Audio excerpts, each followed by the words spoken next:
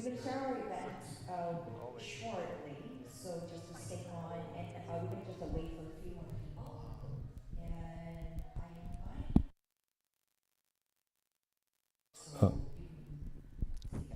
Yeah, this is a good idea.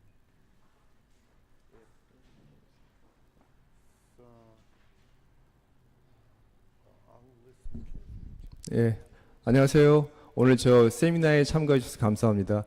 저희가 이거 세미나 매일 하다 보니까는 항상 좀 늦게들 오시더라고요. 한 30분쯤 있으면 더 많이 오실 것 같은데 지금 첫 번째 얘기를 하실 가주 상원 의원 데이브 민 씨도 한 10시 5분쯤 도착하실 것 같아요. 그래서 좀 이따가 저희가 한 5분만 있다 시작을 할 거고, 오늘 사실 커버할 내용들이 되게 많고, 그 다음에 저희가 드릴 핸드아웃도 그 원래는 그 프린트아웃을 하려고 그랬는데 너무 많아서 오늘 QR 코드를 다 찍어드리면은 이제 전부 다 그 받아가실 수 있도록 준비해 놨어요.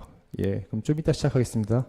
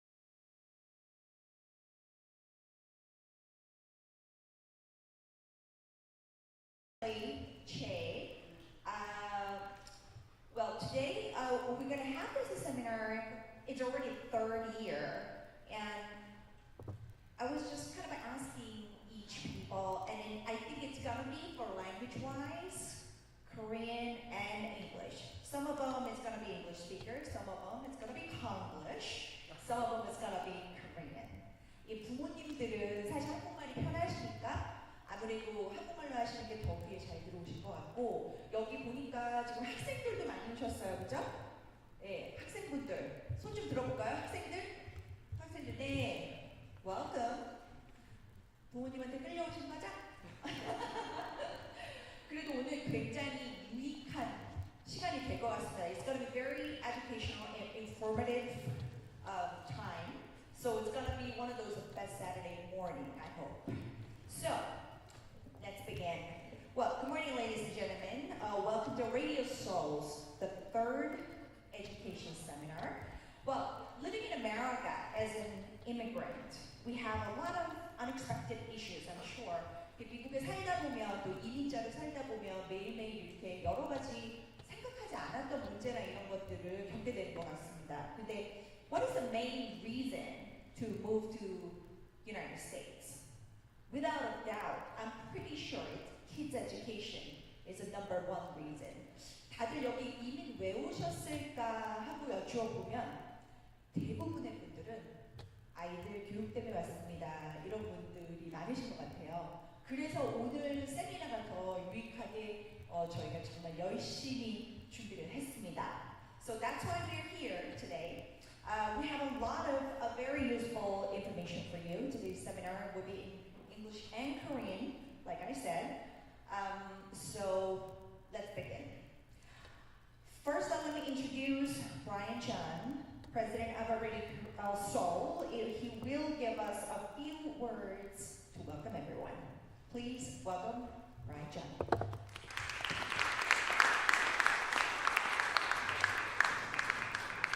네, 안녕하세요. 켈리 씨가 키가 커가지고 이렇게 아침 일찍 이렇게 모여주셔서 감사드리고 오늘 행사가 어떻게 보면 되게 뜻깊은 게 여기 계신 분들이 하나하나 오신 분들 모두가 여러분들한테 대학교 가는데 그리고 대학 졸업하고 과연 어떤 좌업을 갔을지 이런 미래를 결정하는 데 많은 도움을 주실 것 같아요. 그래서 하여튼 오늘 시간은 저희가 시간을 구애받지 않고 좀 가능한 긴 시간 동안 세미나를 할 거고 저도 미국 산 지 30년이 넘었는데 그래도 아직 한국말이 편한 것 같아요. 그래서 저는 학부모님을 상대로 한국말로 스피킹을 하고 그다음에 혹시 또 질문이 학생이 있으면 영어로 답변해드리도록 하겠습니다. 그럼 지금부터 시작을 하겠습니다. 감사합니다. 첫 번째로 저희 데이비님 우리 저 가지 사원님이 나오실 텐데 캐치 어떻게 해주실까요?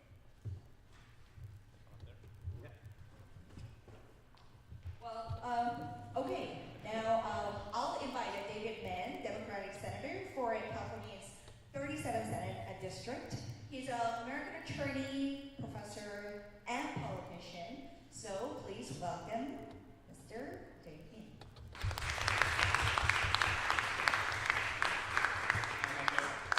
So I was born here in the United States, so and I will speak in English, no Konglish. But my name is Dave Min, and I have the privilege of representing the 37th Senate District in Orange County. So I live in Irvine. I was a law professor at UC Irvine before being elected to the state Senate in 2020. I have the privilege of representing over 1.1 million people in beautiful cities like Irvine, Costa Mesa, Huntington Beach, Newport Beach, Laguna Beach, Orange, Tustin, Villa Park, Anaheim Hills, Lake Forest, Laguna Woods, and others. And we also have a sizable Korean population, although not as big as here in LA, obviously. Now, I am the second Korean American to serve in the California State Senate. The first was a gentleman named Alfred Song, and if you've never heard that name, I would encourage you to look him up. He was elected in the 1970s. He was the first Asian American legislator, and not enough Korean Americans know who he is, but he was very unique, a trailblazer in a lot of ways. I currently have the privilege of being only one of 3 Asian American senators in the California legislature. So we have a lot of work to do to improve our numbers. I'm hoping that down the line some of you may choose to try to represent us and gain political power because we in the Korean community need that. Now I know I speak for all of the panelists when I say that I'm so proud of those of you who are our rising young leaders. I look forward to seeing what you do going forward. I was asked today share a little bit about my own experience. Once upon a time, I was like you and trying to figure out what I was going to do in this world, and just how being a Korean American shaped my own career path. And I guess I really should start with my own parents' experience. My parents grew up in the Korean War and its aftermath, probably around the time that many of your grandparents or your elders came of age. And that was a time when Korea was very poor. It was not the country it is today. My parents would tell me stories about how they were lucky to get an egg in a day. That one of the reasons we know that Spam is so popular in Korea is because of that legacy, that it was often the only source of protein that Koreans growing up during that time had. And it's really amazing to see what has happened to Korea over the last 70 years. It's become a powerhouse, and I know the young people here take it for granted. My kids take it for granted. But Korea's cool now, right? It's like you've got Gangnam Style, you've got BTS, we keep winning awards in Hollywood. And it's amazing to see. My kids always tell me how cool it is to be Korean. But I grew up in America that was very different than that. When I grew up here, Korea was not cool. In fact, no one knew what Korea was.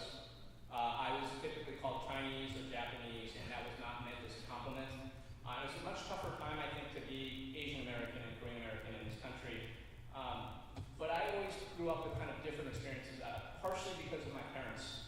Because they had, really survived, they were able to grow and have opportunity because of America.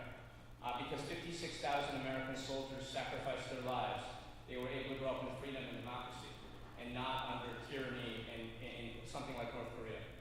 Because of what America has always offered as far as opportunity, they came to this country and settled down. They had me and my brother. My brother's a Stanford-educated doctor. I'm a state senator. And in every way, we're the embodiment of what we call the American dream. And I know a lot of people believe that dream is disappearing, but we have to restore it, and I think that's a Korean thing. It's a Korean-American thing for us to want to restore that American dream, to ensure that the next generation continues to have the same opportunities that we got to grow up with. At the same time, because I was Korean-American at a time when there really weren't a lot of Korean-Americans, I was the second smallest kid in my class. I had a growth spurt around 10th grade, which is why I'm so tall today. I think I had a history of public service because of what this country's meant to me. So the very first job I took after graduating from Harvard Law School in 2002 was at the Securities and Exchange Commission, which is responsible for cracking down on Wall Street and corporate fraud. This was after some accounting scandals that really shook our economy. Enron and WorldCom were faking all their numbers. And it really caused a lot of people to question American capitalism, our American economy. This was also after these terrorist attacks you all read about, 9/11. That all happened around the same time frame. That was my third year of law school. And for me, it made me want to go serve. And for me, serving meant being an attorney, an enforcement attorney, prosecuting violations of our securities law. I went on to then serve for Senator Chuck Schumer as an economic policy advisor, and then at the Center for American Progress as a policy director. And my work there was focused on how we build a fair economy. Because even back in the early 2000s, you could start to see economic opportunity and fairness slipping away. About 12 years ago, I got a job offer to come back to California, which is where I grew up, to teach at a brand new law school, UC Irvine. And I was excited to come back home. I had one young kid at the time I accepted the offer. Irvine, how many of you guys have been to Irvine? Okay, so what do we think we do there? It's a great place for kids. Not a lot to do if you're an adult, but when you're a parent, basically you have more kids. So I ended up having number 2 and number 3 a few years after I moved to Irvine. I now have 3 kids. They're 12, 10, and 7. And in every way, my life has been one that was shaped by that experience. Then in 2016, I'm not going to make this ideological, but Donald Trump got elected. And I think that caused me to question what this country was about. I got involved in politics. I ran for office for the first time. I got elected eventually to the state senate in 2020. And I'll just say that was a different type of experience. But during my time in the state senate, I've tried to continue the values that I campaigned on, the values that I grew up with. And I believe today that part of the problem with America is too many people believe politicians are dishonest, that they say one thing and do another. And the one thing I've tried to do, and not everyone in this room will agree with me, not everyone in my community agrees with me, but I've tried to be honest about what I represent and then try to carry forward the values that I campaigned on. Because if you can't do that, then you shouldn't be running for office. Now, just want to say, when I was at UC Irvine, I'll just kind of close here, on our admissions committee for a few years.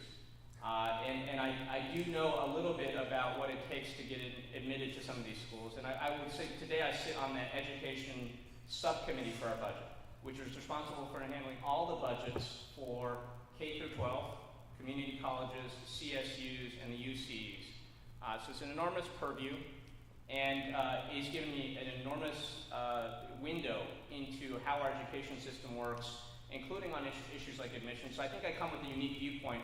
And the one thing I always advise young kids is that when you're trying to apply to school, you should put yourself in the shoes of the admissions officers. What are they looking for? You know, and obviously they want people who will succeed. So your test scores, your GPAs matter, but they also want people that are going to make the school proud. And that is something that a lot of young people, particularly in Asian American communities, who don't always have the familiarity with how things work on this level. I know I didn't. I didn't have any mentors that could tell me this is how you get into a good college.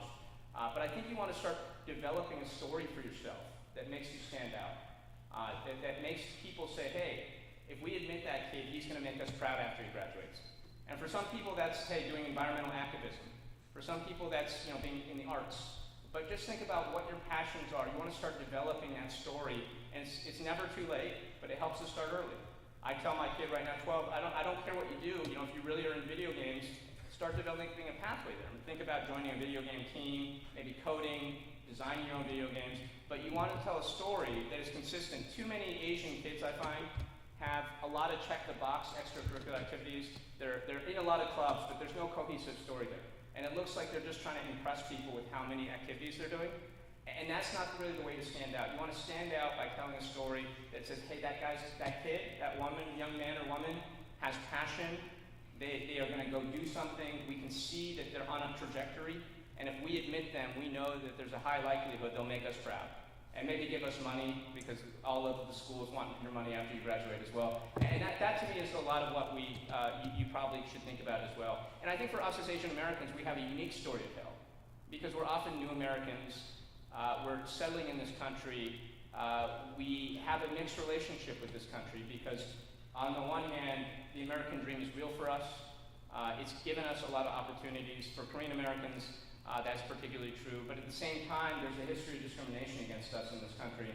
Going back to the 1800s, the Chinese Exclusion Act, which was the only law that targeted a specific subset of people, namely people from Asia, from immigrating here. A lot of laws that prevented us from owning land, from marrying, from holding title to certain types of things. So you've got stories to tell, and I would just encourage you to get out there, think about this holistically. You know, if you're trying, again, are you going to UPenn, sir? Okay, congratulations, that's where I went as well. You don't have to worry about getting into college, but you know, maybe you should be up here giving advice, but I think it helps, you know, good grades matter, good GPAs matter, you should focus on that. But the variable that too many young Asian American kids I find don't focus enough on is how do you tell that story? Because what happens for most schools, Penn and Harvard are a little different, but for most schools, there's three buckets. The bucket of people that are never going to get in that school, the bucket of people that clearly will get in, and that's an easy answer. But most kids and applicants fall into that third pool of we don't know, they're in that gray area. And if you want to stand out and get admitted, if you're in that middle group, you need something that really speaks to the people on the admissions committee. So with that, I don't know, am I taking questions or am I just sitting down? Please. Yeah. You should take questions. But actually, I have a question first, Mr. Min. I chose him as a keynote speaker. There's a specific reason. Because you graduate Ivy School and then law school from Harvard. So that's the only reason. I'm just kidding. Actually, Mr. Min is great. It's my personal, opinion. If any Korean American be a U.S. president right now, I think you will be. That's my personal opinion. That's why I chose you. You're a great professor. You're a great person. Also, you have a lot of story to share. So could you explain about your UPenn and Harvard experience? It can really help your, career. They don't know. The question.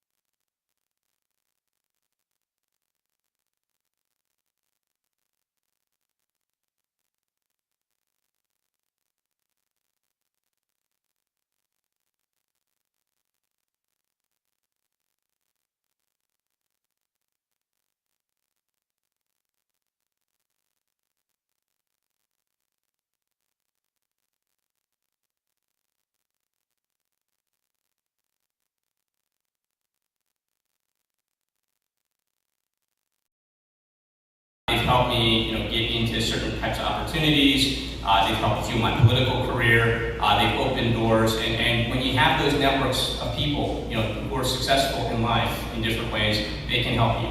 But what I'd also emphasize, and I think we often, as Korean Americans, we have the Korean parents who want us all to go to Harvard.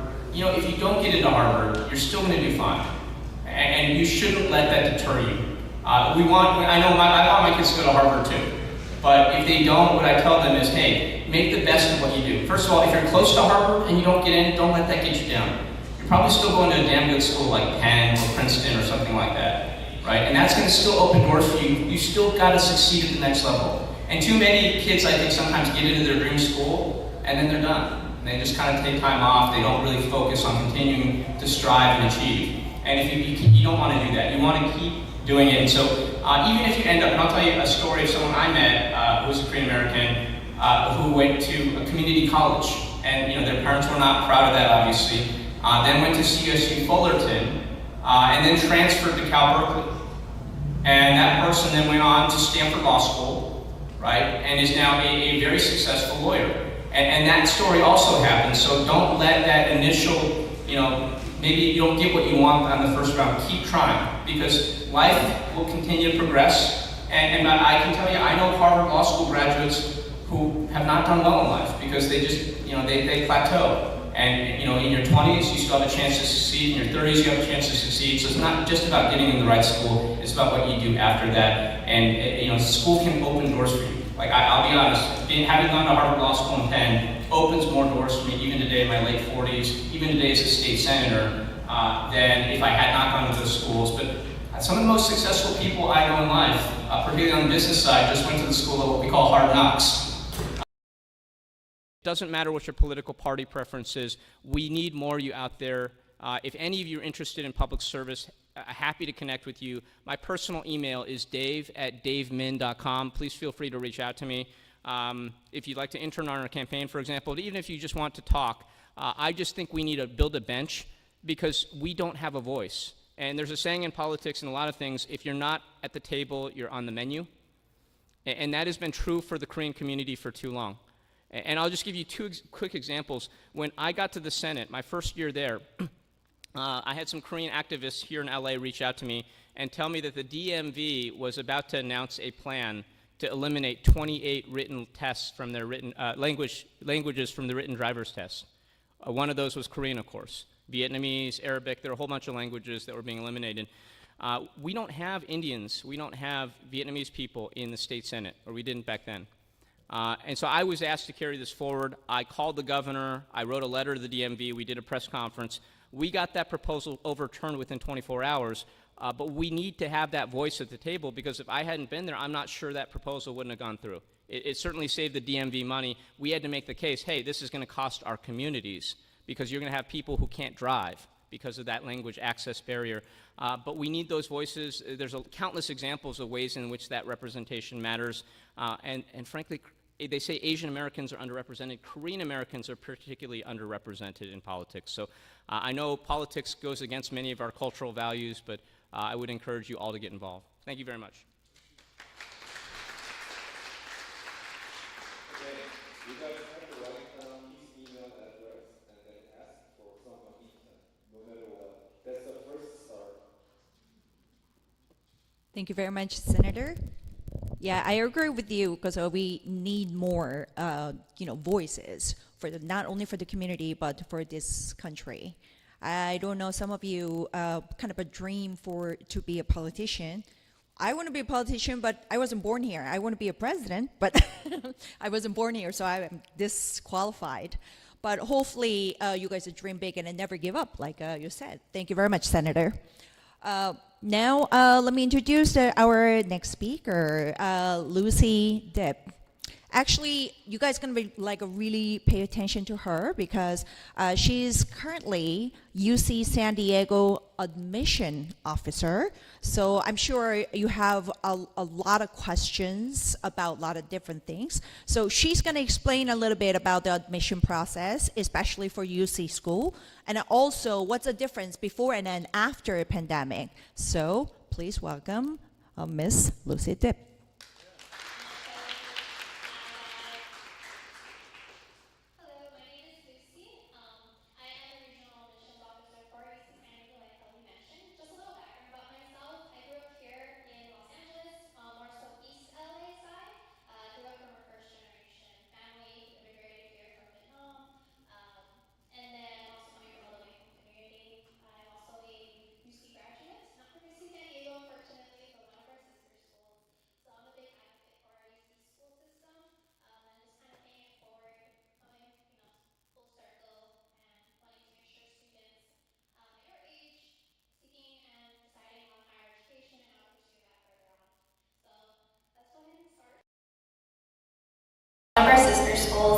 So I'm a big advocate for our UC school system, and just kind of paying it forward, coming, full circle, and wanting to make sure students at your age, seeking and deciding on higher education and how to pursue that further on.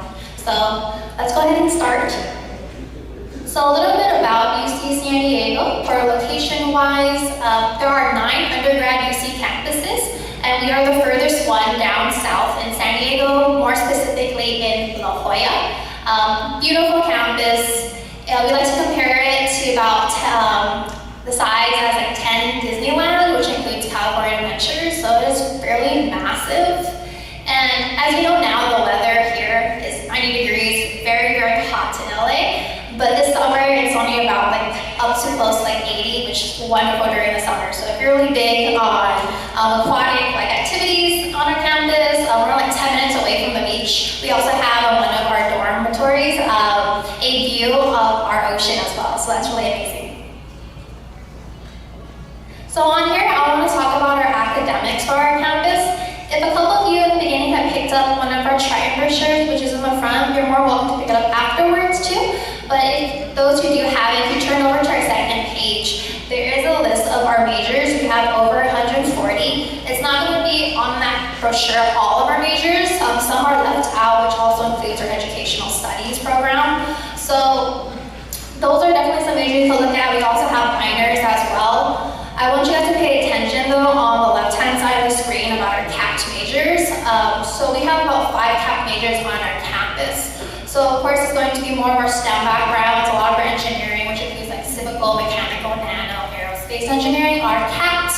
A lot of our biological sciences, like human bio, general bio, is a capped major as well. And what is a capped major pretty much means a lot of students are applying to these majors, but we only have so much room for it. So we are a little more competitive, a little more selective when it comes to that. So just an FYI.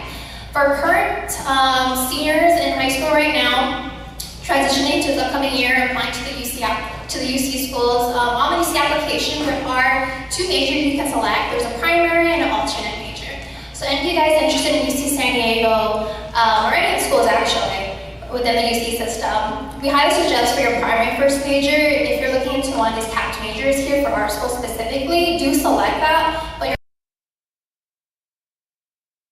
capped major, just so that if you have the desire to come to our campus still and you don't really necessarily, I would say, care about like which major you're kind of pursuing in a sense, that's something to consider as you're working on your UC application. Okay. On this slide, I'd like to talk about more of our research opportunities and study abroad. With the UC schools, we were built on our research institutions. So all the UC schools are going to have that. And of course, moving forward, a lot of the schools, even like Cal State also, our private schools also have research opportunities. But at our campus, all of our undergrad students can do research. Any major, it does not matter. Whether that's working out in the fields or tradition in a laboratory, that's something you can pursue. So we have an undergrad research hub, or the URH, and we call for short, that you can connect with faculty members to find out the research opportunities, either working with a professor or somebody else in the faculty. Another one too is study abroad. I'm a huge advocate for study abroad. I got to do 8 weeks in Seoul, South Korea for myself, studying abroad, so it was an amazing opportunity. That's something you want to look into. It broadens your horizons, and you still do get college credit as you're studying abroad, as well as different, either internationally or domestically, so those are different programs you want to look into. And their study abroad opportunities can work along with like your major, and you'll get credit for that. So this slide I want to spend a couple of minutes on too, because this is the most unique thing about UC San Diego, but the most confusing thing. So we are the only undergrad UC campus that requires first-year and transfer students to rank these 8 colleges on the UC application. So it's going to require you guys to do a little bit more research. In the Triton brochure here on the first page, you'll see the different 8 colleges on there, kind of specifying a little bit about our themes. So that is the difference with these 8 colleges. They are thematic based, and each of these colleges have a different theme. Along with that, different educational, general educational requirements. So GE is basically for students, I just put in perspective that if you guys are competing at either G requirements in high school right now, the GEs are kind of like those requirements, but at the college level. So that's kind of how to simplify it. But it that way. So those are the main difference. But everything is going to be the same sense that we have college advising for all students, a lot of school different traditions, student leadership for almost 8 colleges, so that's what's similar about them. And then the college system here, what it really is to give a community feeling for students coming in. We have over 30,000 undergrad students on our campus, so it is very large. So what we like to do is put these students in a college right now. There might be like 5,000 or so in each college. It's a little smaller, you get to learn your community and learn about those students first before you kind of broaden out and learn about the other resources at UC San Diego. I like to compare it actually to like Harry Potter, if you guys are big fans or not, but to put it that way, it's kind of like there's Hogwarts, and then from there it breaks down to different like, the houses, so like Gryffindor, Slytherin, just kind of give it in a sense like that same concept here that we have. So this is a little bit back in our 22-23. So I mentioned that we have over 30,000 undergrad students, and it just breaks down to a percentage of how many first-year students are coming from straight from high school, those coming from transfer, so a different community college, and then a breakdown of our gender as well.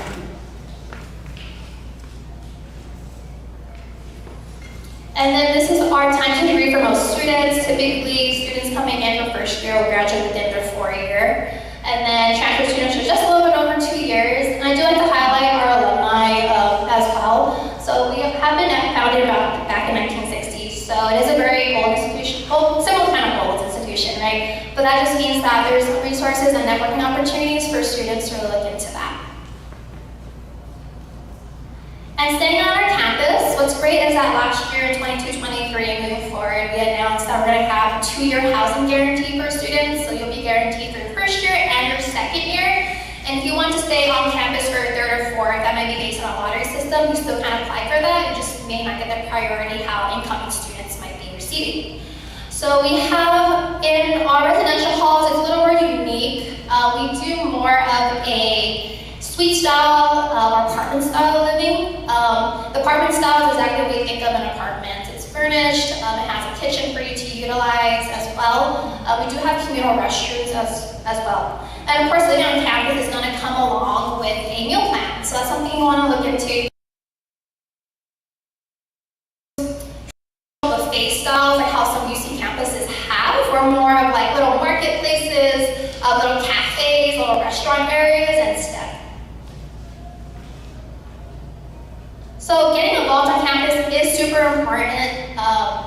When you come onto our campus, you're going to be overwhelmed with what the resources that are available. It's kind of hard to find a little niche on there. Like how do you find your home away from home?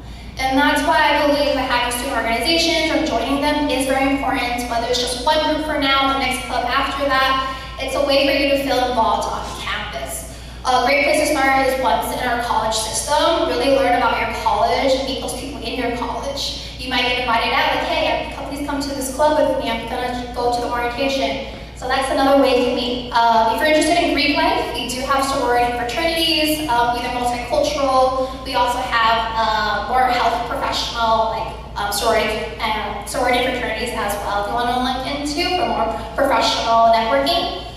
If you're into sports, recently during the pandemic, all of our sports went Division I. We do not have football on our campus, so if you're a big football fan, I'm sorry. We do have basketball though, soccer, volleyball, track and field. And then some campus events I'd like to highlight is our Sun God Festival. It's pretty much like a music festival for our students that takes place during the springtime. We have really great artists in the past, like Drake, Kendrick Lamar, but this past, we had a little more up-and-coming artists as well. And with the attractions, for those who've been to San Diego, are probably familiar with like our San Diego Zoo, our Safari Park, but other great areas to check out are like our hiking trails, like Torrey Pines, which is really nearby. So you get the best of both worlds, I feel like. At San Diego, you have the ocean for aquatic activities, but just a little over there, you can go and hike as well.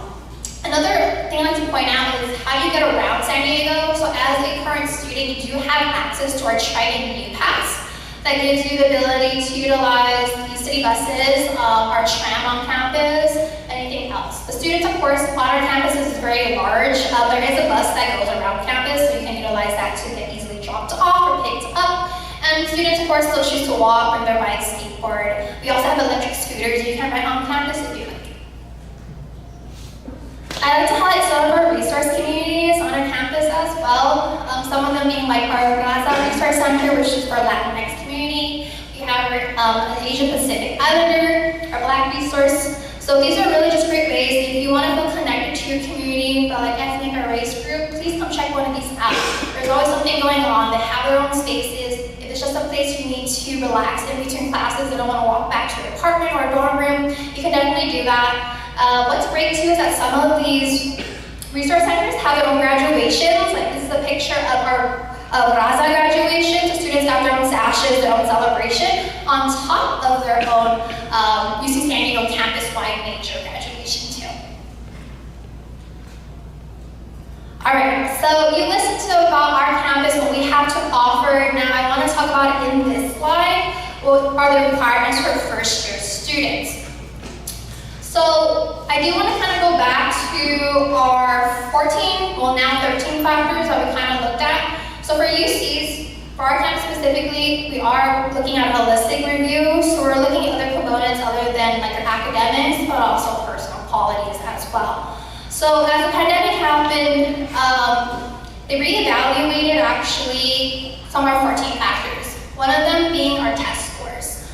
So before the pandemic, they utilized SAT and ACT scores, but now we do not. That's not something that we look at. So it's still optional for some students if they want to take the SAT or ACT. They can satisfy other components, like maybe a math or English exam and move them further up. So that's something you can definitely consider as well. So we're no longer looking at SAT or ACT exams, right?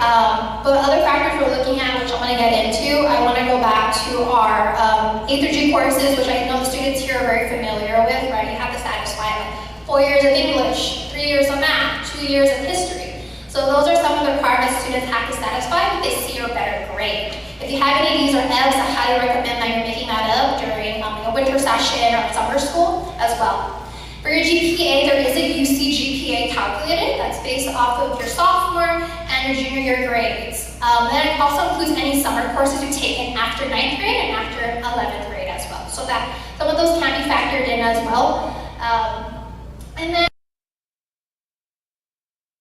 the personal qualities being like making sure you're active in like your community. So whether that's on campus at school or off campus. So that includes looking at joining clubs, extracurricular activities, sports. We want to see if maybe you're taking leadership roles as well. That is important, so that's something we all see. And it's all something included on your UC application that you can explain and advocate for yourself. So it's very important to showcase yourself on the UC application. And personal insight questions is our form of an essay, although I don't like to call it an essay. It's about 350 words. A prompt, there are 8 prompts, but you only select 4 of those, so it's up to your choosing.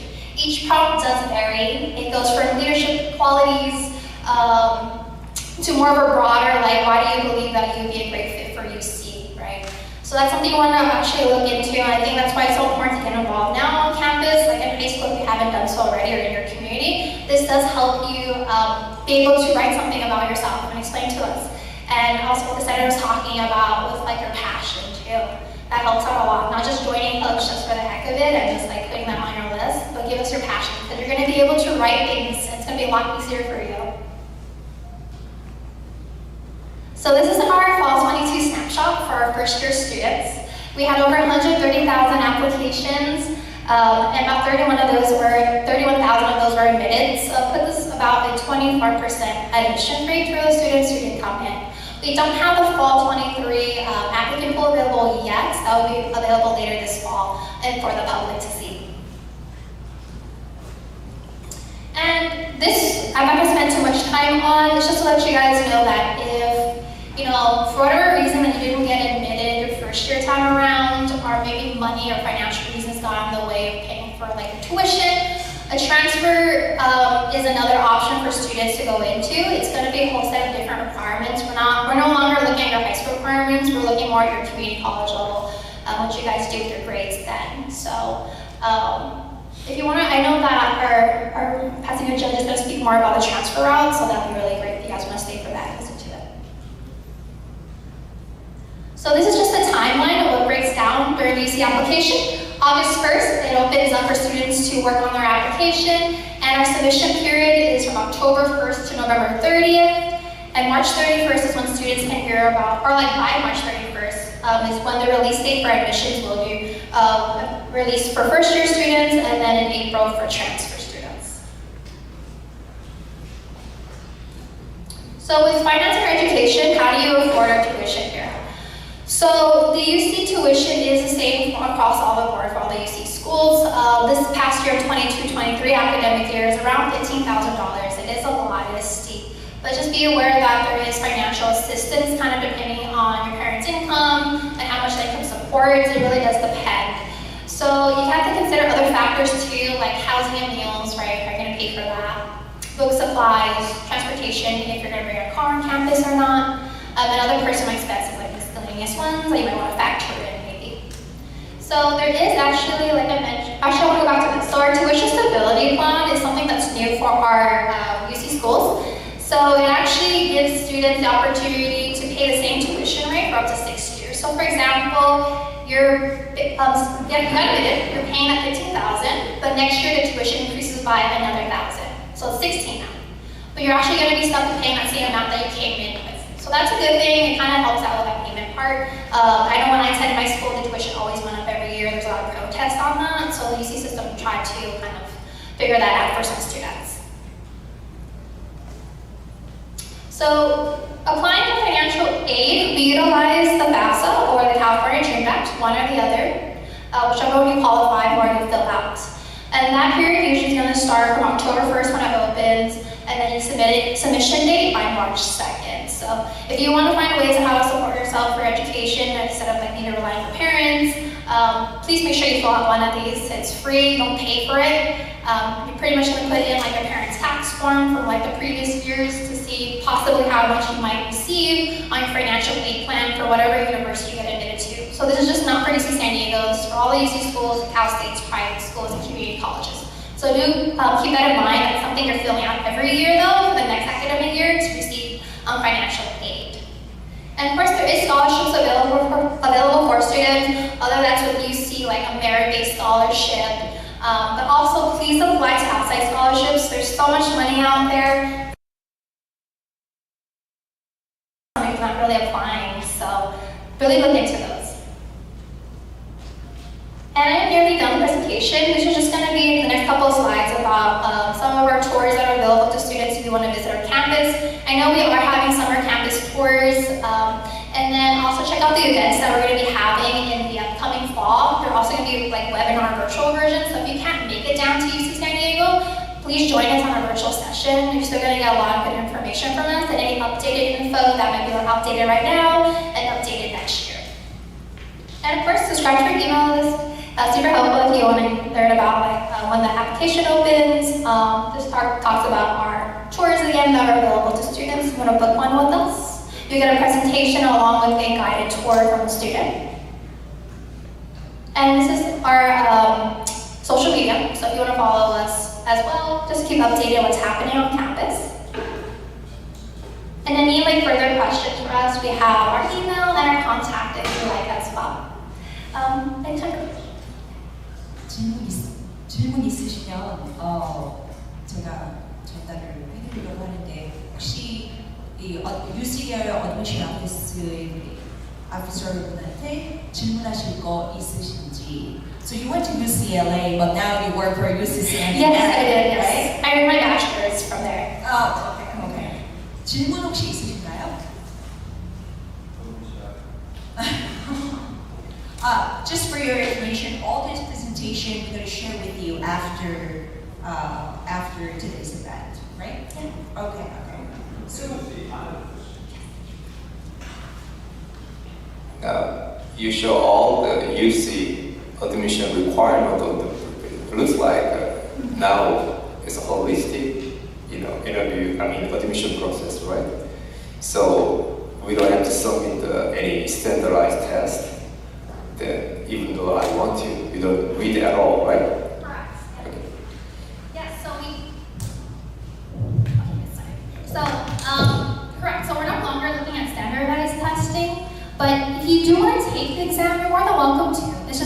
we're gonna look at it and be like, oh, you scored a perfect like 1600 on there, straight away, admit it.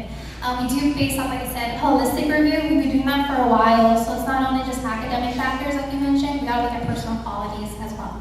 Yeah, also, so you list out the, some of the components from the top, and I shall go back to the chart.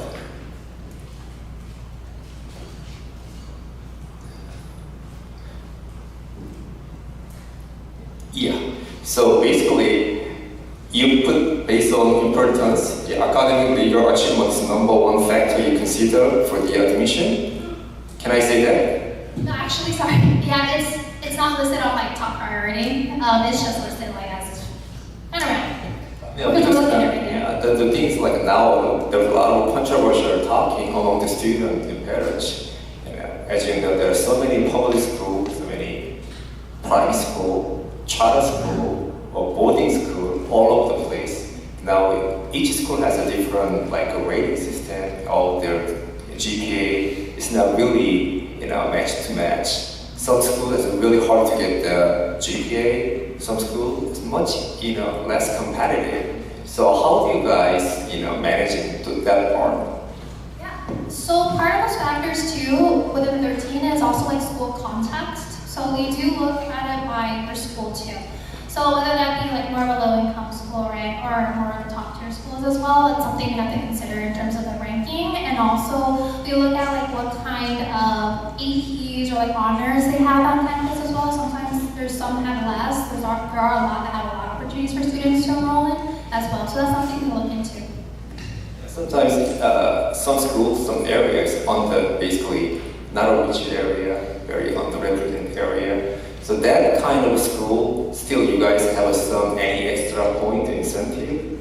Not really an extra point, no. It's not like, oh, because you come from there, you're gonna get it like right away as well. But it's just kind of like that school contacts that we give to. Another one too is that we look into is like our top, our UCELC. So like eligible by the local contacts. So if you're like a top 9% in a graduating class, you'd be admitted to UC campus. Now that doesn't mean though, if it's one of the schools you apply to, you might be admitted to maybe a school that you didn't apply to, but you're just guaranteed into a UC school at least if you're top 9%. And you get that letter usually by during the summertime, so you can see if you're eligible for that or not. Let me just stop there. 한국말로 그 UC는 지금 그 스테이트에서 돈을 내기 때문에 여러분들 고등학교 졸업할 때 9% 안에 들어가시면은 UC 그 스쿨의 개런티가 돼요. 근데 그 뜻은 뭐 내가 원하는 UCLA나 UC 버클리가 된다는 게 아니라 어딘가에 UC 시스템에 가실 수 있다는 거를 확인해주고 편지가 가는데 대부분이 저 UC 컨트리 쪽에 많이 걸려요. 그러니까 first tier 말고 second tier나 third tier 같은 것으로 참고하시면 좋을 것 같습니다.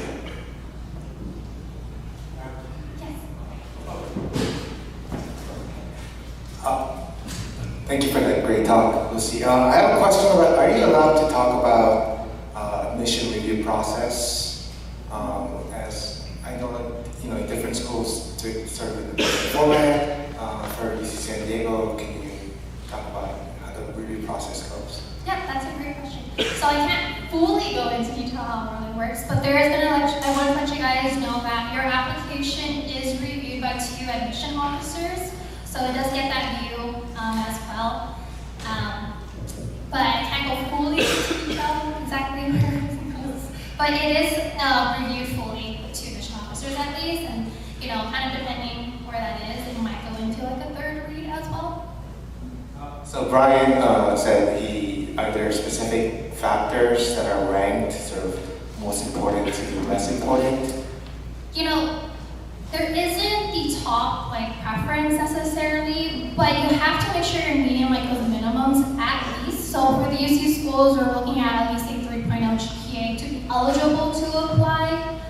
We're also looking at your completion of your A through G requirements, but also maybe going above and beyond that. So some students choose to do a dual enrollment course. So they'll go to community college, take some courses, enroll in your AP classes, your honors programs, and also your involvement too. I have seen a couple students, on their extracurricular tabs, or work experience, and such. Maybe it's like blank or not that much versus some students who are definitely taking full advantage of listing out like my volunteer work, community service, where my leadership roles in that. It just shows how active you are on campus. So really make sure you are bragging yourself on the UC application. That's not the time for you to feel like it's nice to be humble, but at that point you should start bragging about yourself and your personal insight questions. Really talk about the qualities and what makes you a really good fit for the UC schools. Thank you so much. Yes. Just two quick questions. One is for your CAP major. Do you guys have difference? Okay, I've seen that GPA, average GPA earlier in one of the slides. Is that the GPA for also capped majors, or do you have for capped ones like different sort of GPA for those GPA? Yeah. So this is actually just our fall 22. Our fall 22 applicant pool. So the average was about a 4.1 to 4.3, so it's fairly high. But that doesn't mean that students who had below that GPA weren't admitted as well. We're just kind of averaging out for students to see.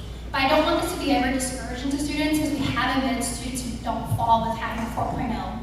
So if you're shooting for one of those highly selective majors, like those capped majors that you talked about earlier, would that be higher GPA requirement for those majors No. if you choose them, or There not is. necessarily? Just the minimum is a 3.0. So I can't really attach like a CAP major with a certain GPA. There isn't like association with that necessarily. But of course, our CAP majors, because we are looking at it more competitive and selective, the benefit of having a higher GPA is going to be helpful, I would say. One other question. So I do understand that you guys prefer 3 years of foreign language at least, or Say that again, sorry. foreign language. Yes. Like 4 years. Is it 3 years preferred, or if you do everything equal, is fourth year foreign language helpful in terms of admissions?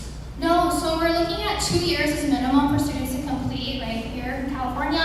3 years recommended, but for students who complete like a fourth year foreign language, for example, is like putting them top preference. But we do see that you are taking advantage of that, and maybe you actually really like have a passion to learn about the language, and also going like if you're pursuing a further language like third or fourth year, it actually might help you be exempt from taking a language course at the UC system. So that's something you might want to consider as well. It's better.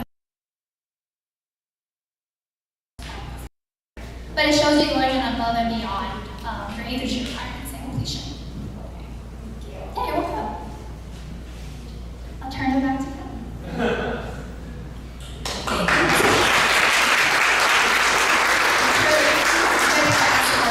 If you kind of think of any later, so she's going to be with us for a while. So our next speaker is I'm going to invite Brian John again, President of 라디오서울 and 한국Tv.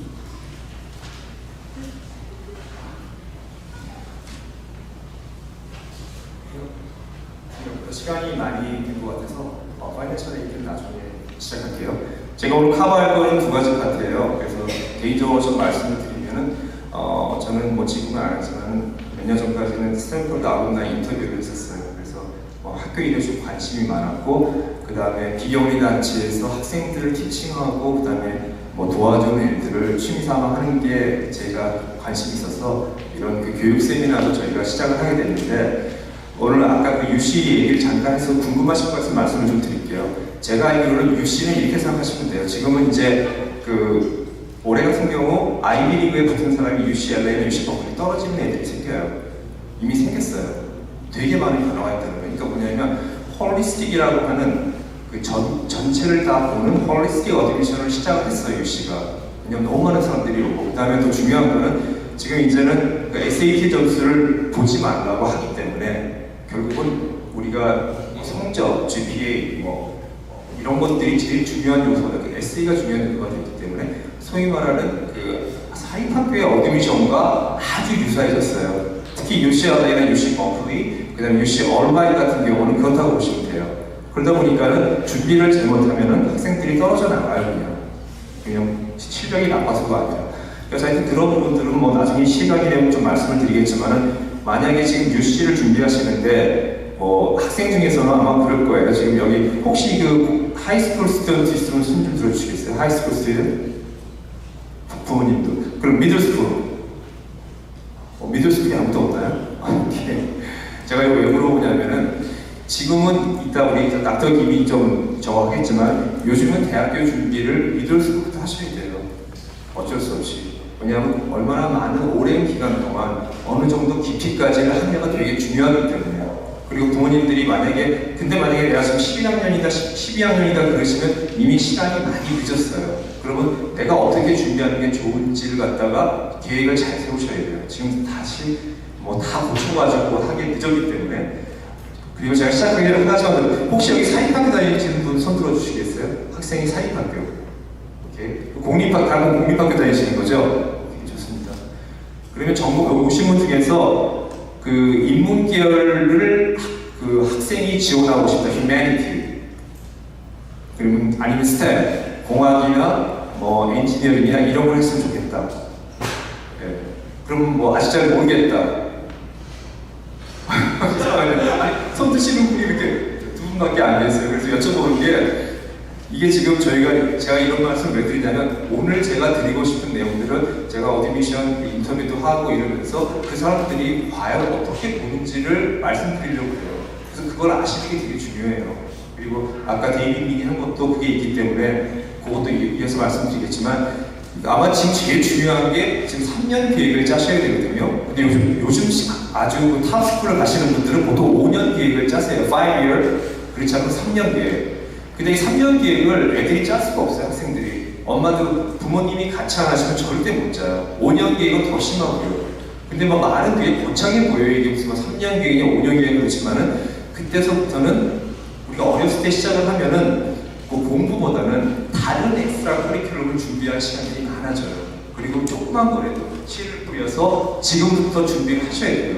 그래서 그때는 어쩔 수 없이 부모님의 역할이 되게 중요한 게 아이들이 아직 할 수 있는 거. 아들한테 물어보세요. 야, 너 좋아하는 게 뭐니? 그러면 저 게임하고 싶어요. 유튜브 하고 싶어요. 인스타 뭐 하고 이런 얘기밖에 안 해요. 그리고 대부분이 요즘 칼리지 어플리케이션 쓰면 애들이 취미생활 쓰라고 그러면 그런 것들을 되게 많이 자기의 액티비티라고 리스트아웃을 해요. 근데 그런 사람들이 상당히 많은 부분이 아시안 학생들, 특히 한국 학생들 사이에서 되게 많이 나타나요. 그리고 아니 게임, 프로 게이머가 되겠다 이런 얘기도 많이 쓰고 실제로 프로 게이머가 되는 건 쉽지 않아요. 저도 옛날에 게임 회사를 해봤겠지만 게이머가 되려면 처음에 하루에 8시간 게임 테스터를 해야 돼요.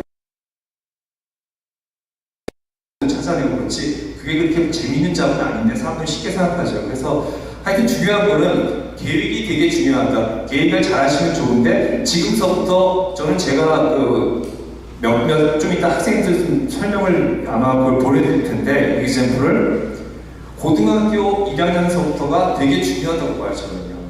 지금 혹시 고등학교 1학년에 다니는 학생 있으세요? 고등학교 2학년 그러면 Hey, don't be shy. Senior or freshman 또 들어보세요. What grade are you? 오케이, sophomore. 예, 좋습니다. sophomore 그렇고 되게 중요한 시점인데 이런 학생들은 지금 어머님이 고생이 어디 가서 인턴십을 할까? 뭘 할까 고민을 하실 거예요. 요즘 하이스쿨 인턴십이 없으면 좋은 대학 가는 게 힘들어졌어요. 어쩔 수 없이. 그래서 되게 많은 분들이 하이스쿨 인턴십을 찾으려고 노력을 하세요. 제일 먼저 하는 게 뭐냐면 아빠한테 얘기해서 사모님이 그러시죠. 아버님은 아는 사람한테 부탁을 해요. 아는 무슨 뭐 병원이나 아니면 아는 무슨 로스쿨이나 아니면 회사에 가서 인턴십을 시켜요. 근데 그런 걸 하시면 시간 낭비에 아무 의미가 없어요. 왜냐면 애들이 잘하든 못하든 자기가 뭔가 연습을 해야 돼요. 실제로 벌어졌던 일들인데 제가 도와줬던 학생 하나가 되게 착해요. 착한데 이제 인턴십을 하러 돌아다니다가 우연히 그 동네에 붙어있는 빌보드에 뭐 어디에서 인턴십 하는 붙은 찾은 거예요. 그래서 이제 봤는데 어플라이 했는데 실제로 그 인턴십은 작년에 익스파이어가 됐어요. 지금 없는 인턴십이에요. 근데 되게 연구를 많이 해서 이메일을 계속 보낸 거예요. 나 인턴십 하고 싶은데 했더니 그 사람이 이제 하도 재밌으니까 오라고 인터뷰를 했어요. 사실은 익스파이어 됐지만은 너한테 기회를 주겠다 해서 작지만 실험실에 가서 뭐 비거 닦는 일을 시작을 한 거예요. 그 학생이 어떻게 됐냐면 시간이 지나서 그 인턴십을 3년, 4년을 했어요. 고등학교 졸업할 때까지. 그리고 결국은 그걸 토대로 논문을 쓰고 논문의 정저자가 돼서 여러분들이 되게 어머님들이 좋아하시는 스탠포드에 들어갔어요. 그건 하나의 아스펙트예요. 근데 그 친구가 그렇게 열심히 웃긴 것도 이 고등학생이 이제 왜냐면 고등학생을 인턴 시키면 별로 시킬 일이 없어요. 접시 닦는 거 아니면은 이렇게 앉아가지고 뭐가 변하는 거 이렇게 찾아보는 걸 시켜요. 너 이거 보고 있다가 우리 밥 먹고 올 테니까는 여기서 바뀔 때 그때 시간한 걸 적어라. 그러니까 그 친구는 계속 앉아있다고 했는데 실제로 그 랩에서 그거를 성공한 사람이 한 명도 없었어요. 뭐가 바뀌었는데 바뀌는 시간을 찾은 사람이 한 사람도 없는 거예요. 다 왜냐면 어른들, 학생들, 대학원생들 어디 가니까.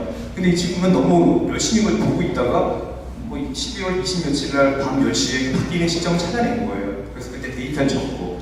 그래서 처음으로 그 랩에서 그 결과가 나왔어요. 뭐 그런 것들. 되게 작은 일이지만은 학생들이 할 수 있는 걸 찾기 때문에 이 얘기의 요점 뭐냐면 내가 뭐 주위에 있는 UCLA나 칼텍이나 뭐 이런 데다가 인턴십으로 어플라이 하는 게 가능할까?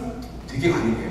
그러니까 공부를 열심히 하셔서 어머니하고 앉아가지고 이 학생들이 좋아하는 학교에 교수들 이메일하고 그 사람의 메이저가 뭔지 그리고 뭘 찾는지를 계속 보시고 한 몇 개월 동안 편지를 보내보세요. 만약 그래서 인턴십을 안 준다 그러면 저한테 얘기해 주세요. 반드시 와요. 인턴십은. 왜냐면 그런 사람이 필요해요.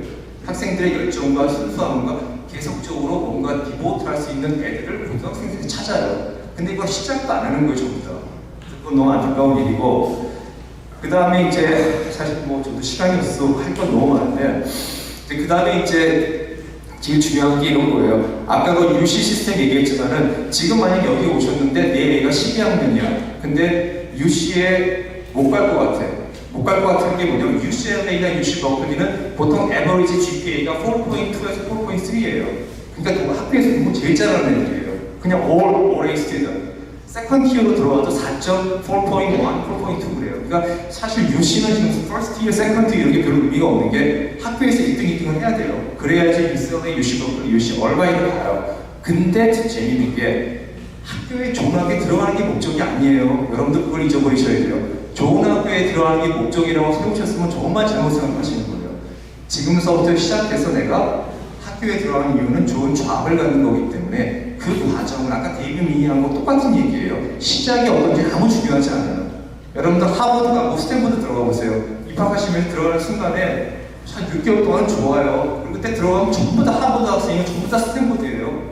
거기 가서 뭐 내가 스탠퍼드 나왔다 들어갔다 좋아하는 사람 아무도 없어요. 동네에서만 좋아하겠지만. 근데 여러분들 훌륭한 얘기를 들어보신 적이 별로 없어요. 왜냐? 우리의 목적은 그냥 스탠퍼드, 하버드 모자를 하나 쓰고 자동차에다가 플레이트를 다는 게 목적이고 생각하시는 분들이 많으세요. 야 이것만 해. 그럼 넌 아무것도 할 게 없어. 들어간 다음에 서바이브가 안 돼요. 그냥 거기는 전교 1등이 아니라 아이비 리그 플러스라고 그러죠. 아이비 리그 플러스 MIT 스탠퍼드는 2만 명밖에 안 뽑아 1년에 2만 명. 근데 미국의 고등학생 시니어가 몇 명인지 아세요 혹시? 아시는 분? 이거 아셔야 돼요. 고등학생 시니어가 3.5 밀리언이에요. 그러니까 아이비 리그 플러스에 들어가는 사람들을 계산을 하면요 0.57% 이래요. 그러니까 여기 지금 아까 그 UPen에 들어간 학생 있잖아요. 우리 오늘 학생인데 그런 친구 같은 경우는 펜에 들어간 친구는 정말 부모님이 자랑하고 다니셔도 돼요. 왜냐면 말이 UPen이지 거기 들어가는 거는 로또 받는 거하고 어려운 거예요. 0.57에 그런 치열함을 들어간 학생들이기 때문에 그러면은 이게 산수적으로 불가능한데 가능할까? 가능해요. 방법이 있어요. 그러니까 UC 같은 경우도 12학년에 늦었으면 구태여 무리하지 마세요. 제일 좋은 건 사라모니카 칼리지나 처음엔 좀 치료는 안 쓰지만 제일 강력한 그런 커뮤니티 칼리지에 가서 공부를 하시면은 캘리포니아는 범으로 돼 있어요. 몇 퍼센트는 무조건 UC에 받아줘야 돼요. 그래서 사실 늦게 시작해서 애가 옛날에는 말 안 듣고 게임하고 그러다가 11학년, 12학년에서 공부를 되게 열심히 하는 거예요. 근데 하다 보니까는 이미 저지른 상처를 고칠 방법이 없는 거예요. 그럴 때는 그냥 걱정하지 마시고 그냥 조금 LACC나 사라모니카 칼리지 보내세요. 거기서 공부 잘해요. 그러면 UCLA에 트랜스퍼를 할 수가 있어요. 아주 편하게.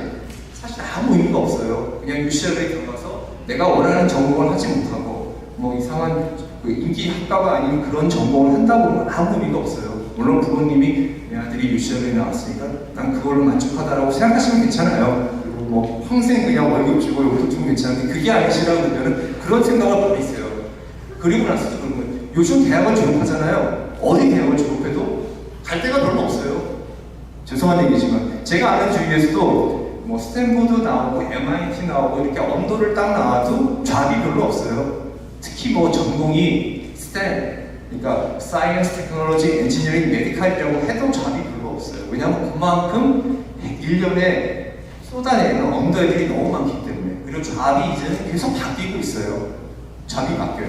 우리 엄마 그러잖아요. 딱 보다 야 신문에 보니까 한국일보에 나왔어. 지금 돈 제일 많이 버는 게 저 무슨 블록체인하고 뭐 이런 거래. 전부 다 이제 블록체인 뭐 크립토커런시 아니면 바이오텍 해요. 4년 뒤에는 바뀌어 있어요. 그 4년이 갭이 생기는 거예요 또.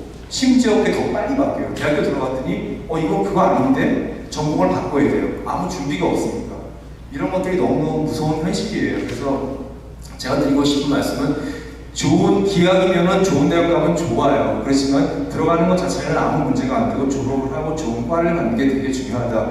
여러분들이 이제 대학을 졸업하시고 나서 이제 어쩔 수 없이 대학원을 갈 수밖에 없는 이유 중에 하나가 대학에서 인턴십을 찾는 것도 어려워졌어요. 대학교 2학년서부터 인턴십을 못 찾으면은 좋은 학교에 회사에 못 들어가요. 근데 대학교 2학년은 사실 우리 친구들 가가지고 돌아가고 매일 파티하고 뭐 수업하고 놀고 그러다 1학년이 금방 지나가요. 그리고 나서는 나중에 갑자기 친구들이 인턴십을 찾는데 자기는 못 가는 거예요. 3학년 인턴십을 못 가요. 그러면은 99% 잡을 가질 확률이 없어져요. 어느 좋은 학교에도. 이게 뭐 예일이 됐든 프린스턴이 됐든.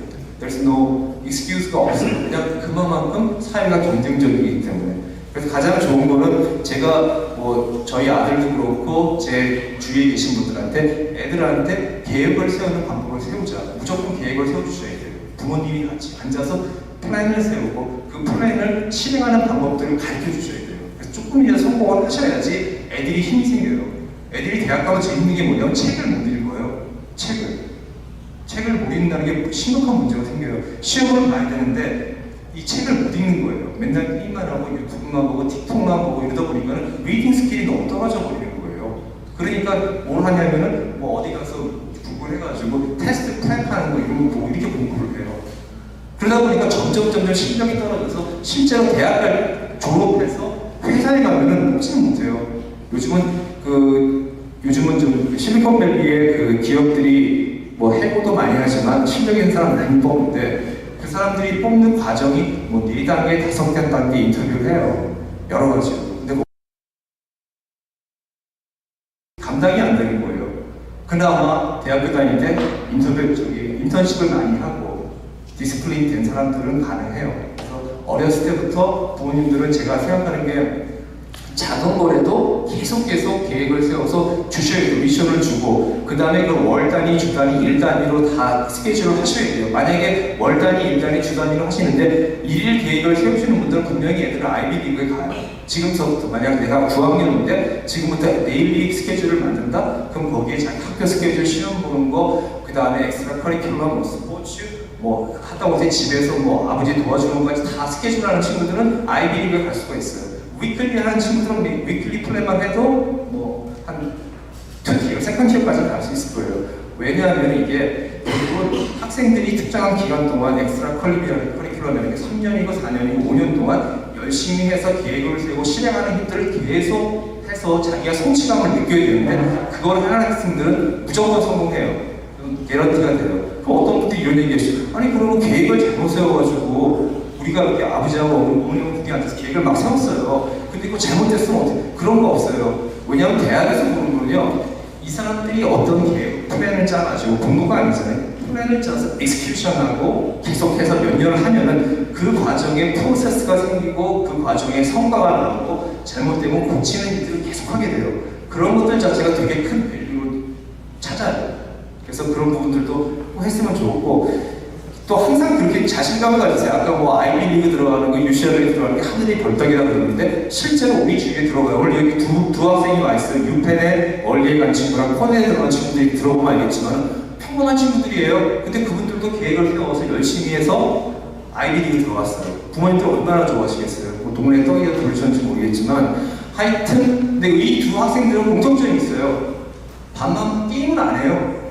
지금 애들 조금해서 물어봤더니 게임에 관심이 별로 없어요.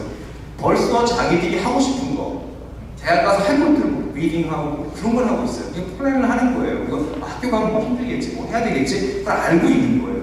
근데 그 버릇을 일찍 시켜줘야 돼요. 죄송한 얘기지만 제가 방송에서 맨날 아버님도 오라고 그러는 게 이게 아주 전형적인 내용들이에요. 그냥 아버님들은 열심히 일한다. 이렇게 어머님들도 열심히 학생을 도와. 그리고 시간 딱 되면 피고 그래서 방에 갔다 오면 야 빨리 공부했다. 이스케 보고 밖에서 TV 보시거나 모바일 이렇게 뭐 핸드폰도 보고 보시죠. 근데 사실 저는 그게 되게 나쁘다고 생각해요. 내가 만약에 욕망이 있어서 우리 아들을 위해서, 우리 딸을 위해서 좋은 대학을 보내야 되겠다. 그러면 같이 파티시페이션 하셔야 돼요. 우리 그 학생들이 뭐 10학년, 12학년 등치는 그거 어른 같지만 그렇지가 않아요. 실제로 틈만 나면 부모님을 속여요. 뭐 숙제 했냐고 했다고 그래요. 자세히 공부도 안 했어요. 뭐 했냐고 또 그리고 뭐 있냐고 그러면 안 해. 그런 일들을 자꾸 반복적으로 해요. 왜냐면 욕망이 많기 때문에. 근데 부모님들은 주말 되면 나는 골프 치러 가야 되고 너 이거 하니까 집에서 뭐 해라. 될 리가 없죠. 저는 그게 되게 제 주위에 성공하신 분들은 부모님들이 대부분 이제 취미생활 그만두셨어요. 대학교 갈 때까지. 어쩔 수가 없어요. 그렇게 하고 애들이 뭘 하는지 관심을 갖고 옆에 앉아서 몰라도 물어봐 주기도 하고 이렇게 서로 상호 커뮤니케이션을 계속 하시는 분들은 반드시 성공을 하니까는 그걸 꼭 좀 지켜주셔서 하는 개인적인 당부고 명문대학에 갈 때 아까 좋은 점이 있어요. 왜냐면 대학 입시가 이렇게 성적순이 아니게 바뀌었어요. 겉으로는. 그냥 어퍼머티브 액션이라는 게 쫙 생기면서 이제 폐지되면서 이제 뭐 동양 애들 SAT 만점 받고 GPA perfect, it's not everything 이렇게 얘기하는 거예요. 그러니까 어떻게 보면 좋은 점도 있고 나쁜 점도 있어요. 좋은 점은 뭐냐면은 내가 그렇게 퍼펙트한 환경에서 GPA 떨어지고 SAT는 어떤 애들은 이상하게 성적은 좋은데 SAT만 보면은 점수가 안 나와요. 넓으세가지고 되게 많아요. 생각보다 한국 애들이. 근데 그런 애들이 사실 공부를 되게 잘하는 애들이 많아요. 또 되게 진지하고 SAT는 순간적인 순발력과 머리 그리고 임기응변 또 이런 좀 멋트가 있어야 되거든요. 이제 그런데 그걸 잘 이용하면 여러분들이 원하는 좋은 대학이가 명문대학이 성적순으로 안 뽑는데 그럼 내가 어떻게 그걸 이용할 것인가? 어떻게 활용할 것인가를 전략을 짜셔야 되는 거고 반대로 이제는 나는 그래도 내가 내세울 게 성적이 최고야. 일단 SAT 무조건 보고 AP도 잘 보고 점수도 좋아. 그러면 전략을 바꾸셔야 돼요. 그래? 그럼 나는 뭐 홀리스틱 뭐 어드미션 오케이 I'm competitive로 갈 거야 라고 자기 자신을 밀어붙일 수도 있어요. 그래서 그 두 패스가 쫙 달라져요. 처음서부터 친구는 뭐 갔는데 특별하게 전공도 정하지 않고 메이저 없이 들어왔는데 아이비리그로 들어왔고 어떤 친구는 그렇지 않아요. 이래서 MIT나 이런 데 들어가요. 근데 이거 자세히 보면은 걔들 그런 거를 인정해주는 대학이 있고 인정해주지 않는 대학이 있어요. 그러니까 인정해주지 않는 대학에서 만약에 내가 컴패티티브한 오디션 방법으로 쭉 하다 보면은 의외로 실패할 확률이 있어요. 그러니까 그걸 부모님들도 같이 전문가들한테 물어보고 학교에도 물어보고 얘기를 하셔야 돼요. 왜냐면 맨 땅에 박치기를 너무 하면 머리가 깨져요. 잘 보고서 어디로 갈 것인가 결정을 하셔야 되는 거예요. 그리고 사실 엑스트라 커리큘럼하고 그다음에 운동이랑 이런 것들이 되게 중요하게 되는데 명문대학에서 제일 중요한 거는 bold, 무모함을 좋아해요. 무모함. 이게 제일 중요해요. 내가 이거를 하는데 I don't care, I do my best, this is my passion 이런 걸 되게 좋아해요. 그래서 그런 것들이 많이 나타나야 돼요. 어떤 사람은 나는 게임이 좋아, 게임으로 끝장을 내겠어 이라고 하는 거는 무모함이 아니라 만용이고 내가 하는 것들이 너무너무 좋고 이건 정말 내가 이것 때문에 내가 클래스를 빠지고 이것 때문에 AP 뭐 이런 것들 시험도 못 봤지만 내가 이런 게 있어서 난 이거 가서 했어라고 하는 그런 열정을 보여주는 게 되게 중요해요. 왜냐하면 이제 자기 자신을 중심으로 한 스토리가 만들어지기 때문에 그렇죠. 그 다음에 나만의 스토리인데 누구나 공감할 수 있는 거. 아까 어떤 친구는 그래요. 4학년서부터 자기가 사이언스를 좋아해서 뭔가 계속 만들고 대회에 계속 나가요. 아무한테 얘기 안 하지만 그 과정을 다 적고 기록하고 적어놔요. 조그만 그래도 동네 갈 때 요만한 거 상을 하나 줬어. 그것도 자기가 만들어 놓고 그 다음에 그거 해서 어떤 걸 배우는지 적고 이런 과정들을 꼼꼼히 기록하는 연습은 어릴 때부터 하셔야 되는 거고 그리고 제일 중요한 게 시작하시면 반드시 끝을 봐요. 애들한테. 그러니까 애들이 성취를 하도록 계속 푸시해 주셔야 돼요. 그렇지 않으면은 보면은 시작은 액티비티를 많이 했어요. 10개를 시작했는데 계속 바뀌어요. 해마다 바뀌고, 그다음에 패션 유행에 따라 바뀌고, 이러다 보면 나중에 11학년, 12학년 되면 쓰실 게 아무것도 없어요. 길이가 짧기 때문에. 무조건 이 엑스트라 커리큘럼은 길어야 돼요. 뭐 좋든 나쁘든 무조건 길어야 돼요. 아무리 안 좋은 걸 해도 3년, 4년 하시게 되면 그 부분에 되게 전문가가 되니까. 그 다음에 이제 이게 어퍼머티브 액션이 없어지면서 인종에 대한 것들이 걷어졌어요. 근데 캘리포니아 이 어퍼머티브 액션이 없어진 지 오래됐어요. 몇 개, 8개주는. 그래서 아시아들이 많이 들어왔는데 아이비리그에서는 어퍼머티브 액션이 이제 없어졌기 때문에 정치와 교육이 함께 가요. 그러니까 아이비리그라고 하지만 실제로 아이비리그급 대학들이 많아요. 사립대학들.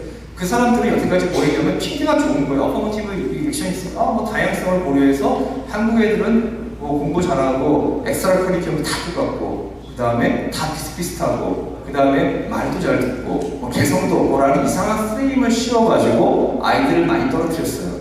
오죽하면 중국 애들이 술을 하겠어요. SAT 만점이고 이렇게 했는데. 근데 그거는 그 사람들이 어떤 거를 하는지 몰라서 그러는 거예요. 그래서 이제 어퍼머티브 액션이 벌어졌기 때문에 이제 앞으로 대학을 들어가는 여러분들은 되게 그런 명문대학 가시려면 되게 유리한 거예요. 어떤 식으로 유리할지 모르겠지만은 조금이라도 유리해지셔요. 기계적으로 떨어지는 부분이 없어지는 거예요. 아시아냐? 안 돼. 이게 없어지는 거예요. 우리는 언더 레프레젠티브 마이너리티가 아니기 때문에 그런 혜택을 못 받았는데 이제 그게 없어진 건 좋은 점이고 두 번째는 누구랑 싸우냐면 백인하고 싸우냐 화이트 퍼슨하고 그렇게 돼 있는 거죠. 우리 백인들하고 경쟁을 직접 하는 거예요. 근데 우리가 그런 실력과 자신감이 있으니까 괜찮고 그러다 보니까 이제 아셔야 되는 게 하여튼 그 이 사립학교의 입학이라고 하는 되게 복잡해요. 복잡해서 많은데 앞으로는 레가시도 좀 줄일 거예요. 그거 아세요, 여러분? 레가시 이론이 왜 생겼는지 아세요? 혹시 아시는 분? 레가시 어드미션이 왜 생겼는지 미국에서 모르시구나. 저희가 미국 사람들이 유대인을 너무 무서워했어요. 그러니까 유대인들이 아이비리그를 쓰는 거예요.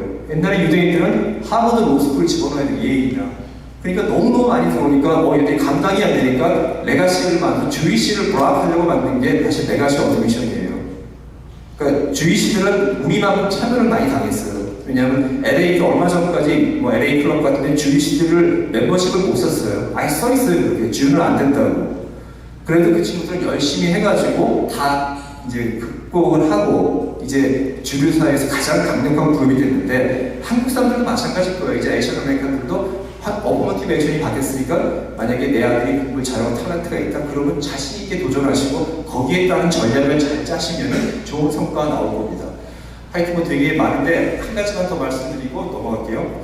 그 다음에 요거 이제 실제로 어떻게 하면 좋은지 사실 이거 오피셜한 게 아니라서 제가 그러는데 제 경험과 주위의 경험을 녹인 건데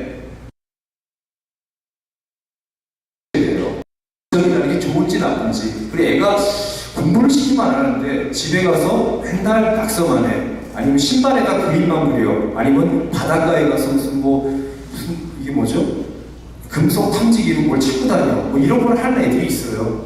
부모님들 볼 때는 정말 한심한 거죠. 아니 얘들 이게 뭐 하는 짓이야 도대체. 맨날 근데 그런 것들을 잘 보시면 거기서 그 학생만이 할 수 있는 걸 끌어낼 수가 있어요. 그걸 잘 끌어내는 게 부모 역할이에요. 이 두 가지 제가 신발에 그림 그린 거랑 메탈 이 금속 탐지기 실제 있었던 제가 아는 사람이에요. 그러니까 고민이 많은 거예요.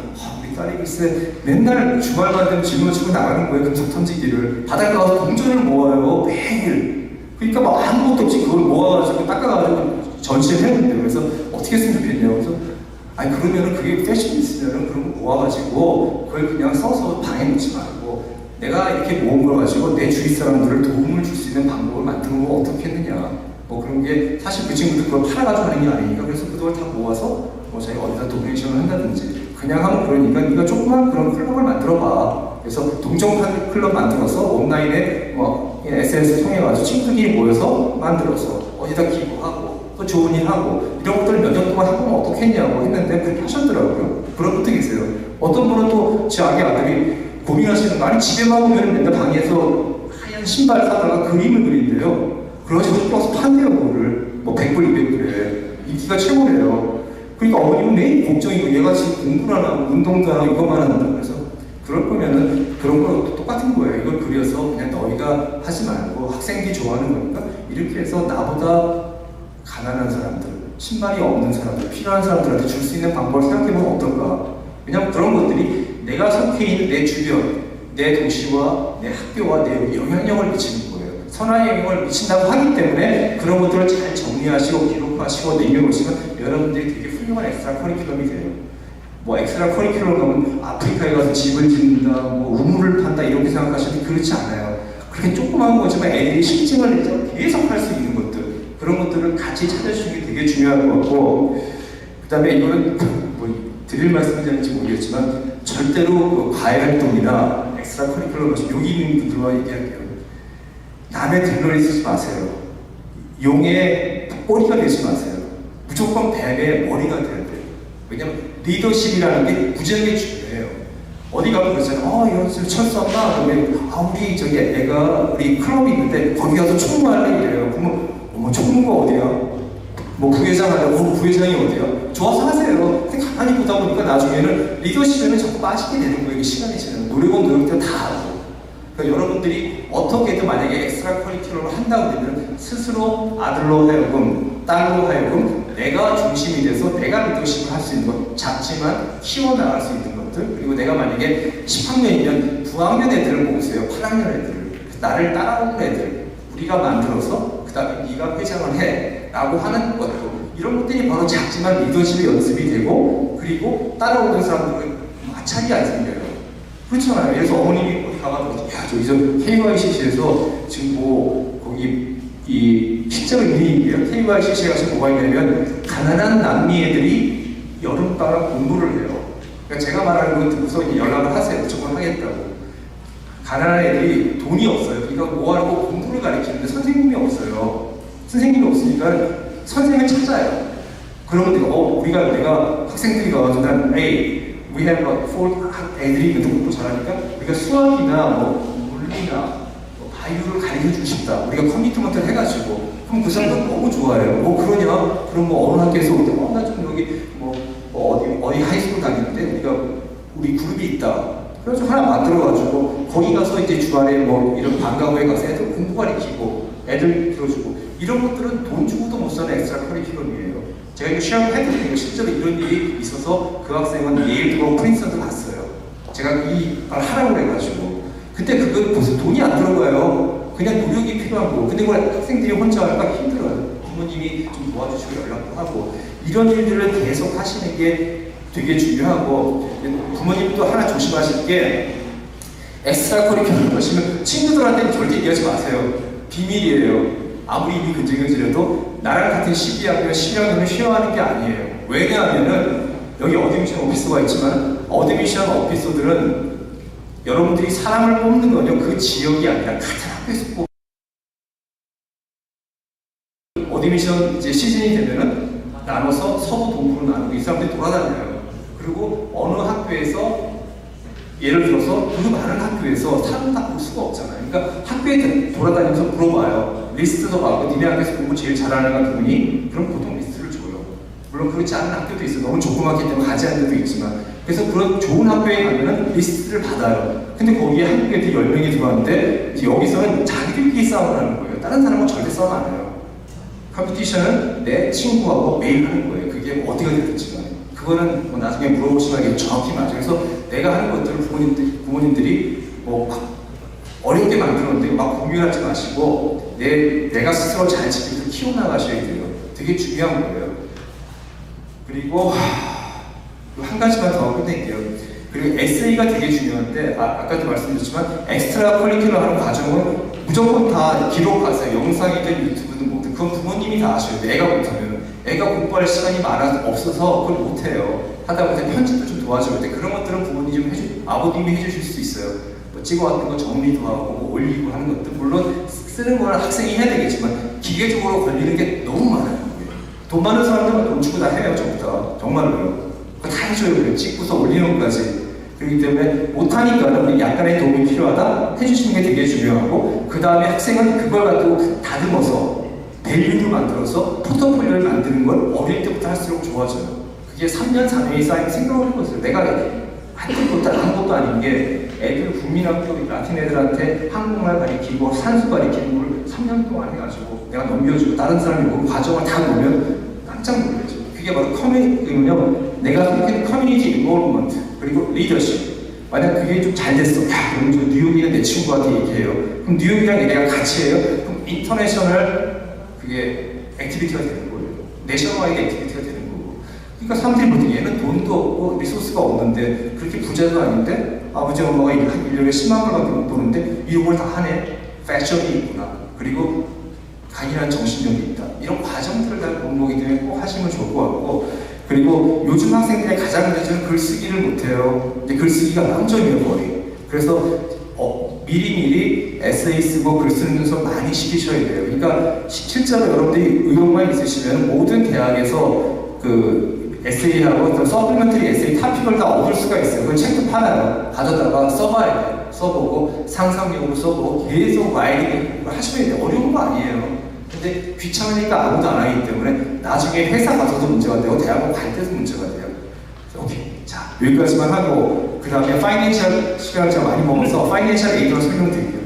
여러분들 중에서 파이낸셜 에이드 그러면은 잘 모르시는 분들 많으세요. 그래서 이번 신문에 나오죠. 자, 5,000불 내면은 장학금 얻어드립니다. 절대 하지 마세요. 바보 같은 짓이니까. 다음 페이지요. 그 미국의 시스템을 오늘은 환상만 잡아드릴게요.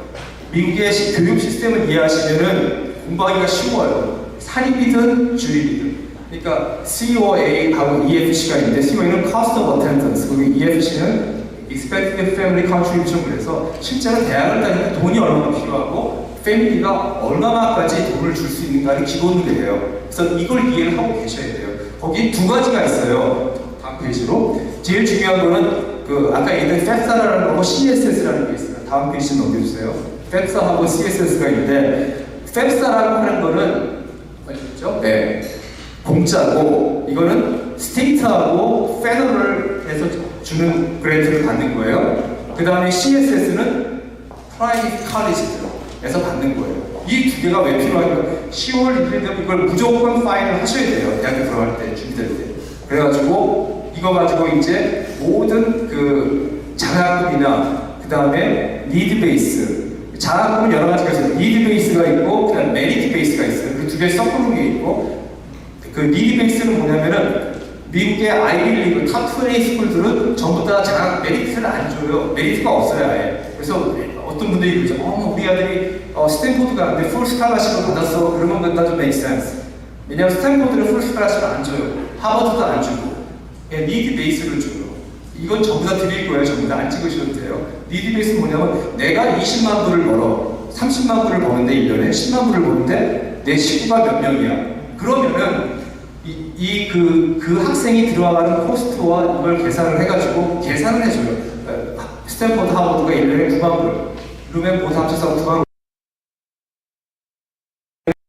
10만 불밖에 안 되고 집이 없고 뭐가 없고 그래서 계산을 딱 하면은 너는 이것만 내 15,000불만 내 5,000불만 내 이런 거 계산을 해줘요. 그거를 에이드라고 해요. 파이낸셜이에요. 명문 대학들은 다 그래요. 저 UCLA는 니드 베이스가 아니에요. UCLA는 FAFSA를 이용해서 페더럴 브랜치, 그러니까 캘리포니아 주정부하고 페더럴에서 주는 돈이 있어요. 펠 그랜트라는 게 있고 칼 그랜트가 있는데 그거는 뭐 3.0이 넘고 그 다음에 아까 얘기했던 세금 보고나 기본적인 정보를 집어넣으면 매년 돈이 나와요. 칼 그랜트는 A, B, C가 있는데 거기에 따라서 그래서 좀 그렇게 나오고 그 다음에는 주는 게 없어요. 그 다음에는 이제 메리트 스칼라십 이런 걸 받아야 돼요. 공부를 잘해가지고 아니면 공부를 되게 잘하는 친구도 들어갈 때 그걸 받아요. 버클리도 그렇고. 그래서 아이러니하게 나중에 보여드리겠지만 어떤 때는 그 주립대학이 사립대학보다 돈을 훨씬 많이 내는 일이 벌어져요. 지금 미국에 되게 많은 명문대학에서는 10만 불 이하에는 튜이션을 안 받아요. 뭐 하버드, 스탠포드 다 그렇죠. 예일도 그렇고. 그래서 사실은 주립대학은 메리트밖에 없기 때문에 그리고 그 니드 베이스가 아니기 때문에 학생들이 예상외로 뭐 돈을 부모님들이 많이 내셔야 되는 일이 벌어져요. 그리고 이 IDOC가 되게 중요한데 여러분들이 나중에 앞으로 이 CSS나 FAFSA를 적어서 그러니까 CSS를 어디서 적냐면요 칼리지 페더럴에서 나라에서 하는 웹사이트가 있어요. 그 FAFSA 치시면은 그 프로파일을 만드실 수가 있는데 거기서 만드는 거고, CSS는 칼리지 보드라는 게 있지 않습니까? 거기서 만들어요. 이건 사입이죠. 그러니까 여기는 나중에 우리가 되게 중요한 거예요. 무조건 두 가지 등록을 하시고, 그 IDOC는 뭐냐면 이런 정보를 보내주는 그와 같은 시스템이에요. 그래서 나중에 이 IDOC에 뭐 통해서 내 팩스하고 CS 정보가 다 넘어가요. 거기에는 부모님이 얼마 버시는지 뭐 이런 소득 정보들 뭐 다 있어요. 되게 간단한데 보여드릴 거예요. 다음 페이지를. 그래서 팩스는 일단 공짜고, 그 다음에 이거는 뭐 누구나 뭐 빈부에 의해서 차별받지 않아요. 클래스가 있는데 자격이 되는 사람들 그 돈을 다 받는데, 문제는 늦게 하면 금액이 떨어지는, 돈이 없으면 돈을 못 받아요. 그러니까 무조건 빨리 파일하시는 게 좋아요. 그러니까 뭐 이거는 걱정하실 필요 없고, 이거 써주고서 돈 버는 사람이 있어요. 몇천 불씩. 그런 거 하지 마세요. 이건 왜냐면 부모님의 개인 정보를 다 넣으시면 돼요. 다음 페이지요. 다음 페이지. 여기 있죠. 이런 것들을 스튜던 아이디가 지원부에 들어가서 아이디 만들고 뭐 소셜 저걸 다 쓰기 때문에 참 주기가 그렇잖아요. 저걸 남이 대신 써준다는 게 얼마나 그래요. 저거 집어넣고 W2 만약에 직장 다니시는 분들은 되게 간단해요. 근데 사업하시는 분은 좀 복잡해지겠죠. 그러니까 그런 것들은 회계사한테 얘기해 주시면 필요한 정보를 다 만들어 줘 주시니까 그렇게 하시면 돼요. 그래서 이거는 모든 내가 파이낸셜 에이드를 안 받든 대학을 들어간 사람 팩스는 다 하시라고 제가 추천을 해요. 무조건 다, 의무적으로. 다음 페이지요. 그 다음에 CSS는 아까 말씀드린 칼리지 보드에서 하는 거예요. 미국에 있는 400개 정도의 대학이 이 CSS 프로파일을 통해서 파이낸셜 에이드를 제공을 해요. 그렇기 때문에 사립대학을 보내는 사람한테 되게 중요한 일이 돼요. 이건 반드시 정확하게, 이건 정보를 더 많이 요구해요. 그래서 이것도 필요할 때 회계에서 도움을 받으시는 게 좋아요. 어렵진 않고. 넘어가시죠. 이건 돈을 받아요. 한 장에 25불. 근데 두 번째 애플리케이션 쓰면 16불씩 추가가 돼요. 그러니까 예를 들어서 내가 10개를 했다면 25불 플러스 16 곱하기 9가 돼요. 그것도 인컴이 3만 불 이하인가? 10만 불 이하면 그 웨이브를 또 받을 수가 있어요. 이거 꼭 참조하시고, 다음 페이지요. 자, 다음 페이지는 다 말씀드릴 거고. 다음 파이낸셜 에이드가 이것만 정리가 되는데, 일단 여러분들이 그 아이비리그는 아카데미에서 메리트가 없어요. 우리 아들이 풀 스칼라십 받았다 그러면 그 공부를 잘해서 학교에서 파이낸셜 에이드를 준 거기 때문에, 그 부모님들은 뭐 그렇게 얘기하셔도 괜찮아요. 아이비리그 들어갔는데 우리 아들이 4년 장학금 받았어, 그렇게 얘기하셔도 뭐 문제는 아니지만 엄밀히 따져보면 그건 장학금이 아니라 그 사람들의 태도는 우리 학교에 들어왔기 때문에 너희들 인재이기 때문에 돈에 대한 걱정을 하지 마라. 너희 부모의 재정 상태에 따라서 이만큼 돈을 내고 이만큼 돈을 내라라는 그런 거지만, 근데 4년 딱 개런티를 해주면 장학금을 줘요. 그러면 보통 학교에 들어가가지고 내가 학생 어카운트를 만들고 나면은 이제 등록금이 차지가 되고 얘는 좀 그랜트가 들어오고, 그 다음에 캘리포니아 사는 뭐 펠 그랜트랑 칼 그랜트가 거의 매년 꽂혀요.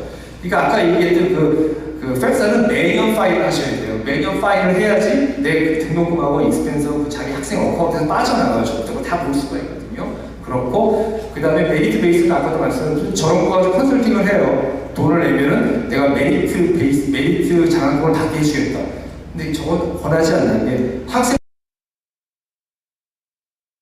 5,000불, 2,000불짜리 뭐 10군데 어플라이 하라고 그래요. 또 에세이 쓰고 뭐 해야 되는데, 그거 학생들이 원서 내고 나서 그 지옥 같은 시간을 보내는데 저거 하나 보는 건 도덕적으로 맞지도 않는 거 같고, 그리고 우리가 장학금 받아서 학교 관련된 목적이 아니에요. 좋은 학교에 들어가서 내가 컨트리뷰션 하면서 애가 좋은 잡을 갖고 좋은 미래를 설계하는 게 목적이지, 뭐 저거 따라가지고 학교를 공짜로 다니는 게 목적은 아니라고 저는 생각하기 때문에 하여튼 그거는 안 해주시면 좋고, 그 다음에 사실 이게 시간 있으면 이거 좀 하고 싶은데, 이 퀘스트 브릿지라는 게 되게 좋은 프로그램이에요. 혹시 이거 들어보신 분 계세요? 퀘스트 브릿지?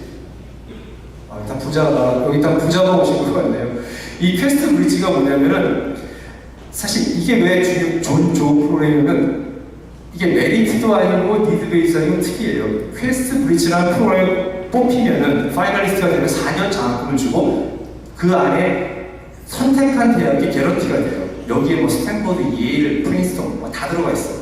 하버드는 빠져 있지만, 그게 뭐냐면 그 중에서 뭐 성적이, 여기는 성적을 되게 중요시해요. 완전히 탑, AP도 탑 스코어, 공부 되게 잘해. 그리고 뭐 우리가 생각하는 그런 SLL 이런 건 없어도 괜찮아요. 공부를 되게 강하게 하는 거고, 부모님의 인컴이 조금 낮은 분들, 그러니까 여기 아마 기억은 정확히 안 나는데 찾아보시면 돼요. 근데 1년 인컴이 6만 불 이하인가? 이런 분들이 있어요. 그 중에 사업하셔서 인컴을 작게 모으시는 분도 있어요. 그래서 이걸 하시는 분도 있는데 여기에 가서 어떤 분이 그 풀 안에서 싸우는 거예요. 애들끼리 전부 다. 그래서 어떻게 보면은 공부를 되게 잘하고 정말 치열하게 공부하는데 내가 뭐 엑스트라 커리큘럼 조금 빠지는 사람들 이런 사람들한테는 의외로 되게 좋은 성과를 내서 여기서는 얘들이 4년 장학금을 줘요. 그래서 그 돈 가지고 뭐 스탠퍼드나 예일 가서 다닐 수가 있어요. 그래서 이것도 뭐 특별한 프로그램인데 관심이 있으시면 애가 어리신 분들 이건 이제 매년 경쟁을 해서 파이널이 돼야 되니까 우리가 공부를 되게 잘하는데 우리가 조금 형편이 그렇고 인컴은 그렇지만 미국에서는 재밌는 게 인컴이 낮으면 학교들한테 많은 도움이 돼요. 부자들이 되게 힘들어요. 부자들은 돈도 많이 내야 되고 받는 베네핏이 아무것도 없어요. 사실은. 아니면 아주 부자가 돼야 돼요. 그래서 뭐 내가 뭐 얼리나 이런 데 들어가겠다? 그러면 가능하죠. 요것만 하고 끝낼게요. 얼리는 한국 사람은 안 하시는 게 좋아요. 제 느낌에 얼리는 우리가 생각하는 공부 잘하는 애들은 안 뽑아요. 얼리 쿨은 뭐냐면 레가시, 애슬레틱, 그 다음에 underrepresented minority 그리고 아주 스페셜한 스토리 있는 사람 위주로 뽑아요. 그렇기 때문에 저는 개인적으로 만약에 한국 학생들이 그런데 안 집하면은 그냥 저기 베벌리힐스에 있는 H 하이스쿨에 1년에 100명씩 아이비리그를 간다. 뜯어보면 90%가 다 그런 학생들이에요. 거기 공부 잘하는 애들은 안 돼-있어요. 그러니까 그거는 명심하셨으면 좋고 그 다음에 이제는 제가 볼 때는 너무 좋은 고등학교를 따라다니시는 것보다 내가 가서 1등을 할 수 있는 고등학교를 잘 선택해서 다니는 게 되게 중요한 시점이 됐어요. 그냥 누가 좋다, 어디 가니까 무슨 학교가 좋다, 거기 가보세요. 비슷한 애들 쫙 있어요. 거기서 뭐 탑20 하기 힘들어요. 그런 시절이 지나가고 있어요. 왜냐? 이제는 그 성적이 다가 아닌 그런 학교 어드미션을 한다고 하니까 그걸 100% 활용할 수 있는 것들, 경제적인 것, 시간 다 활용하셨으면 좋겠습니다. 하여튼 제가 너무 많은 시간을 할애한 것 같아요. 여기까지만 하고 질문 있으면 질문 받고 끝내겠습니다. 시간이 너무 많이 지나서 질문은 조금 나중으로 해야 될 것 같고요.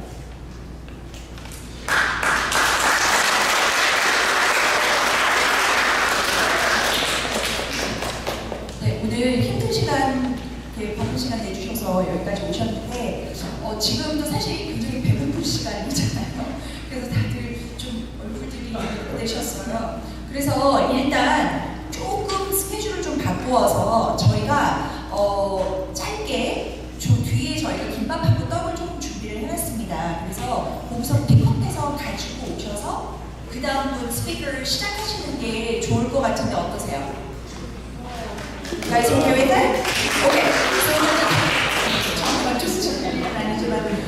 그러면은 저기 뒤에 가셔서 그 커버 좀 해주시고 언커버 해주시고 잠깐 한 5분 10분 정도 잠깐 브레이크해서 앉으시는 대로 바로 그 다음 스피커를 시작하겠습니다.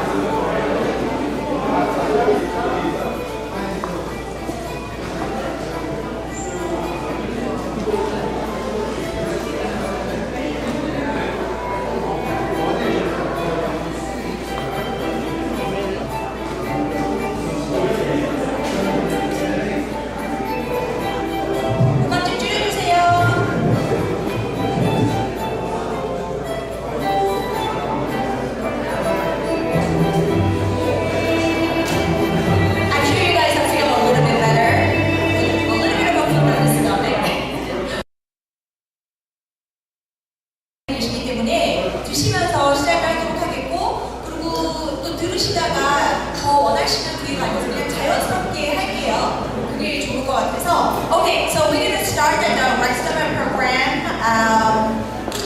Okay, so now we have a fourth speaker, the Chiae Byun. She has a Doctor of Education and former administrator of a Koreatown Pico Union Community of School. And she just has a current position 2 weeks ago, right? So currently she's an administrator of a middle school instruction. Please welcome Chiae 선생님.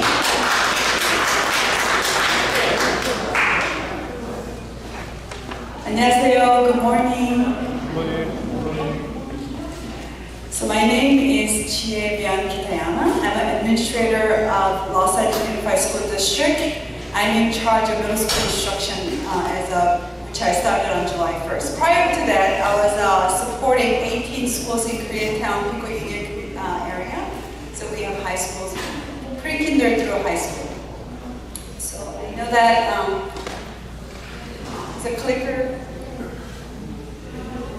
So I am going to do it in English, and if you have a question later from parents, you may ask in Korean, and I can explain my answers in Korean as well. So you heard this morning from various speakers about how do you make your application stand out amongst all the others. Mr. John talked about 3.5 million seniors, and you're competing against all those seniors. How are you making your application stand out so you have a better chance of getting to your preferred schools? So, as a product school district, I want to introduce you some of the programs that we have at our high schools that help you to stand out amongst others. So I am going to, actually, I'm going to just do a quick, just like me activity. I was going to have you get up, but now that you have a chance to get up and get some food. So how many of you actually have your children in one of our schools, in Los Angeles Unified School District? Raise your hand if you have any, your student children at our school. So we only have a couple parents, which is great. So I have 34 years of experience in education. I started as a bilingual teacher in Koreatown. So I actually started at Hobart, and I taught at Wilton Place. I became a principal, and I was a principal at Coinville Elementary School. And I moved on to become a director, and I supported 18 schools in Koreatown and Pico Union as an administrator. Now I'm working in the headquarters of LA Unified, supporting all middle schools and their curriculum and instruction. So, Ms. Dick talked about 13 points you see, look into their college applicants pool to pick the best one. So I'm going to talk about the few things in the 13 criteria they have as a holistic application pool. And actually, I didn't put grade point average, but when she was talking, it dawned on me. Because since pandemic, our district is implementing something called EGI, which is equitable grading instruction, which means that is based on growth mindset, which means that usually when you get an A, how do you get an A? Based on your quizzes, midterm, final, and if you score above certain percentile, you get your grade, correct? Also, how you behave in the classroom, or how you do your projects, how you do your homework, that all play into your final grade for the semester. So EGI is something that we are implementing in all of our schools, is that is mastery driven. So we give you multiple chances to prove your mastery in the standards you're working on. So it could be a project, it could be a quiz, it could be a midterm, it could be a final, but that's not the end all and be all. So you'll be able to actually have multiple opportunities to show your mastery, and then you can improve your grade. So that's a good news for some of our students, because you don't have only one shot to prove your grade, but you have multiple opportunities to show it. So that is something that we're implementing at our schools. And I'm going to our schools in LAUSD, and I had a brochure in the back, and it looks like this. That kind of gives you some of the special programs that we have, and we're actually leading the nation with these programs. And those are, I'm going to give a quick fact about our Los Angeles Unified. We cover a vast area of LA County. So we start from Northridge all the way up to Woodland Hills, down to San Pedro, to East LA, to West LA. So it's a huge area that we cover. So we are second largest school district in the country. So the number one, the biggest district is New York, and then LA is the second largest school district. We have about 750,000 students in pre-K to all the way to adult. So, and we have about 500,000 students within PK to 12th grade. And then we have many schools. We have like 435 elementary schools. We have magnet schools, and we have middle schools, 77 plus span schools, where we have about 86 high schools. So it's a big district, so we have a lot of students. And we have very diverse communities. So we have West LA, Palisades, we have South Central area, where South LA area, so we have different communities that we serve. So the four distinctive programs that we have is something called CTE, which is Career Technical Education. And we also have linked learning pathway. And then we have work-based learning, and then we have dual enrollment. So I'm going to give you a little bit of explanation of what these might be. So first one is CTE. And are we able to play a video 되나요? I'm going to try to play it to see if it works. Okay, it's not working. That's okay.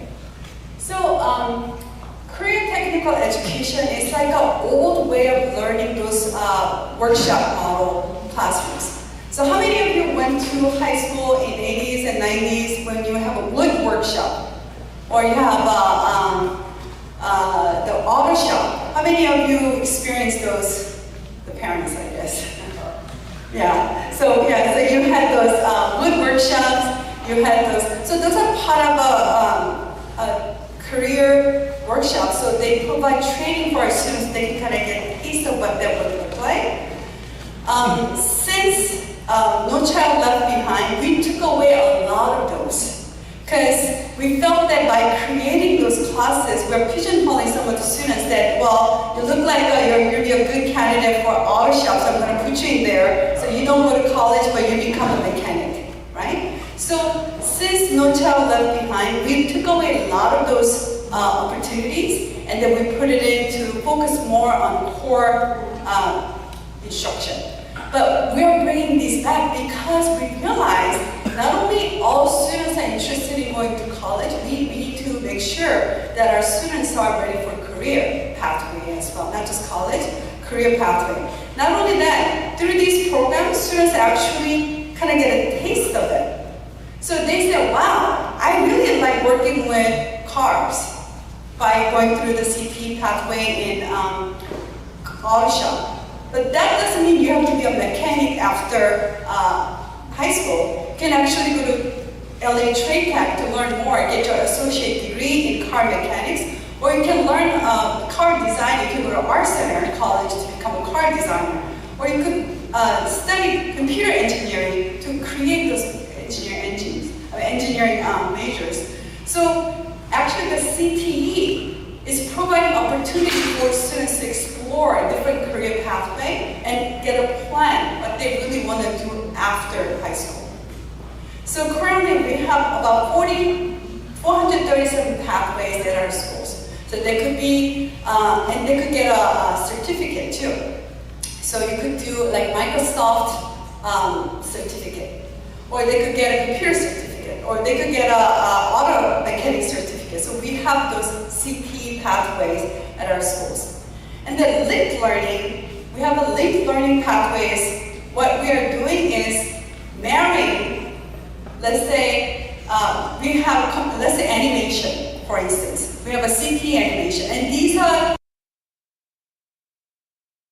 teachers from industry.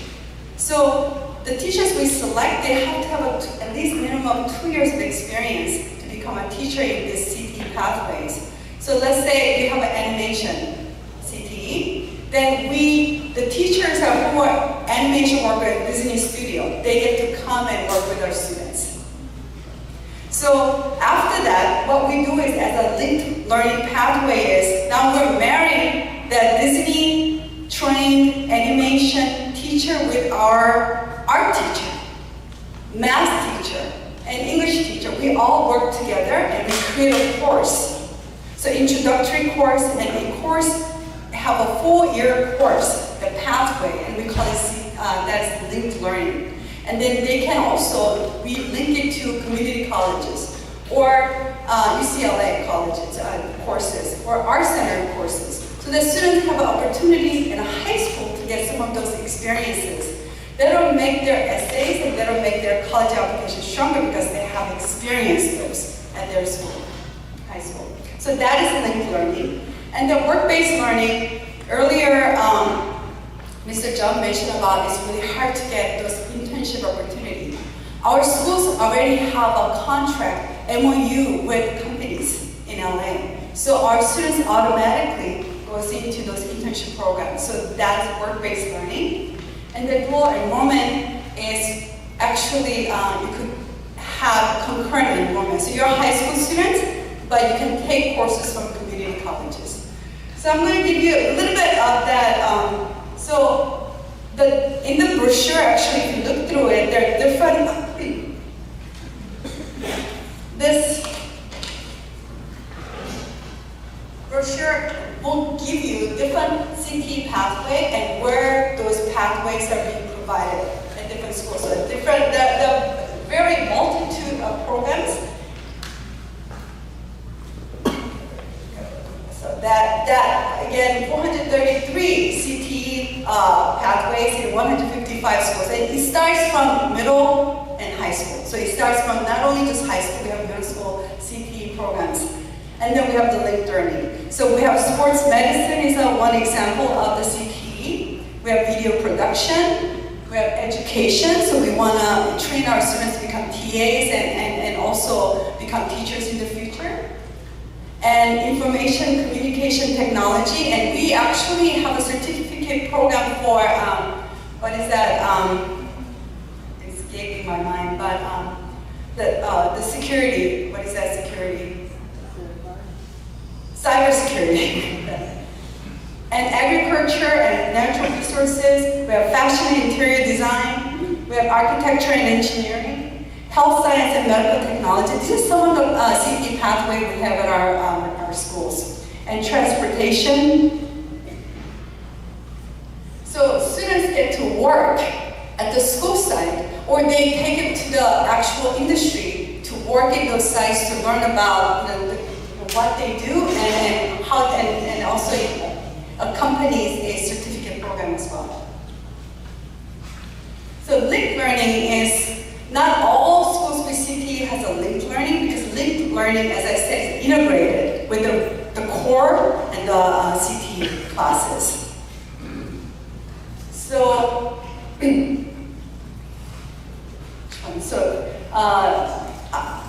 it's not here, but I want to tell you that how many of you know about RFK community schools on Wilshire, right next to Radio Korea? Yeah, so if you drive Wilshire in Koreatown, it's about between Normandy and Carolina, there's a big school campus. And in there, we have 5 high schools, and five different high schools that provide different programs. So one of the high school is called Schools for Visual Arts and Humanities, that we call it SAVA, and they provide the animation program that I was alluded earlier. And then we have ASGL, which is the Ambassador School for Global Leadership. They have the IB program. And then we have LASA, which is Los Angeles High Schools for Arts. They have a really robust theater program that they work with the studio, major studios, and they have a stage designing pathway, and also they have a custom design. So students actually make customs in the back stage for the actors and actresses. At the end of these learning, students have to present to the the producers from Hollywood, from the studio owners. They come in front of them, our students present what they learned, what they have accomplished. So this is another, so not just they're learning, but they have to show what they learned, and they have to be able to articulate. So they have to create a portfolio, and that's what they do as part of the linked learning pathway. So the students, what she's doing is actually presenting her learning from this linked learning pathway. And then that's the portfolio is one of the websites that we use to show all the tracking of what they have learned throughout 4 years of high school. So Mr. Jung, some of the UC admission officer, Mr. Jung mentioned about how you track your progress. So we actually have a tool for students to track what they have done in their high school in 4 years, so that they can actually present their information. Not only that, they can use this information to write an essay and apply to different schools. So we have that. And then we have something called Zello. Zello is actually available through K-8. So not only our high school students are doing this portfolio, but we're starting it as early as elementary school to start creating. What are you interested in? What are you passionate about? So they can start having this conversation. And in the Zello, you can actually explore different careers. So let's say I want to become a gamer. What are some of the things I can do? So they can actually go back and they have videos and some of the colleges, they offer those courses and such. So this is another site that our students have to explore different career pathways and different universities. And we're very excited about the Paxton Patterson Career Lab. So this is a company who come and create a lab, like simulation of lab for our school. So, and we talked about earlier the medical health science. So we have those labs at our school site. So kids can actually start, they're practicing how to take the blood out. So those are some of the things that our students are exposed to. So not all students end up going to medical school or become a doctor, but they know what it's like. So they know whether I'm actually interested in or not interested before you get into college and actually majoring this pre-med. And then work-based learning, and then we have, so LA is where we are. We have so many great industries in our neighborhood. So we are working closely with them, so we provide opportunities. As I said earlier, I work in the headquarters of LAUSD, which is near downtown. We have on our floor, we have about 5 students, workers. So during summer, they're coming to work in our building to see what it's like to work in a building, work in a department where the constant things going on. So we provide those opportunities for our students as well. I am going to, dual enrollment is something that we're very, very, very proud of. And I know that a lot of other schools have that, but I want to share with you, we have something called AB 288. This was passed in 2016, that all the courses, when our high school students take a college course concurrently, it's all free. But not only that, in 2020, we have something called LA Promise. Oh, I didn't write that, LA Promise. So all of our students who graduate from LA Unified gets free for 2 years at any of the community colleges in LA. So that is LA Promise. So talking about saving your money, you can actually send your students to any of the community colleges for free for 2 years. They can transfer to their preferred universities. So that's an advantage. And then we have something called Super Grad Program, and we have it at RFK now High School. What that is actually, you could actually get your AA degree in high school. So when you graduate from high school, not only you have your high school diploma, but you have an AA degree attached to it. Can you imagine? Then you can just go to a 4-year school right after college. After 2 years, you're done. You have your bachelor's degree. So we have something called Super Grad Program at our schools as well. And I know that many of you are aware of our magnet programs. So we have a specialized magnet programs where your students can go and learn. So we have like medical magnet program where you can really actually learn about career pathway as well as prepare to go to a pre-med route. And for some of our students who might be interested in, we actually studying an esports magnet school. So where you can actually come to school, learn about esports and actually get to play a game on campus. Would that be exciting for some of our students? So those are some of the special programs that we have at our schools to support our students. Also, that's LA College Promise.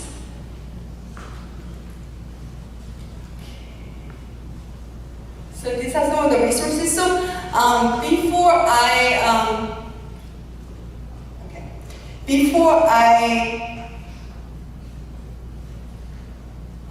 sorry. Thank you. I have to apologize. It's a radio show in the radio course. I'm so sorry. So just up to what I discussed, I want you to turn to your, based on what you heard from me or from any of the speakers, what kind of resonated with you? Like what you remember? Just one thing you remember, one thing kind of comes into your heart, or one thing like, oh, I didn't know about this. So please turn to the neighbor next to you and share one thing that you learned today so far.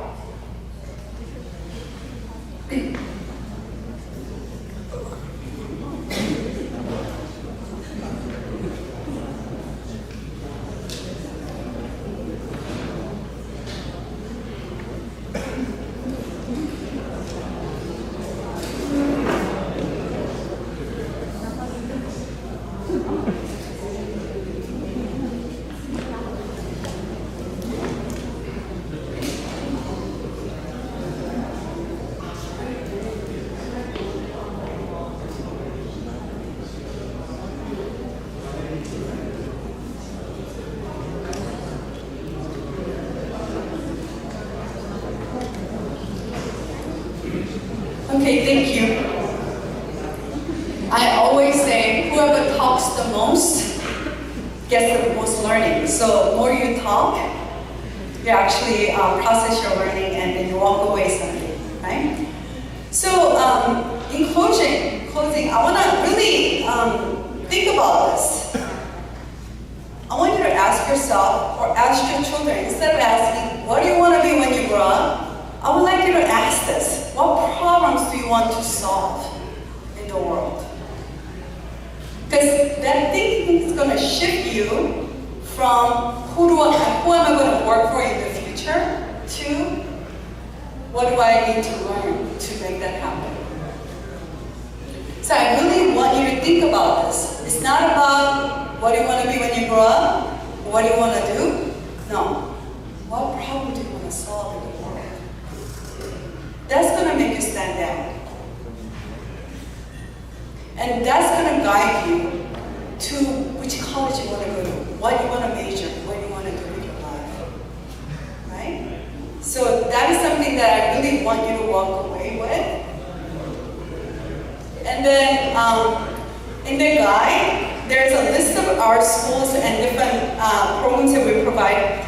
And also from page 56 to 57, there's a checklist. So since freshman, sophomore, junior, and senior, what are some of the things you can do to help you make this process a little easier? So there's a checklist that you can actually look through with your children or by yourself as a student. Okay, so do we have time for a question? We have a question at the end altogether, because I'm sure they have a very busy Saturday schedule. So thank you very much. Thank you so much. Well, next speaker is going to be Dr. JungSuk Lee from Ivy Dream Chief Consulting. Please welcome Dr. Lee.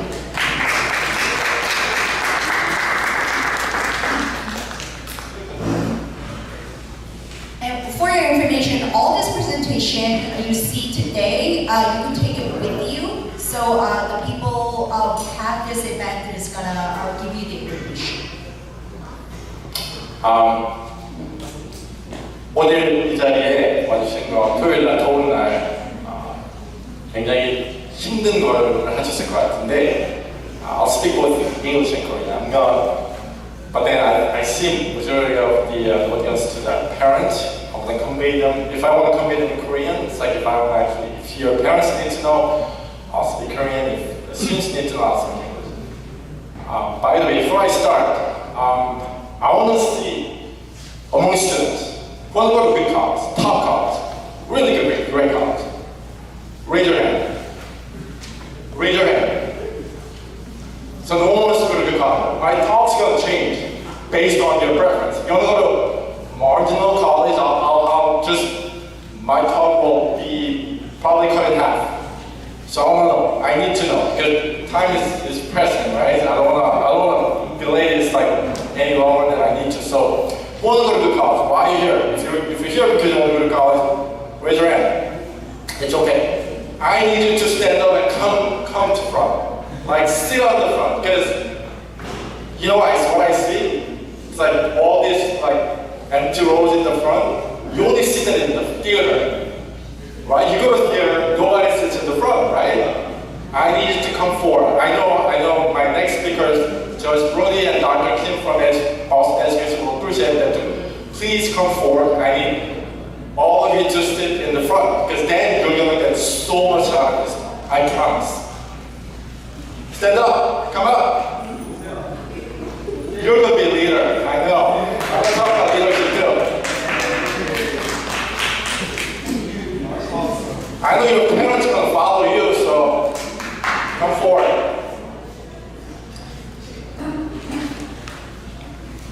So I wasn't born here. Please move forward. I told students, but like parents too, you should be exemplary. 본보기를 보여주세요. 앞으로 오세요. So I'm going to talk a little bit about me. I wasn't born here. I came into the States when I was 18. I run a consulting company called IBJ. I also run a AI Mind group. And today, I want to show you how to get into good college. And so, well, let's start. So it's about. So I know a little bit about getting accepted. I went to Berkeley. I got my physics degree, and then I got accepted to Berkeley, Cornell, and I went to Princeton and Harvard. I chose Harvard at the end. I got my PhD at Harvard, and then I spent 3 years as a fellow at Caltech before I started my own company. And today I'm going to talk about 5 things. Before I start, I know time is limited. It's really my talk usually takes about an hour. I had to make it this. It's a 20-minute talk. I need to make it. Actually, I can set it around 20 minutes because I don't want to make it too long. It's boring. So I had 2 choices. Do I cut my talk by 70%, or do I just keep everything to speak fast? So I chose to speak fast, and to do that, I call it. It's because I was born in Korean. It's like Korean is my natural language. English is not, so I had to like convert my thought. I'll speak Korean when I just speak Korean. If I need to speak fast, if I don't make any sense, it's please understand. If I don't make any sense, it's not important anyway. So 5 things. I'm going to talk to you about results, trends, important admission factors. I need you to know. I'm going to talk about tests a little. Report, I'm going to talk about AI, I'm going to talk about that, and I'm going to talk about strategy. So result. Trend is obvious. There's too many students are applying to college. That's just the way it is. Especially since COVID. You know the reason. Why? No SAT. Barrier has been lowered so much that everyone's applying to college. How does it show? It's like we have, since COVID, 21% increase in common applications, so students are applying more, 20% underrepresented minority. Your minority, you're just not underrepresented, you're overrepresented but underrepresented minority applicant, 31% increase. First generation applicant, 36%. Look at that. Reporting fee waiver, which means you're the lower income family, 445% increase since COVID. It's just a lot of it. On top of that, we have 55% increase, 40 instances. That's where they're coming from. China, mainly China, they're coming. All these increase, obviously, the college cannot accept more than they can, but there are so many students applying. What happens? Acceptance rates drop, and it's dropping crazy. If I show you a little bit of data, all this data, you don't have to take photos. I'm gonna go fast. I'm never taking photos. You don't have to. Everything is, I have it on, at the end of the slide, at the end of the presentation, I'll show you a link where you can download everything. I'm not gonna keep anything from you, so you can see exactly the way it's shown here. So you don't have to, write anything, just listen. So this year, the last one, 2023, look at the acceptance rate at Ivy League schools, right? Anywhere from 3.4 to 6%. Some of the colleges are not reporting. It's just really, really low. We never seen that before. But then, what happened? So I'm just going to show you two data here. 2019, 2020. Until 2019, this is right before COVID. Acceptance rate has been just declining year after year. It's just been, as far as I remember, when I studied this 20 years ago, acceptance rate at Harvard was not this low. It's like maybe 7%, 8%. It was low, but not this low. It's just ridiculously low. And it's been declining every year. But then, in 2019, from 2020, you can see that it actually increased. So we thought, oh, okay, there's a reversal of the trend. Maybe acceptance rate is now, it's plateaued, now it's going up. Because like Brown went up, Columbia went up, Dartmouth, even Harvard went up 4.5 to 4.9%. Then what happened? COVID hit. And I told you that applicant numbers just increased just like crazy. And then, it's right after that, acceptance rate just like dropped like crazy. So you see that Brown from 7 to 5.4%, Harvard 4.9 to 3.4%, and that reversal of the trend now is becoming a trend. It's dropping every year. But if I just look at this number, yeah, getting into hard college is hard, and getting into good college is harder, right? And I have acceptance rate for other schools. Again, I'm not going to go into it. You can actually look at that later if you're interested. So what happens? I know President John said, do not applying early. Is there any advantage? So I have a mixed feeling about that. So I'll tell you a little bit about why. So is it true? Early applicants data statistically have a chance. I understand one of the speakers right there, right? You got into UPenn through ED, right? Okay, so we have one person that went through this crazy random applicant process, made it through ED. There's so many different kinds of work. Again, I cannot get into detail because of time, but I need you to do research. There's early action. It used to be much simpler. There used to be early action, early decision. Now we have like variations of that. So we have early action. It's a good school, MIT, Chicago, USC. Finally, they didn't have this early action before. This year it started early. So the trend is okay. They want to do early, so that they want to take more students early. So and then we have restrictive early action. Restrictive early action is a little bit different. It is early action, which means when I say early action, I'm sure you know what it is by now, but it's not binding, which is good. You apply early, you get accepted early, you just don't have to go, right? So a lot of colleges are using it, but not a lot. Which ones are using it? Really, really good school. What is H5 test? What is H5 test? It's okay. H5 test. Harvard, Stanford. That's why I said tips.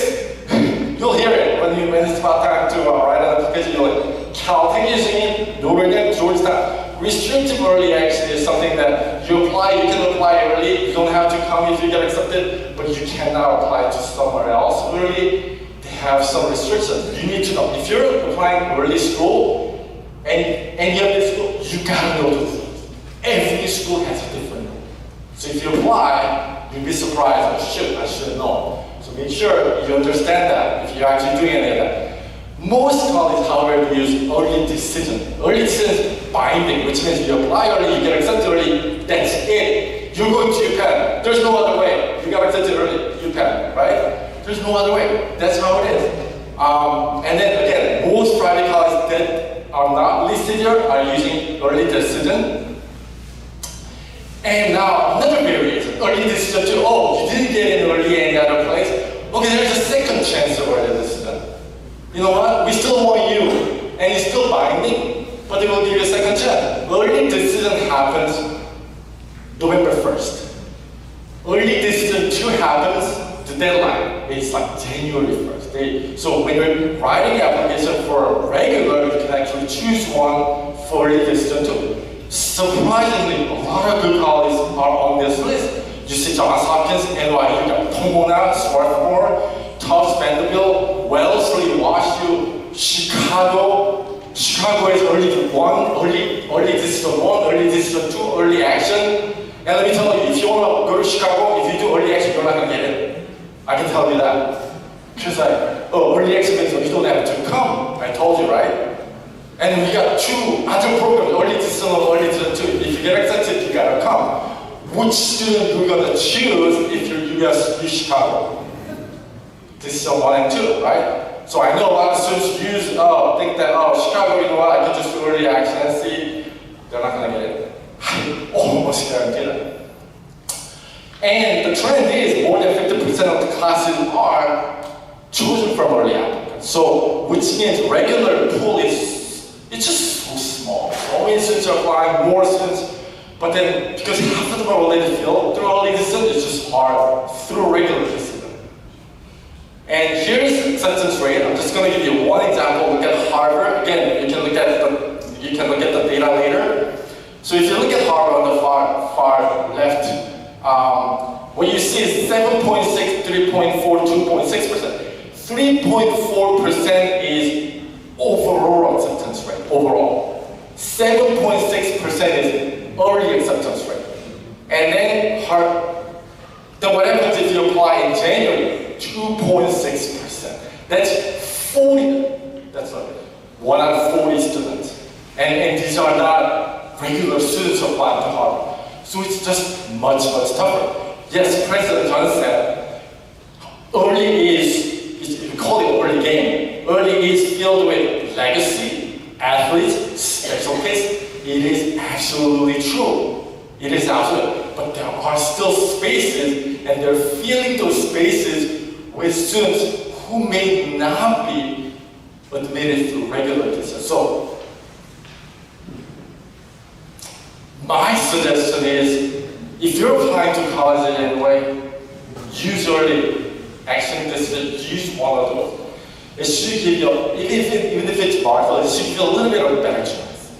Again, I know I have some UC data too, you can look at it too. I know Judge Brody will talk about UC division, so I'm not gonna spend too much time on this. Again, this is to show you by ethnicity. This is from UCLA. Just look at that. Korean, if you're Korean, your acceptance rate is 10%.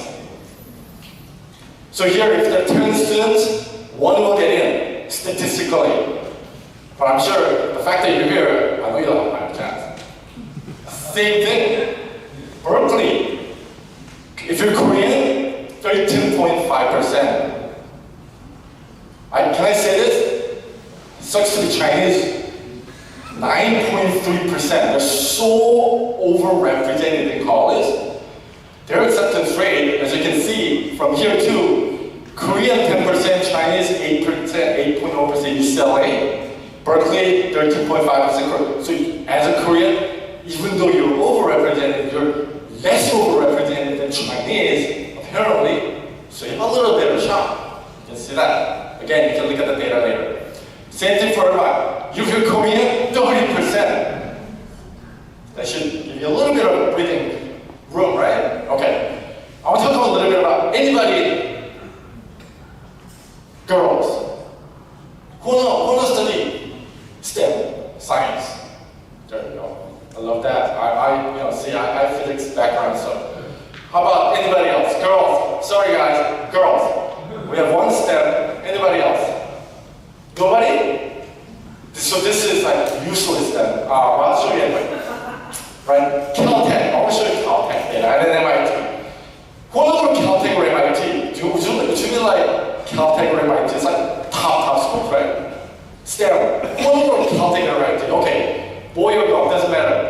Who would be happy to go to Caltech or MIT? I said happy. Anybody? Nobody? Okay. Tough crowd. I wouldn't, here's the thing, if I were you, I wouldn't say anything either. So, but anyway, so let's look at this. Freshman total applicant, look at the number. Men, 9,000, women, 4,000. Okay? Kind of natural. If I say that, it might be like sexist, it might be like being gender biased, but that's how it is. Okay? Let's see how many accepted. Men, 2.9% accepted. Look at that, women, 6.3% acceptance rate. Okay? Even though applicants is 9,000, 4,000, look at the number, same. So if you're STEM major, what does that mean? I'm only showing Caltech here, but then what does that mean if you're a STEM major? As a woman, you have a better shot. You have a better shot. Statistically, 100% true. But then who enrolled? The reason why they do that, because when they look at how many enroll, even though they admit almost the same students, less girls actually enroll. They do not enroll as much as guys, right? So, but then look at that. There is a big difference between Caltech. Which one's better? Caltech, MIT. Caltech is better. MIT is better. Okay. So we have Caltech, MIT. You know, I never went to MIT, so I worked at Caltech, so anyway, let's look at MIT then. A little bit more. Look at that. Similar. Guys apply 20,000, girls 11,000, right? So accepted. MIT admitted more women. Look at the acceptance rate. 3 to 6%, twice higher. So if you're applying, sorry guys, girls have a better chance. And this is where they say, if you're Asian man, it's hard to get into good college. Okay? I'm not gonna say anything. But then look at that number. Who actually goes to MIT? Look at that. Guys, 90%, if they get accepted, they go to MIT. 82% of women choose MIT. Caltech was about 50%. Which one's better? Apparently, students prefer MIT over Caltech. Trust me, I live in Boston. Can I say this? Boston sucks. Weather sucks. I love it here. I know it's 500 degrees out there, I still love it here. So that's only important stuff. The other is nothing to me. It's really, it's just data I'm showing you because people want to know what's going on, but that's not everything. This is official data from Princeton, okay? These are the kind of things that, this doesn't have a, okay, doesn't matter. So these are the things they say they look at. So I'll start with academic. This is kind of important, so you should know. Again, you'll be able to see that later.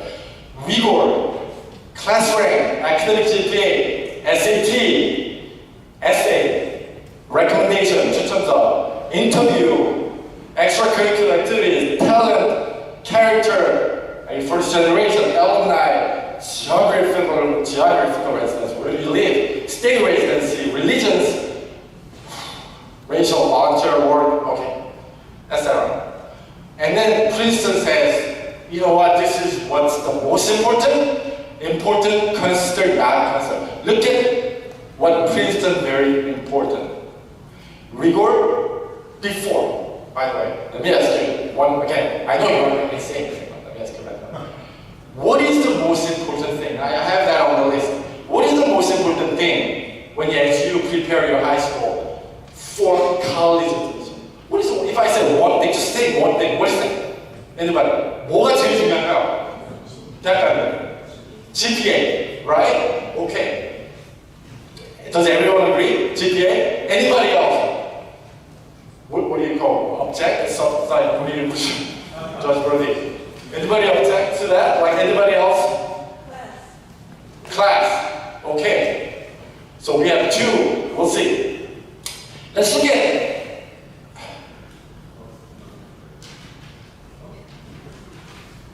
Let's start thinking. 이게 무슨 better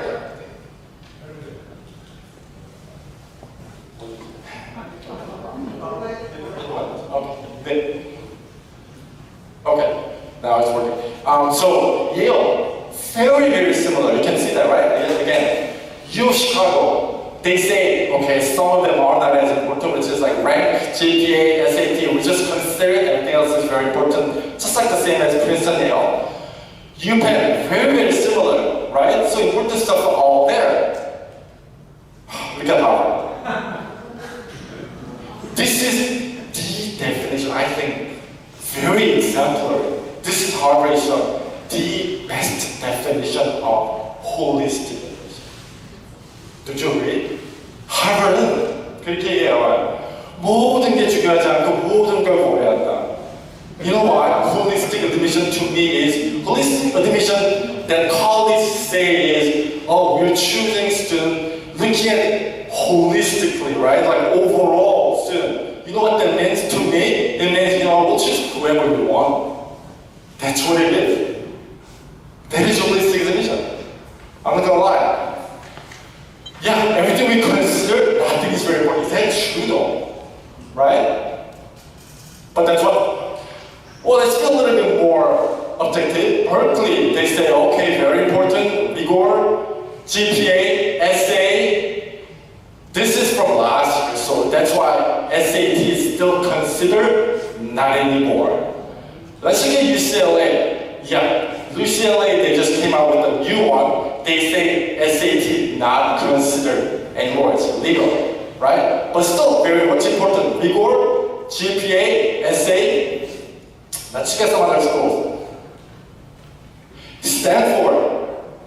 Again, very similar to Princeton, Yale. Basically everything is important. Academically, extracurricular, very important. USC, kind of important, right? Everything important here. Now, let me ask you again. What do you think is the most important? Is it GPA or rigor?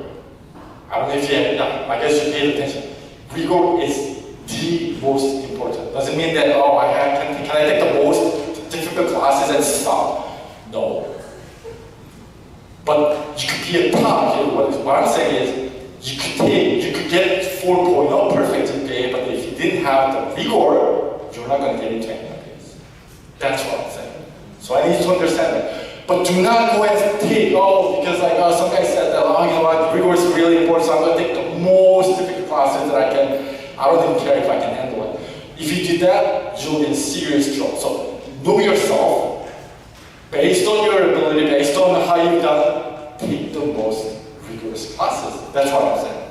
Make sense? Okay. USC. I know if you just when you're looking at this, okay, it's really nice. Okay, these are like very important. I see that, but then it would be so much nicer if you know. This is like.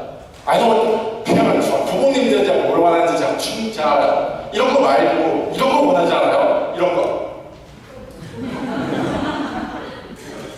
이거죠. 그래서 이렇게 되면 너무 좋겠죠?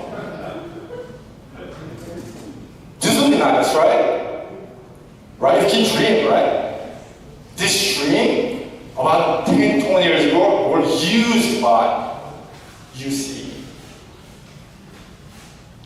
When they banned 1996, when California banned affirmative action, when UCs employed holistic admission, they banned this. Before that, they were using this kind of point system. And guess who's using point system? Not in US. 한국이 어떻게 보면은 좀 더 fair 할 수 있어요. 몇 점, 나 924점 받으면 떨어지고 926점 받으면 합격하는 그런 세상을 원하지 않나. I'll show you one more college before I move on. MIT. It's kind of important point, that's why. What is it? I mean, Harvard was unique, right? Harvard is like, it's like, whatever you make of it. But MIT, what's their job at MIT? Look at that. Look at that. Character. What does it mean? Everything is like important, but not as important as character. This is something that I think if you get anything out of this talk, if you're actually want to go to good college, this is area that you need to most improve upon. So I'm going to tell you a little bit about what MIT is looking for. Because what MIT is looking for is something that top colleges are looking for. Okay, so I'm going to get into a little bit. This is what MIT president once said. Getting education for MIT is like taking a drink from a fire hose. What does that mean? What does that mean? They'll keep giving you information. It never stops. The flow is so fast. You somehow have to take that all in. That hard. But so, in order to do that, that's kind of principle behind it. In order to do that, we need to seek students who can do that, who at least will attempt to do that. Right? So first thing, they're not looking for owners. If you're good at studying by yourself, you're not collaborative, you're just like you own your own. MIT is not good for you. You gotta be through your what do you call it? Like recommendation, like whatever that you do, you gotta show leadership. You gotta show that you can collaborate. You gotta be initiated. You gotta be able to take risks. You gotta be able to take risks. If you're just doing things safely, yeah, maybe MIT is not good for you, so as other colleges. And then they look at depth and passion. I know President John talked about how passion is important. Extremely interesting. Being able to show that on your application, being able to show through your activities, really important. And dig one hole instead of digging many holes that you think will work. What I mean is, I'll give you a little bit of an example later. But yeah, depth, passion, really important. Yeah, that's the problem with 20-minute talk. I have to cut down basically a lot, but anyway, hands-on creativity. So you're just not looking for students who just like good at studying, learning, memorizing. Can you create something? Do you do anything? Have you done anything that requires, hands-on experience? It could be experience, something. And then, very important, intensity. Curiosity is another word. Curiosity, I'm doing stuff because you're curious. And the curiosity has another one thing in front of it. Intellectual curiosity. It's very important. Are you doing it because you're just naturally curious? That's why, if you're curious, what do? You seek out the opportunity. You want to do something, right? That leads to passion. That curiosity, passion, two keywords on your application. They should be shown. Otherwise, it's difficult. We're going to talk a little bit about tests. Not a lot. SAT, it's like, do they even matter? Do SAT matter? Yes. Yes. No. President Sun said. Judge Party said no. Which one? Is it important? Yes. What's your name? The UPenn guy. Andrew, you take SAT. I took the ACT. You take, sorry, same thing, SAT, ACT. You took ACT, right? Okay. Doesn't matter. Doesn't matter. To you, most likely it would. But listen, it is true. SAT, ACT is becoming less important. That's fact. However, MIT, Georgia Tech, you know what they did? They actually, through COVID, like, oh, every other school was doing it, so they kind of abandoned it. They made it optional, and they realized, we made a mistake. We cannot select students just looking at the school records. We need something else. So they reinstated. It's mandatory if you're applying to MIT, Georgia Tech. You gotta take that. But Columbia, on the other hand, essentially sending such big signals, like some schools are saying, we're making SAT important. Some schools are, we're making SAT optional permanently. Some schools are doing this, like, oh, we're looking at year by year. So some schools like, oh, Harvard will say, oh, you know, we're making it optional for like 2-3 years. Columbia just made it official. It's just an optional permanent. They can change that. They're not going to go in 10 years later and say, you know what, we made a mistake, sorry. We're just going to go back. Not going to happen. So, but it's not a decision that it's made lightly. But so here's the thing: test your card for colleges, MIT, Georgia Tech, Georgetown, Florida, Georgia. That's free.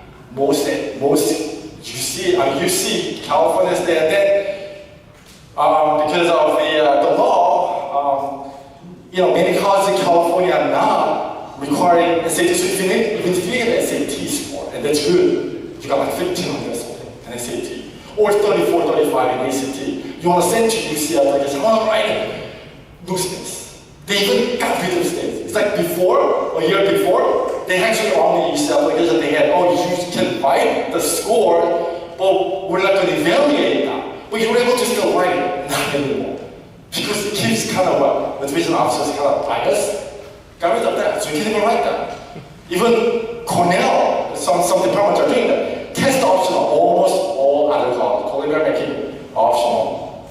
Did I get started? Okay. So, anyway, so should I take it? Say yes, because test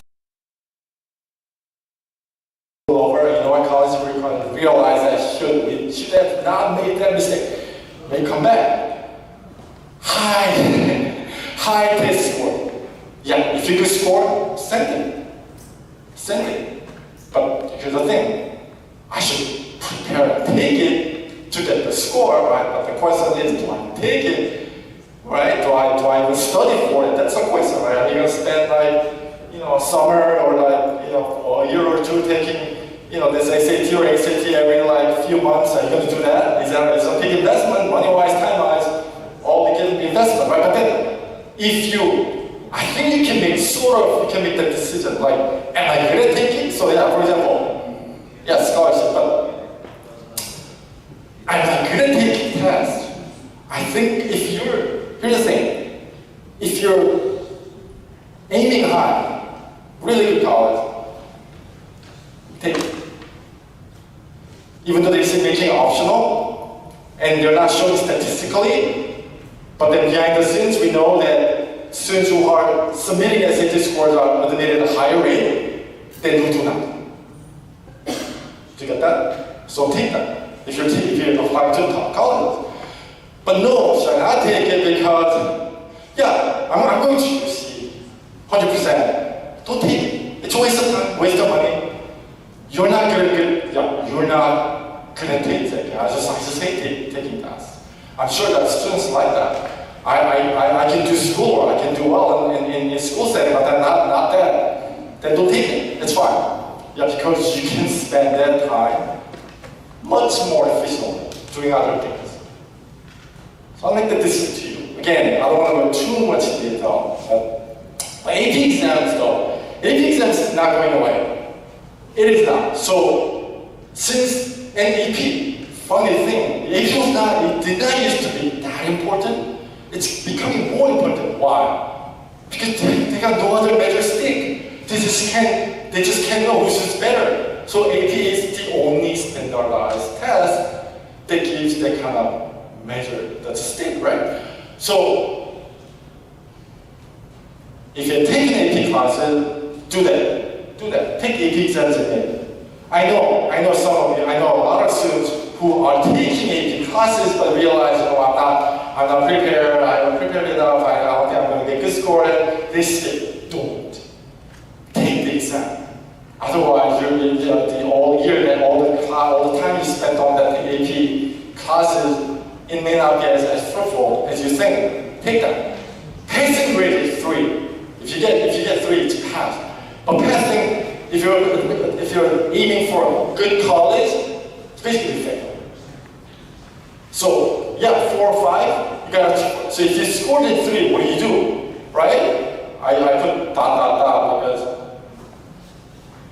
because your target score may be different, depending on the college you're applying to. You're applying to top college, you have to aim for. You may not have, but you still have to aim for 5. You just do. But the 4 will do if it's like 4 and 5, mix of 4 and 5. If it mixes 3 and 4, top college, you just don't have a chance. And here's the thing. The reason I said take the exam, a lot of students, parents do not know, is that, you self-write your AP exam on the college application. Do you know that? You did that, Andrew, right? You self-write. When you say, then you just write it. You cannot lie though. You just have to write. But if you get 3, do not write. That's a tip. Do not write if you get 3, 4 or 5, write it. Okay. 2 impacts. One is Supreme Court decision. I'm sure Judge Brody can talk hours about that, but I'm not going to do that. But I'm just going to show some data. What will happen with this decision? Affirmative action is gone. It's a past. And trust me, parents, students who are sitting here today are going to benefit from it. 100%. 100%. No matter what they say, it's going to benefit you. Here's the thing. This is from Harvard data. What happened during that trial, which took, did you know it took 9 years? That trial. It started in 2014 and great legal system, Judge Brody, right? Sorry, I took you down. Sorry. You did, right? Anyway, during that process, so much data came out. I know you haven't read, I don't know if any of you read a little bit, but here's the thing. What we found, I'll share a little bit of information about that. In 2008, this is Harvard's own data. Harvard, they said, you know what? Right now, in 18, Asian students about 19%. If only quantitative factors, classes, AP, SAT, quantitative, right? Something that you can see, measure. It will be 43%, or double, more than double. So Harvard will be half Asian. That's what Harvard own said. That's a conclusion they came up with. That's what they found. Outrageous, right? This is plaintiff legal argument, which is basically people who sued, plaintiff, people who sued, Chinese, Asian, correlate. Anyway, we sued Harvard, basically, let's just say that. This is from Duke economics professor. This is what he found, okay? This is for 5 years. He looked at the data, and he said, you know what that number is? 25% Asian male, white male 36%, Hispanic 77%, black 90%. If this is the same data was used, same spec, this is the acceptance rate of each race. That's what economics professor at Duke found. If race was not a factor, Asian would increase by 46%. That's the fact. Defense actually used Berkeley professor. You know how liberal Berkeley is. I went to Berkeley, so I'm going to say trash about Berkeley. I love Berkeley, but it is liberal. Berkeley, we agree with what you said. That's what they said. We do. The data is down low. However, too much emphasis on academic factor. What is college for? Are we going? 아주 college for about academics? 대학에 공부하러 가는 거 아닌가? No. I find it, at least I'm glad that the judges found it offensive, so that's why they took our side, that's what I would say. So much about. I'm going to talk a little bit about AI. I know it will affect you. I'm going to ask students again, who have not used ChatGPT? You have not used ChatGPT. Okay, great. Who else have not used ChatGPT? You. Okay, that's amazing. That's amazing. ChatGPT, it changed the world. It did change the world. Right? Andrew, have you not used ChatGPT? You have not. You could be. I am not saying it's a bad thing. I think you're misunderstanding me a little bit here. But I salute you for not using it. And what I want to say to you is that if you're using ChatGPT, use it wisely. Also use it for research purpose only. Okay? Do not ask them to write things for you. The moment you do that, you're gonna lose your ability to create. You're not gonna lose your brain anymore. Okay? So if you haven't used it, and if you're tempted to use it, just use it for resources, research purpose. Do you get that? And it should help you. What will happen? It'll be interesting. Either this year, next year for sure, even this year, because AI just came out. Colleges will start using AI to build your AI witnesses. What will happen? So it'll be like AI versus AI. Is my AI better? Was college AI better? Will they be able to tell that I used AI to write an essay? Or will they not? So it'll be like if you use AI to write an essay, and I know you'll be tempted, especially in December, you're writing like your application deadline is like a month away and you haven't written anything, you're just gonna ask, you know what, write down. You spend that. What I can tell you is that almost guaranteed automatically rejected. Automatically, because they will use AI to detect what you wrote.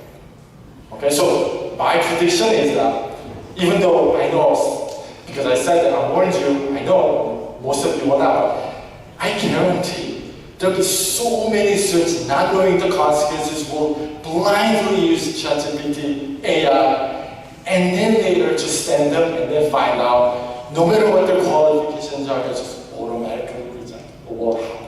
Which means, if you know what you're against, you know what to expect, you will not be one of them, then your chance of admission just went up. If you just use your own words. So hopefully that helps you a little bit. So I'm going to talk a little bit about strategy. I have three. This is final. Three strategies I'm done. I know Ms. Byun talked about community college. When you're in high school, dual program or not, take community college classes. Anybody taking community college in high school, good for you. Anybody? Great. Especially these days, right? So many classes are what? Online. Right? Right now, the first step I'm going to ask you today, when you go, if you're looking at YouTube or if you look at this, sign up for community college classes. Start taking community college classes. Show them you initiate. Show them you want to take advanced classes. Show them if you get A's. Trust me, if you're going to high school, you're taking AP classes. Community college classes should be easier than your AP classes. And you should be able to get, if you get A's in those classes, you're basically showing to colleges that you are able to handle college level classes. And trust me, that's going to really help you. And this is something that everyone can do. It doesn't matter whether you're 9th grade, 11th grade, take the community college classes. The subjects don't matter.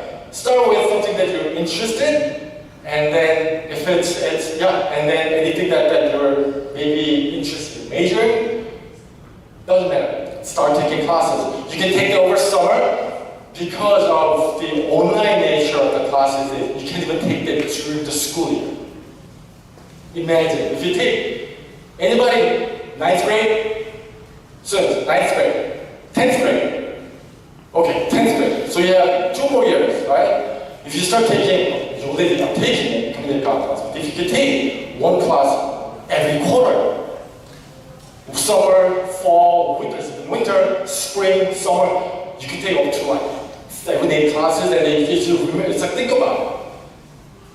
Take 7, 8 classes in high school, get A's, send it to a college of your choice when you submit your application. You're gonna stand out. Trust me, it's gonna help. Number 2, again, this is about activities. If you're doing something, any activities, do it. I know the panelists today actually talked about that. Passion, depth. Depth is really, really important. Just don't do it because like it's available. Just don't do it because like, I get leadership. Do it more like leader. Kind of just do it. Just do it. So if you're doing, I'll give you one example, but really, if your school doesn't have one, this is another thing. I told you MIT looking for what? Initiating, students who initiate things. You can create a club. I know a lot of students do. Make a club in your school. You can do that. And leadership is extremely, extremely important too. Just don't be a member. Don't be a member. I know. Some colleges, I said, here's the thing. I will contradict some of the myths. Some will say, I'm sure you've heard, oh, you know what, leadership, even though it's important, what's important is your participation level. I'm sure you heard about that, right? As long as you're passionate about it, you participate, even though it's like a president, vice president, you don't have leadership, it's fine. Haven't you heard? I disagree. I do disagree. I didn't talk about that. I know UCSD admission officer was here talking about, the admission order. But the reality is, you know how many minutes they spend on your application? You just said two readers, right? You know how many minutes they spend on your application? Anywhere from 3 to 8, 9 minutes. That's it. And they just see everything. When I say 3 to 8 minutes, they just see starting from your college transcript all the way to recommendation letter, essays, everything. They don't have time to read everything, but they'll see your leadership. Trust me, that's going to help. Last one. This is, again, very, very important. I know there are a lot of STEM interested students here. Research. This is a data from Penn. 1/3 of accepted students at Penn last year had some kind of research experience during high school. As a high school student, doing research in college. It's really, really hard to get that, but if you can get that, that's going to really help. It's not just Penn. Colleges are looking for not just students, they're looking for scholars. Because in college, even though no matter what kind of students they select, when you get there, what you do is scholar work. You actually do research. And they want to see students, they want to select students who already have the ability. Application, you're going to stand out. What's even going to stand out more is if your work is published. For example, I know, what is the nearest college here? USC, right? Let's say you get some research position at USC, and then let's say you work through 2-3 years. Like, work hard, impress professors, impress graduate students, impress whoever. And then you actually do experiment, and then, you know what? If they are reasonable, they're obligated to include your name on the research paper they write. They're obligated. If your work is anyhow related to these articles that they're writing, your name will be on it. If that happens, scandal a few years ago. Was it last year? I know some of you know, but I'm not going to get into that. It's going to take application extremely expensive. So how do you get that position? First, know what you want. Bio, chemistry, medical, medicine, or like physics. It's got to be STEM, sorry. Social science, humanities, professors are not looking for research position students, so it's got to be STEM related. It could be engineering. Find your interest. You will need to know. And then, you got to research professors. What your interest, and you got to reach out. Reach out. Again, President John said that, oh yeah, you got to be persistent. You got to do. If you reach out, enough people, you just need to, it's like, you just need to get one response, one positive response. You can reach out to 100 professors. You just need one. One says yes, you're in. When you're in, you get to work, you can write a paper, and you can go to Harvard, Penn, MIT, who knows? If none of them fail, everything fails, none of them works, then there are research programs in universities that you can try. When I say formal research programs, I know USC, I know other schools, I know there's a course, but there are some programs. What I recommend, I'm going to say the $10,000 thing. Do not send your kid to Ivy League over summer doing some kind of program. I don't know if any of you have or any of you planning to. It's going to cost you $10,000 to send a kid to do a 2 weeks program at UPenn, 2 weeks program at Harvard. When I was at Harvard over summer, there's so many students. I know it's like you know, I was there to working, but it's like there's so many students like just hanging out, and I'm sure they're taking some kind of program. I don't think I've ever seen them in the campus next year or so. I don't think so. That $10,000, 2 weeks that you're going to spend is going to be complete waste. I 100% say that. So do not, especially, I'm not talking about some prestigious colleges. The programs that you apply and then it's like, oh, can I get in? Not like that. You apply, they say, you know what? You are accepted, trust me. Yeah, you're accepted to spend $10,000. That's what it is. So let me give you strategies all together. I'll give you one profile. What do you want to major? Cognitive science, wow. Your high school student want to study cognitive science. I was thinking like a biologist, but then like, you know what you want. Excellent. Let's say you want to study cognitive science, right? What would you do in high school? Obviously you have to take all the biology related, chemistry related, AP classes, right? Start with that. And then 9th, 10th grade, you start looking for, I'm giving you a scenario, story. Look for clubs in your school, because that's what you can do. Science club, it could be science club. It could be science research, science Olympiad, right? Bio Olympiad, chemistry Olympiad, even math club. Just do something related to what you want to do, right?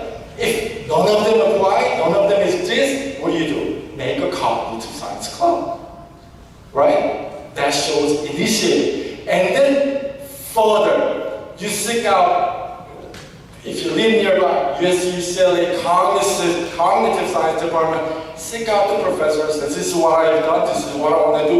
One of them replies to you positively, you actually do the research program 2 years. You build that, not just a spec, you build the story. Because I wanted to study cognitive science, I've done all that. That's going to make you a very, very, very smart.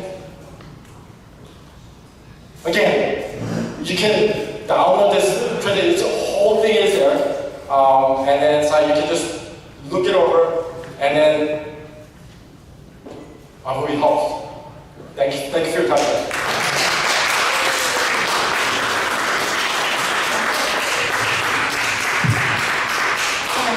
Next speaker, we have Dr. Wonjong Kim. He's from Boston Education College in Pittsburgh. Come on out, Dr. Kim. Thank you very much, and welcome, Dr. Kim. Thank you. 짧게 하시다 보니 1시간을 하신 것 같습니다. 저는 좀 짧게 할게요.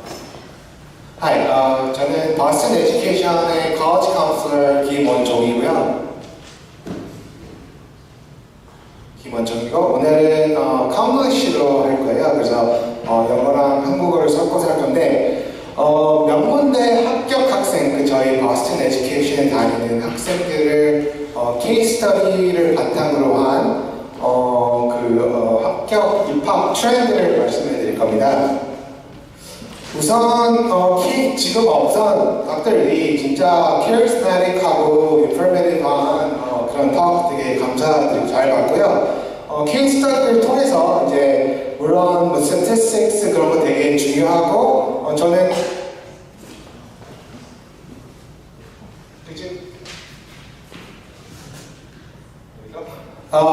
학생들마다 geographic location이나 아니면 다니는 학교 President 브라이언 존께서 학교를 competitive 한다고 했는데 based on their circumstances and geographic location, what colleges are looking for will vary. So 그런 거를 consider 할 수가 있고 케이스 스터디를 통해서 또 학생들이 하고자 하는 major, and also so that also affects what kind of profile, what kind of activities you should be doing. 그래서 좋은 대학을 합격한 학생들의 그 레즈메를 바탕으로 이제 학부모님들이 나는 어떤 메이저를 하고 있는 타겟하고 있기 때문에 그런 어떤 액티비티를 해야 되겠다는 생각을 하실 수 있을 것 같아요. 또 그 final result, GPA, SAT는 그 결과만 보여주는 게 아니라 그 프로세스, 저희가 이제 컨설팅을 하면서 어떤 디시전 메이킹이 있었고 어떤 그 gradual한 프로세스를 볼 수 있는 기회가 될 수 있을 것 같아요. 그래서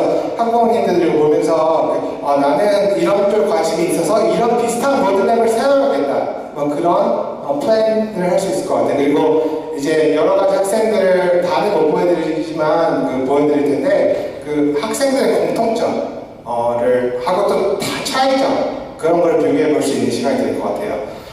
우선 이걸 제가 간단하게 Students' names being changed for confidentiality. 그래서 제가 이름을 좀 바꿨고요. 제가 이거 어떻게 설명해 드릴 거냐면 그 학생 gender, 그 geographic location하고 어떤 학교를 갔는지부터 학생들이 들어간 middle school, 그 다음에 아까 닥터 리께서 academic하고 non-academic factor 어떤 게 중요한지를 잠깐 보여드렸는데 그 중에서 이 학생들이 그 레즈메에 넣을 만한 그런 액티비티는 무엇이었는지를 제가 보여드릴 거고 그 다음에 보통 대부분 한국 학생들이 STEM 쪽이 많잖아요. 그래서 저는 이거를 first half는 STEM 그런 geared toward STEM major kind of students and the second part of this talk is going to be talking about non-STEM case studies.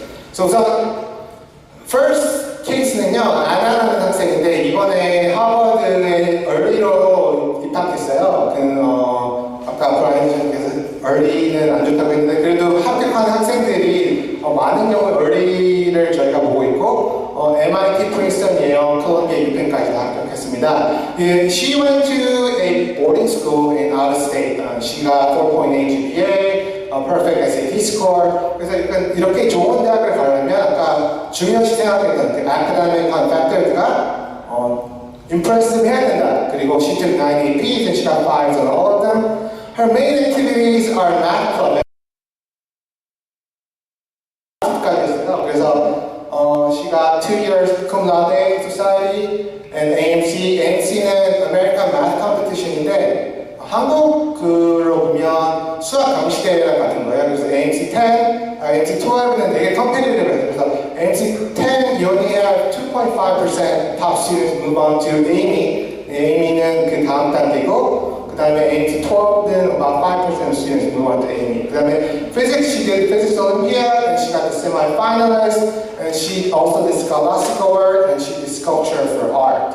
She did community service and then she wrote about how quantum mechanics changed everyday life. Quantum mechanics는 그 전공을 하고 있는 그 physics, 학생이 전공을 하고 싶어하는 physics 분야 중에 하나죠.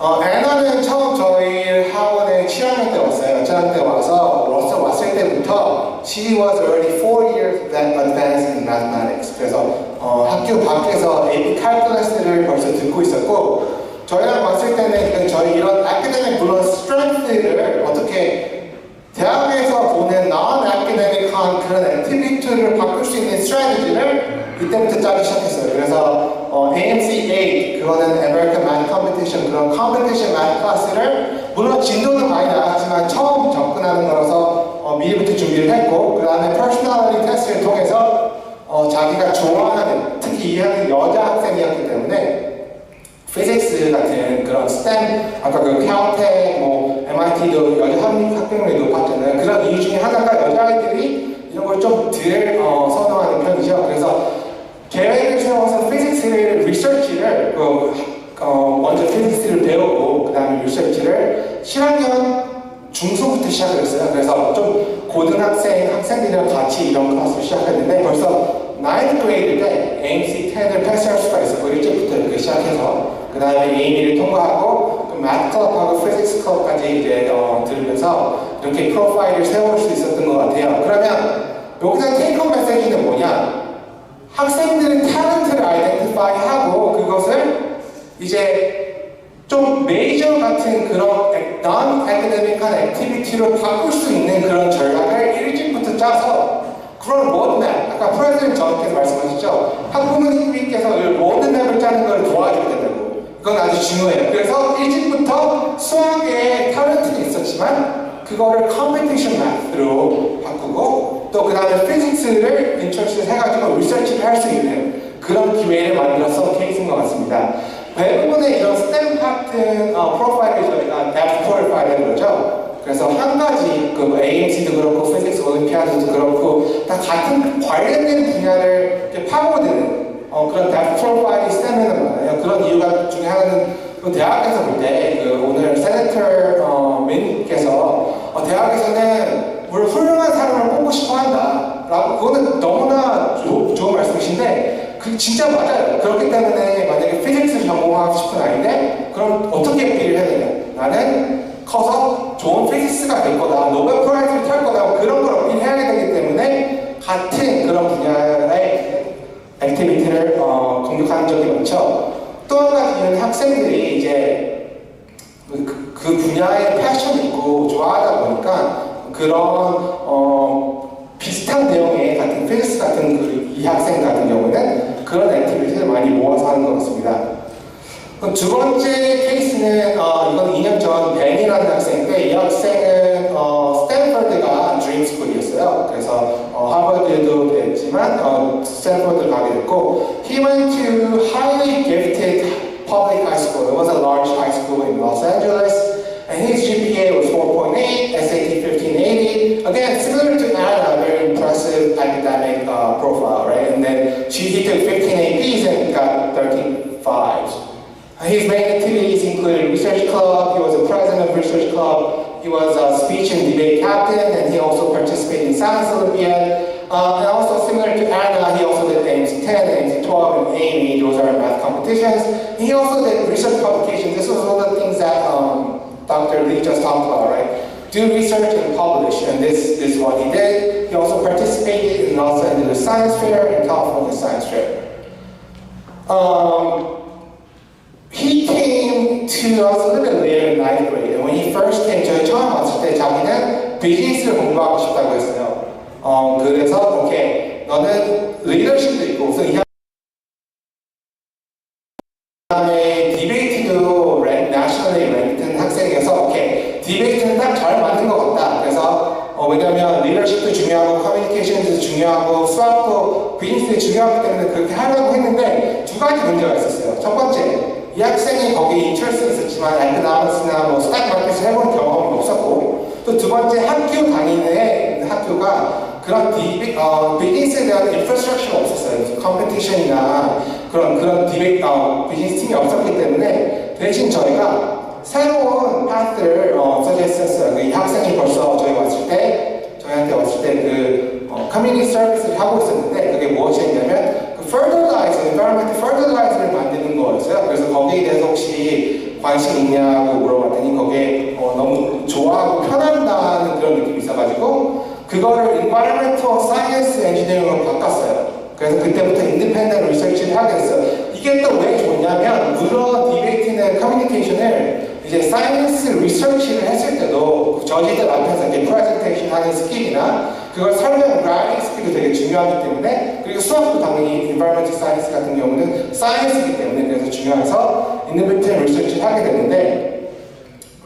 우선은 저희한테 도움을 많이 받았어요. 첫 번째 저희 교수님 학원은 교수님이 하는 계신데 그 켜텍 PhD 분이 우선 이 학생 리서치를 직접적으로 도와주시고 그걸로 이제 LA 사이언스 페어랑 캘리포니아 사이언스 페어 나와서 상을 타고 이제 그걸로 이제 다 나머지 여기 나와 있는 UCLA 인턴십이나 UC Santa Barbara 인턴십도 다 그 결과를 내서 he submitted this result and he got an email to the professor. You know, professor, I did this research about environmental science. Can you take me as a summer intern? 아까 100명을 보내면 한 명이 연락이 온다. 근데 솔직히 진짜 힘들어요. 특히 요새는 그 하이스쿨 학생들을 많이 안 받아주는데 그래도 이런 리서치 경험이 있고 아니면 그런 리서치를 잘할 수 있다는 걸 보여주면은 이제 교수님들도 professors가 be more willing to take students who have experience in research, who have capability to actually be useful rather than just having professors be babysitting them, right? So these are some of the profiles that you need in order to kind of increase your chance of being accepted. He also did an internship at City of Los Angeles water plant에서 직접 일을 인턴도 했고 그래서 이 모든 결과를 Southern California Academy of Sciences Publish까지 했습니다. 그래서 이런 결과로 스탠퍼드에 들어갈 수 있었던 것 같고 우선 number 3는 Kelvin인데 Kelvin, his GPA was 4.7. He also went to a large public school. It wasn't as high as Anna or Ben. He was actually ranked number 5. But he was the only person in that school who got into MIT. 그 학교에서 1등, 2등, 3등, 4등, 5등 다 MIT 못 들어갔는데 이 학생은 들어갔어요. 그리고 이 학생은 main activity는 he was working for an organization to help North Korean refugees and he also taught math to North Korean refugees. Similar to Anna and Ben, he also did AMC and T12 and Amy, and he also did research. He did research publication. So taking these things together, a lot of the STEM students who are successful, who went to go on to Ivy League schools, have a lot of research publications. That doesn't mean to say you need to have that, but it's one of the things that have been working for a lot of STEM students, especially in our 학원. 이 학생은 10th grade 왔어요. 근데 왔을 때 좀 financial burden이 있었고 그다음에 이 학생도 strong math background도 있었고 피직스를 좋아한다고 했는데 이 학생의 취미가 stargazing이었어요. stargazing이 뭐냐면 그 별을 보는 거죠. 이 학생이 말하는 자기가 돈이 많이 없어서 많이 놀러를 못 다녔는데 대신에 스타를 본다고 해서 저는 잘 이해는 안 가지고 그 합의를 바탕으로 저희가 이제 오케이 그러면 아스트로피직스를 해보자. 그래서 여기서도 학생이 물론 이메일 쓰면 되는 경우도 있어요. 하지만 저희 이제 그 퍼듀에서 PhD를 하시는 아스트로피직스 선생님이 계신데 USC 교수님한테 아주 유명한 아스트로피직스 교수님한테 이메일을 써가지고 이 학생을 추천해서 이 학생이 인터뷰로 들어가게 됐어요. 이 교수님이 하이스쿨 학생들을 받아준 거는 처음이었고 그게 많이 도움이 됐어요. 그래서 거기에서 한 리서치로 그랬던 것 같아서 이런 모든 케이스 스터디를 통틀어서 what's common theme between these students?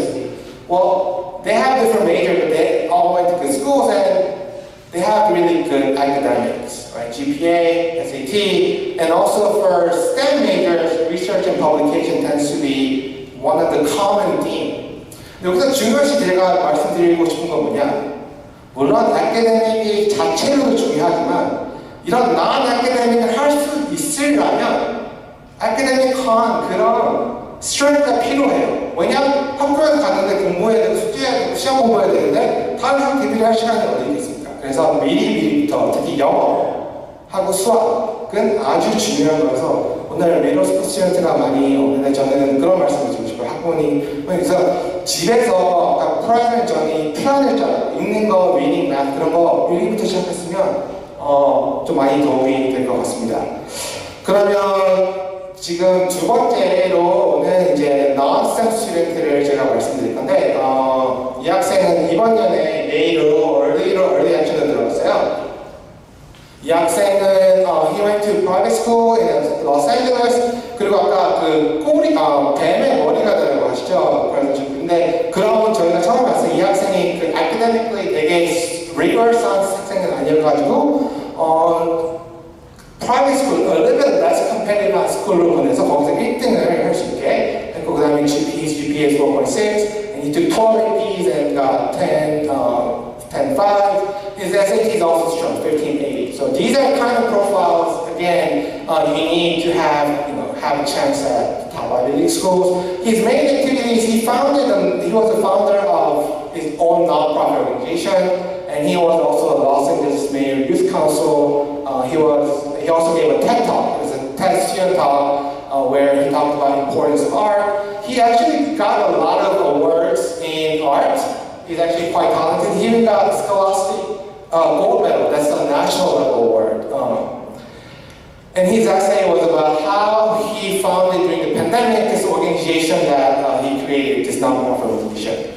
He actually came to us very early. 저희 그 학생 형이 저희랑 해가지고 좋은 데 들어가서 일찍부터 했는데 이 학생은 보통 에이전 보이랑은 좀 달랐어요. 보통 에이전 보이는 말도 좀 잘 안 하고 이렇게 수학에 포커스하는 아이라면 이 학생은 he was talkative, he was outgoing, 말도 잘하고 artistic한 스킬이 있었어요. 그래서 이걸 저희가 커뮤니케이션 메이저로 해서 여러 가지 스테미나 리서치 포커스가 아닌 outside of school activity를 많이 시켰어요. 그래서 non-profit organization 하는 것도 도와줬고 young scholar는 summer 프로그램인데 그리고 아까 아트를 잘하는 거죠. 그래서 아트를 이제 importance of art, student TED Talk을 통해서 college essay는 이제 라이팅을 통해서 어필을 하는 거라면 이 TED Talk은 비디오를 통해서 자기가 관심 있는 분야가 뭐고 그거를 프레젠테이션을 통해서 알려줄 수 있는 기회라서 아주 훌륭하게 써졌던 것 같아요. 그래서 이 학생은 아까 그 ABC, 아나, 벤, 캘빈이랑은 좀 다르게 걔네들은 좀 이렇게 depth 프로파일이었다면 이 학생은 좀 breadth 프로파일. 그래서 액티비티가 리더십도 있고 텔톡도 있고 아트도 있고 그런 거를 breadth 프로파일을 하고 있는데 그런 프로파일을 그래도 잘 엮어서 에세이랑 텔톡을 잘 엮어서 좋은 결과가 있었던 것 같습니다. 그리고 마지막으로 제가 말씀드리고 싶은 케이스 하나는 지금까지보다는 조금 아카데믹하는 떨어지지만 좋은 대학에 들어갈 수 있었던 학생인데 이 학생은 UPenn Early로 됐을 학생이에요. She went to our public school and her GPA was 4.3, which is compared to other students I've shown you so far, is a little bit less, and her SAT was a little bit lower as well. But she took 9 APs. Her main activity was she founded a club to help low-income students, and she volunteered to tutor students, and she did taekwondo. 이 학생은 처음 왔을 때 아카데믹ally 10학년에 왔는데 아카데믹ally 좀 약한 부분이 있었어요. 그리고 her mom was she was suffering from illness, so 좀 멘탈한 스트레스도 많고 하고 싶은 걸 많이 못했던 그런 상태에서 저희한테 왔는데 저희가 이 10학년 때 왔을 때 모든 거를 다 시킬 수는 없었다고 판단했어요. 물론 이 학생이 지금 좀 A랑 B가 왔다 갔다 하는 상태에서 저는 이제 모든 걸 할 수 없겠다. 하지만 튜터링을 통해서 우선 다 A를 받고 최대한 she ended up with a couple B's at the end still, but 최대한 좋은 GPA를 메인테인 하고 나서 그 다음에 할 수 있는 걸 하자. 그래서 지금 밸런스를 맞추자. 성적이 잘 안 되는데 모든 액티비티 하려고 하면 GPA도 안 나오고 할 수 있는 것도 없어요. 그런 거는 소용이 없어요. 가장 중요한 부분이 그래도 아카데믹한 부분이라서 그거를 먼저 하고 나서 밸런스를 맞춰서 액티비티를 해야 됩니다. 그 대신에 이런 거 컨버션 어워드나 volunteer를 통해서 이제 저희는 이제 personal statement도 아까 보여주신 부분에 되게 중요한 부분은 파악이 됐는데 그거를 승부를 보자. 왜냐면은 나는 그래도 좀 유니크한 시츄에이션이 있고 할 수 없는 거를 잘 이렇게 할 수 없었던 걸 어떻게 이겨냈는지 그걸 써서 이 학생은 좋은 결과, 제가 솔직히 말씀드리면 운이 되게 좋았던 것 같아요. 그런 결과가 있었던 것 같아요. 오케이, 이거는 아까 Dr. 리가 보내주신 슬라이드랑 똑같아요. 학교들이 중요시 생각하는 요소. 제가 지금까지 터크를 서머라이즈 해보자면 academic contractor, 그 다음에 non-academic contractor를 둘 다 잘 해야 된다. 그리고 이거는 저희 나름대로 이 아까 보여드린 이거를 common data set를 numerically 하게 represent 해본 건데, 이거 아까 rigor 클래스가 가장 중요하죠. 저희도 뭐 그렇게 생각하고, 그 대신에 GPA도 그만큼 중요해요. 그 다음에 standardized exams, SAT 요새는 더 확률이 높아졌는데, 그 비율이 높아졌는데, 이런 거를 잘 알고, 그 다음에 ECA, talent, 캐릭터까지 좋게 만들려면 탤런트를 early부터 identify 해가지고 그거를 non-academic한 그런 액티비티로 컨버트 할 수 있는 로드맵을 일찍부터 짜라. 그래서 이거를 다 같이 그러면 마지막으로 제 컨클루전 말씀드릴게요. 학생이 하고자 하는 메이저 그거를 자기 학생의 스트렝스를 좀 일찍부터 발견을 해서 그것을 이제 액티비티랑 어치브먼트를 연결될 수 있는 플랜을 짜라. 그 다음에 도와줄 수 있는 사람을 찾는 건 전 좋다고 생각해요. 물론 학생이 지나간 expired 된 인턴십 노리스를 보고 연락을 해서 인턴십 탈 경우도 있지만 힘들어요. 힘든 경우 아는 선생님 커넥션이 있으면 그런 랩에 들어가기도 쉽고 그런 리서치를 인펄스한 리서치를 끝내서 그 리서치를 바탕으로 더 커넥션을 쌓기 쉽습니다. 또 중요한 에세이도 컨설턴트가 있으면 훨씬 도움이 많이 돼요. 그리고 마지막으로 지금 가장 어떻게 어린 좀 지금 유튜브를 보고 계시는데 어린 학생들한테 제가 말씀드리고 싶은 건 일찍부터 academic strike가 그래도 키예요. 저희가 무슨 전략 뭐 이런 컨설팅 들어가서 무료인 액티비티도 한다고 하지만 그래도 가장 중요한 거는 academic strike예요. 영어도 잘하고 수학도 잘하고 그걸 잘 해야지만 그 다음에 나은 academic한 액티비티를 할 수 있는 그런 여유가 생기기 때문에 그거 없이 모든 걸 하려고 그러면 솔직히 힘듭니다. 제가 오늘 시간상 많은 제가 특히 USC하고 UCLA 같은 명문대이기 때문에 그런 학생들도 다 설명해드리고 싶었는데 지금 시간상 그거는 불가능한 것 같고 혹시 거기나 다른 저한테 궁금하신 분들이 계시면 저희 Please Boston Education 저는 김원종 카운슬러이고 저희한테 연락해 주시면 제가 상담을 통해서 좀 더 자세한 내용을 말씀드리겠습니다. 네, 감사합니다.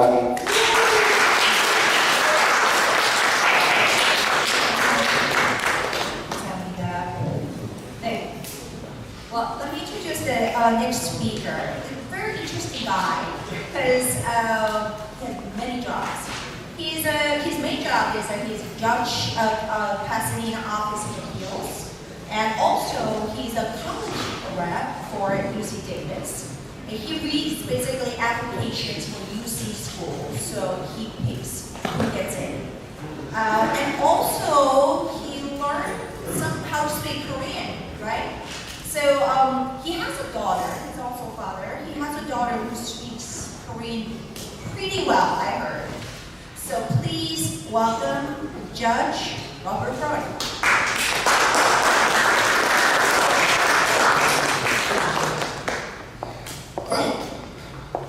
Okay, just want to, I asked someone to take some pictures for my Instagram. Annyeong everyone, I'm Robbie Brody. My presentation is short, so I will not keep you too long. I am a judge in Pasadena. I went to UC Davis, and I am a college rep for Davis at high schools here in LA, and I read UC applications. So my presentation is going to be about what can we do to best increase our chances of graduating from a UC school. Before I do, I have to give a shout out to the Southern Nim, Mr. June. This guy is awesome. He is behind so much going on in our community, whether it's the Korea Times or the Hollywood Bowl, Korean Music Festival, or the Hanguk TV app for your K-dramas. This guy's awesome, and for putting this on, so thank you, Mr. June, for reaching out to people interested in college applications. If you want my K-drama recommendation, it's Golden Spoon. It's awesome. If you eat from the Golden Spoon, you become rich. It is one of the best dramas I've watched in a long time. So let's talk about graduating from a UC school. And notice that I don't say going to a UC school as a freshman, because I don't want to leave out the best kept secret in LA, which is community colleges. Oh my gosh. Right now, we have a California Promise program. They're free. They're free up until including the books. So, if you are not ready for your four-year school and you want to start at a community college, you know there are over 100 in California. I think there are LACC, GCC, PCC. Not only can you go at almost no cost, but you can guarantee your admission to a UC school through the TAG program, transfer admission guaranteed, along with pathways to every other UC. So look, parents, kids, don't write off the community colleges because they're there, and when you transfer, your degree is from where you graduate. So if you transfer to UCLA after 2 years at LACC, you have a degree from UCLA. So now, let's talk about increasing our chances for getting into a UC. I think everybody knows there's 10. One is graduate school only, that's UCSF. But there are 9 UC schools, and they're all good. Not only are they all good, but they all have degrees you can take anywhere in the world. You tell people you went to UC, fill in the blank, that is something. That's over some small school in Washington or Oregon that no one's ever heard of. These 9 UCs are great. Okay, so what do we do? Well, when you apply, when it's time to apply, there's one application for all 9 of them. So most people apply to at least 5. You're going to apply to lots of UC schools, and we, readers, don't know that you apply to any other ones. So we all think, oh, they just applied to Davis, that's so cool, when they applied to all 9. So do it, and when you write your essays, don't mention one. Don't say, that's why UCLA is my dream school, because then we're going to be like, oh, thanks. Keep your essays. That's why I'm thinking about the University of California. So you're going to apply to lots of schools. Unlike these privates, there's no early anything with the UCs. You get your application in by the day after Halloween, and then everybody finds out at once of March where they got in. So there's nothing to worry about with early admission. And now let's see what are the best ways to prepare for that UC admission. I'm going to get, as somebody that reads applications all the time, I'm going to give you my 5 favorite things, many of which were talked about already. What do we look at when we're going to admit students? Well, as has been said by many students, including Dr. Lee, by many speakers, the first one is your grades, right? Your grades are what they are. Now, we look at you in the context of your high school. So we see what everybody else in your high school got as their grades, and we see your grades. So we are comparing you not against a fancy pants school and not against a doggy school. We are comparing you against your school. So the first thing is your grades. And the second thing, which many speakers have talked about, is how did you get those grades? Did you take AP and honors classes that were available? Now, some high schools have like 4 or 5 APs. So if you took 1 or 2, wow, you're already at the top of the game. Other high schools have like 40 APs. Well, we are going to look in the block when we're reading your application of how many AP classes you took. Now, is it worth taking it if it's going to be a dud? No.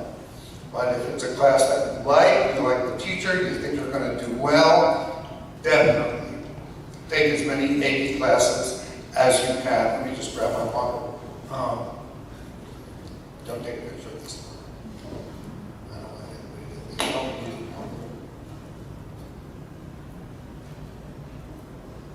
Okay.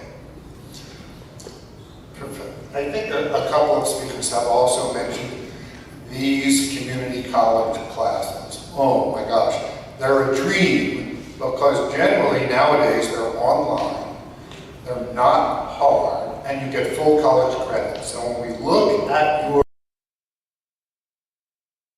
community classes, most are online or are taught at your high school. Absolutely a super plus. I don't know why more students don't do it. Of course, if you don't have room, you don't have time, not a necessity, but definitely something that distinguishes you from other students. So we've got your grades, and we've got the classes that you took to get your grades. Okay, those are, I'm going to give you the my five secret, best things. Those are the first two. The third one is going to be your activities. So some speakers have talked about this in terms of school activities. The idea is all the ABCs, we all want to pick the future leaders of the world. So the idea is, are you a leader in your high school life?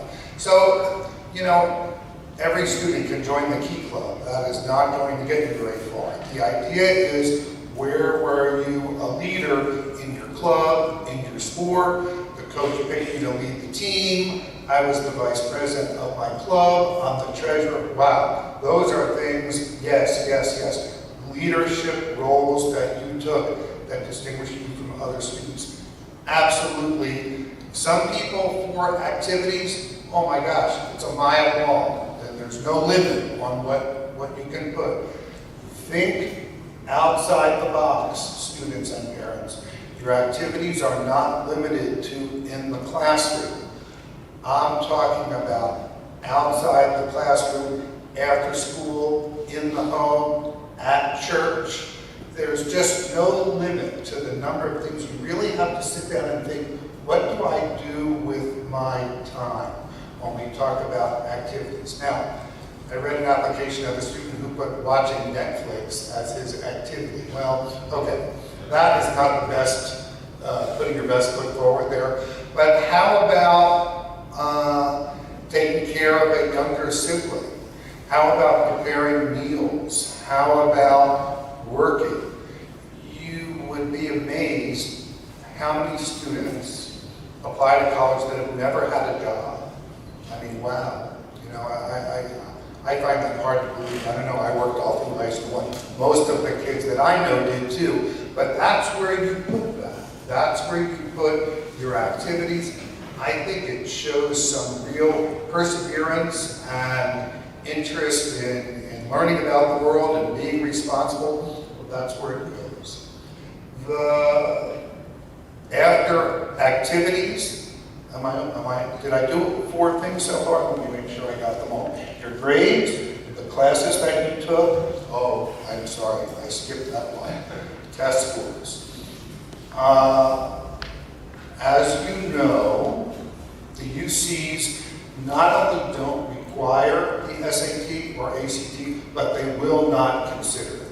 So if you took it, we decline to accept the score, so we will not know. So you know what, students, parents, if your idea is to go to a UC, I wouldn't waste my time. I would do other things. I would not overly stress about the SAT if you want to go to a UC school. If you want to go to UCLA or Berkeley or Davis or Irvine or Santa Cruz or San Diego, if that is your goal, you want to stay in this state, you want to be a little closer to home, unless you love taking tests, I would not stress about the SAT. It's not coming back anytime soon. But as Dr. Lee pointed out, what is totally back are AP scores. So there is a part on the application that we see when we read it, AP exams. And any AP class that you took, nowadays, lazy teachers make that their final. So you're going to be taking that AP exam anyway. But if you want to get the Barron's book at Barnes & Noble, you can take AP exams for classes that you don't take. So you can get that AP score of a 4 or a 5. Why not? Some students, it's like, there's no way they took all those AP classes. They just took the exam, and boy, is it nice to see 4, 4, 5, 5, 5, 4, 4, 5. When you look at those AP scores, it really demonstrates you're reaching for the rigor. As Dr. Lee and the rigor offered at your school. And again, if there are very few AP classes offered at your school, no problem.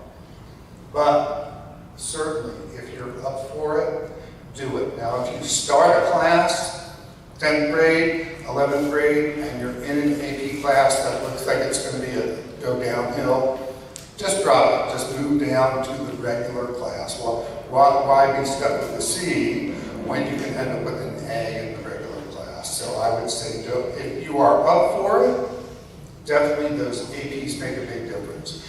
So the fifth and final thing, the last thing that I'm going to talk about, are those essay questions. I tell students all the time, oh man, a good answer on one of those essay questions can get you in, and a dud will not help you. So with the UCs, you have 8 choices. You're going to pick 4 and write 200 words or so on each one of those. So on one of them, you're going to pick triumph over adversity. On one of them, you're going to pick a particular skill. And, you're going to pick 4 that demonstrate something great about you. And what are you going to write? Well, as a number of speakers have said, we read a lot of these. So Davis last year, we're going to take 5,000 questions. Guess how many applications we got? 105,000. Oh my gosh, wow, that's crazy. So that's a lot of applications to read. I say, you want your essays to be enjoyable and interesting. I just was reading one about somebody who wrote their essay about that they failed the driving test 10 times. I thought, it showed they stuck to it and it was interesting, but you gotta write those essays. I'm telling you, it is such a big part of the UC application. It doesn't seem like it, but it is. So when you're looking at those essay questions, for example, what have I overcome? Well, maybe you might think, nothing. I haven't overcome anything, with my family. Well, think about it. What's going on in your life? Maybe while you're a high school student, you lost a loved one, a grandparent. Maybe your parents are separated, and you spend some night at one house and some night at another house, and you have to bring your books and all that stuff. Wow, that sounds like a challenge, and you still got good grades? Oh my gosh. That's something I want to read about. Think about, I've had students tell me, well, I don't have anything to write about. And the more we talk about it, they have plenty to write about it. How about that you work? How about that you work after school in your parents' store, or you work to help out your family, or you've chosen a public school that's great, that's 1 bus ride away, or 2. Think about what you're doing that other kids maybe are not doing. A lot of students write about, the reason I'm not in 10 clubs is because I'm 16 and I have a brother who's 1. And both my parents work and I have to take care of my younger sibling. Well, we want to know that. So you want to pick essay answers that tell more about you.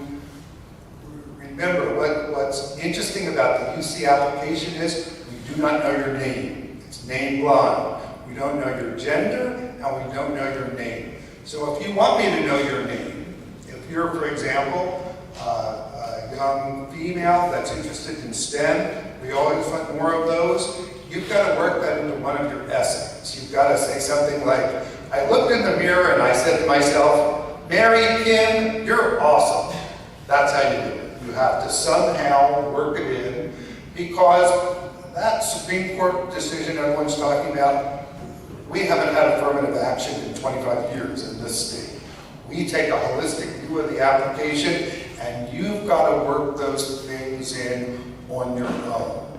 All we see that's somewhat personal is the name of your school, and then we see information about your school. You've got to fill in the rest. If you want to make it clear that English is not your first language, or you have to do the translating in your family for parents or grandparents at the DMV and reading the mail and all that stuff, that's what we want us to do. Makes a big, big difference for you, and they are added things that we want to know about. So those are my 5 things to think about when you're doing your UC application. Last thing. The last thing on the application is there anything else you would like us to know? Well, your answer should always be yes. Do not leave that blank. That is another opportunity to let your reader know something about you. So, a lot of students use that space to talk about a bad grade. They'll say, dear reader, you may notice that I got a C in AP Physics in the spring, and I want to explain what happened. The teacher got sick, we had 15 subs, there wasn't any direction, or I got mono, I wasn't there. We want to know it. And you know what? It makes a difference. We will look at that grade in a different way. Do not leave that section blank. There's one more thing I want to tell you about me before I close my application. I'm not documented.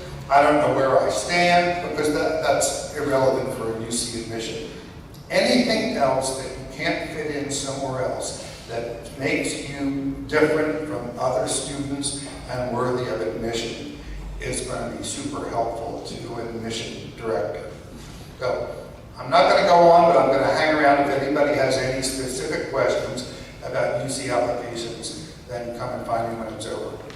Okay, thanks very much.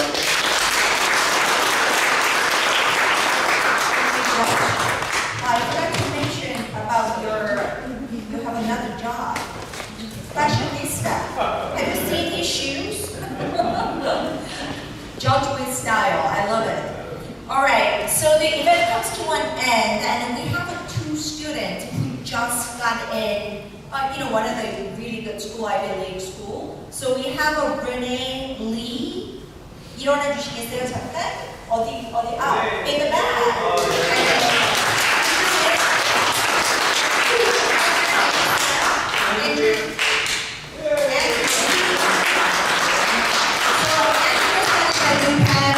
Renee just got in Cornell University, so they're going to really kind of share their experience short, make it short for everybody. So 누가 먼저 할까요? Renee 먼저 잠깐 나와서 얘기해 주시겠어요?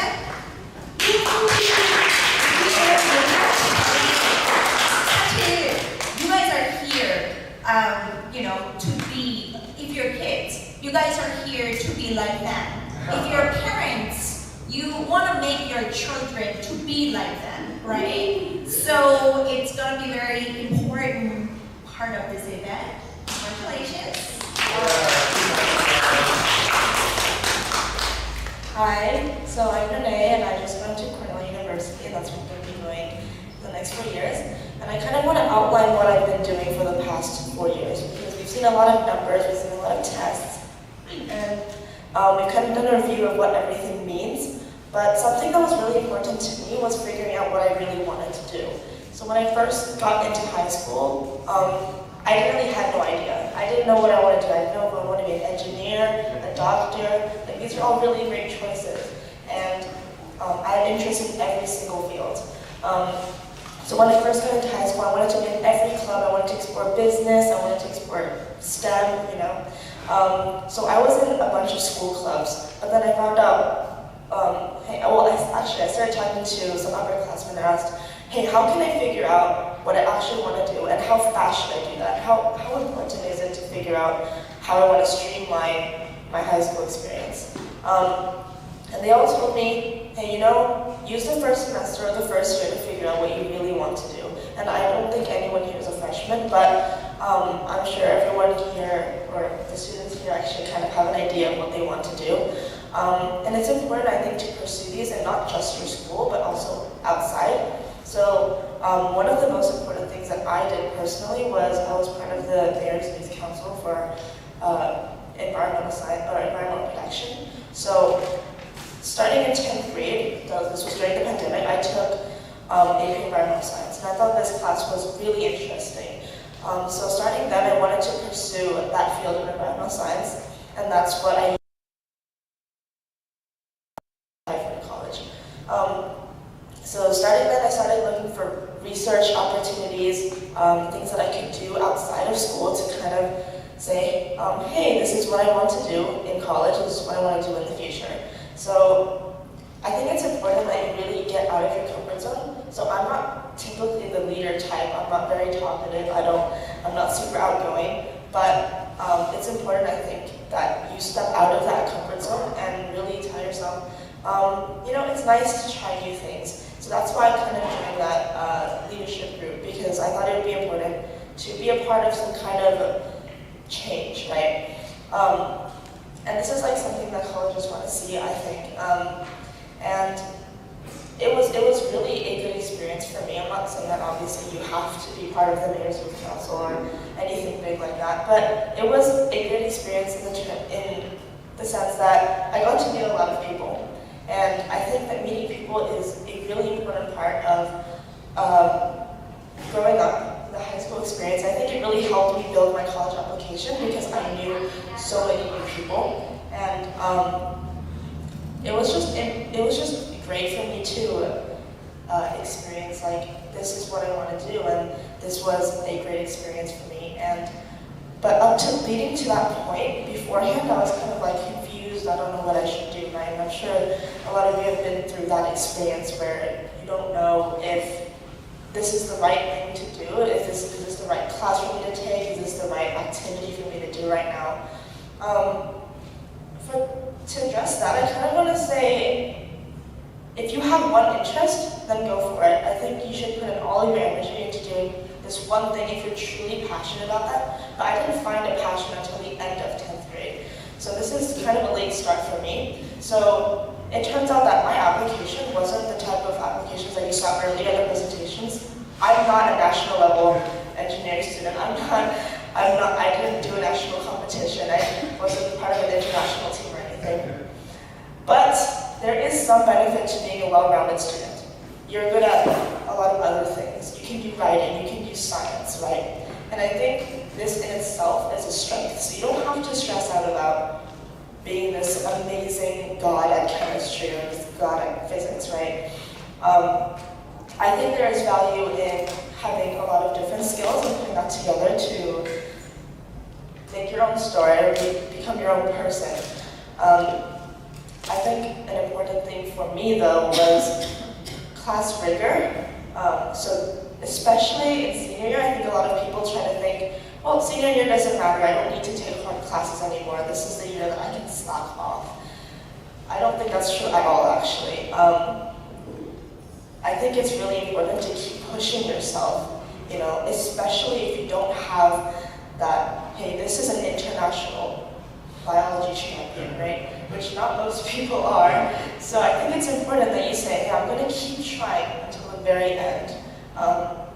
It's just a very good resolve to have, and makes a good impression on colleges. Like, you're going to keep trying even though you know you're almost done.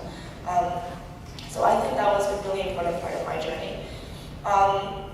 Personally, I would say that even if I didn't have that one interest or that one thing that I really wanted to pursue, it was really good trying to experience a lot of different things at once, because it kind of prepares you for a lot of different things. Like for example, if you are really good at this one thing, but you have a weakness in something else, I mean, I feel like it's just nice to be balanced, right? This is not saying anything against people who are really good at one thing, obviously, but this is just kind of words of encouragement because I know that most people don't have one specific strength. Most people are well-rounded or good at a lot of different things. So I'm trying to say it's good. It's not a bad thing to not have a specialty. It's not a bad thing to not be incredible at one thing. That was something that really that kind of took a toll on my self-confidence personally because I knew a lot of people who were really interested in the medical field, were really interested in arts. And I thought, oh, I'm at a disadvantage because I don't really know what I want to do. But when you find that one thing that you want to do, that's the real reward, I think. And I found a lot of different reasons.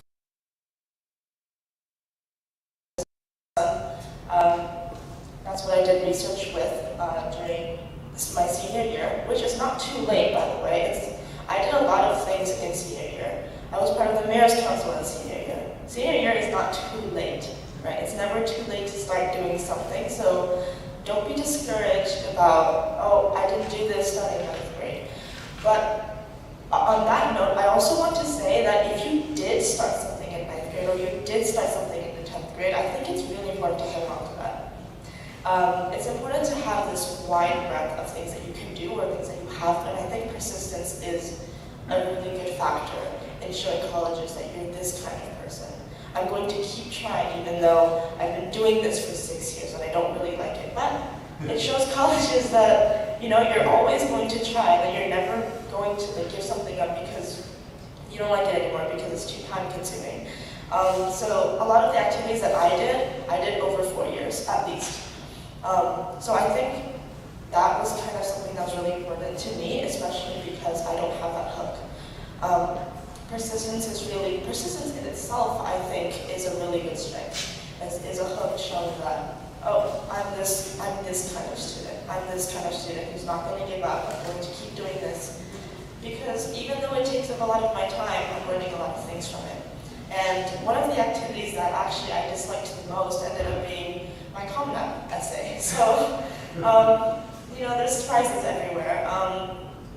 So don't be discouraged, basically. That's kind of my point, because that's kind of what I felt throughout college, because a lot of my upperclassmen peers, even in the same year, they all have this one thing that they were amazing at. I knew this one upperclassman who was amazing at writing, right? And I wanted to kind of, and I knew this person also who was also really interested in writing, or this person is really good at chemistry. And it's kind of disheartening to see, it can be actually kind of discouraging to see, oh, I'm not a national champion. But just know that that's not the only way into an Ivy League, or that's not the only way to a top 20.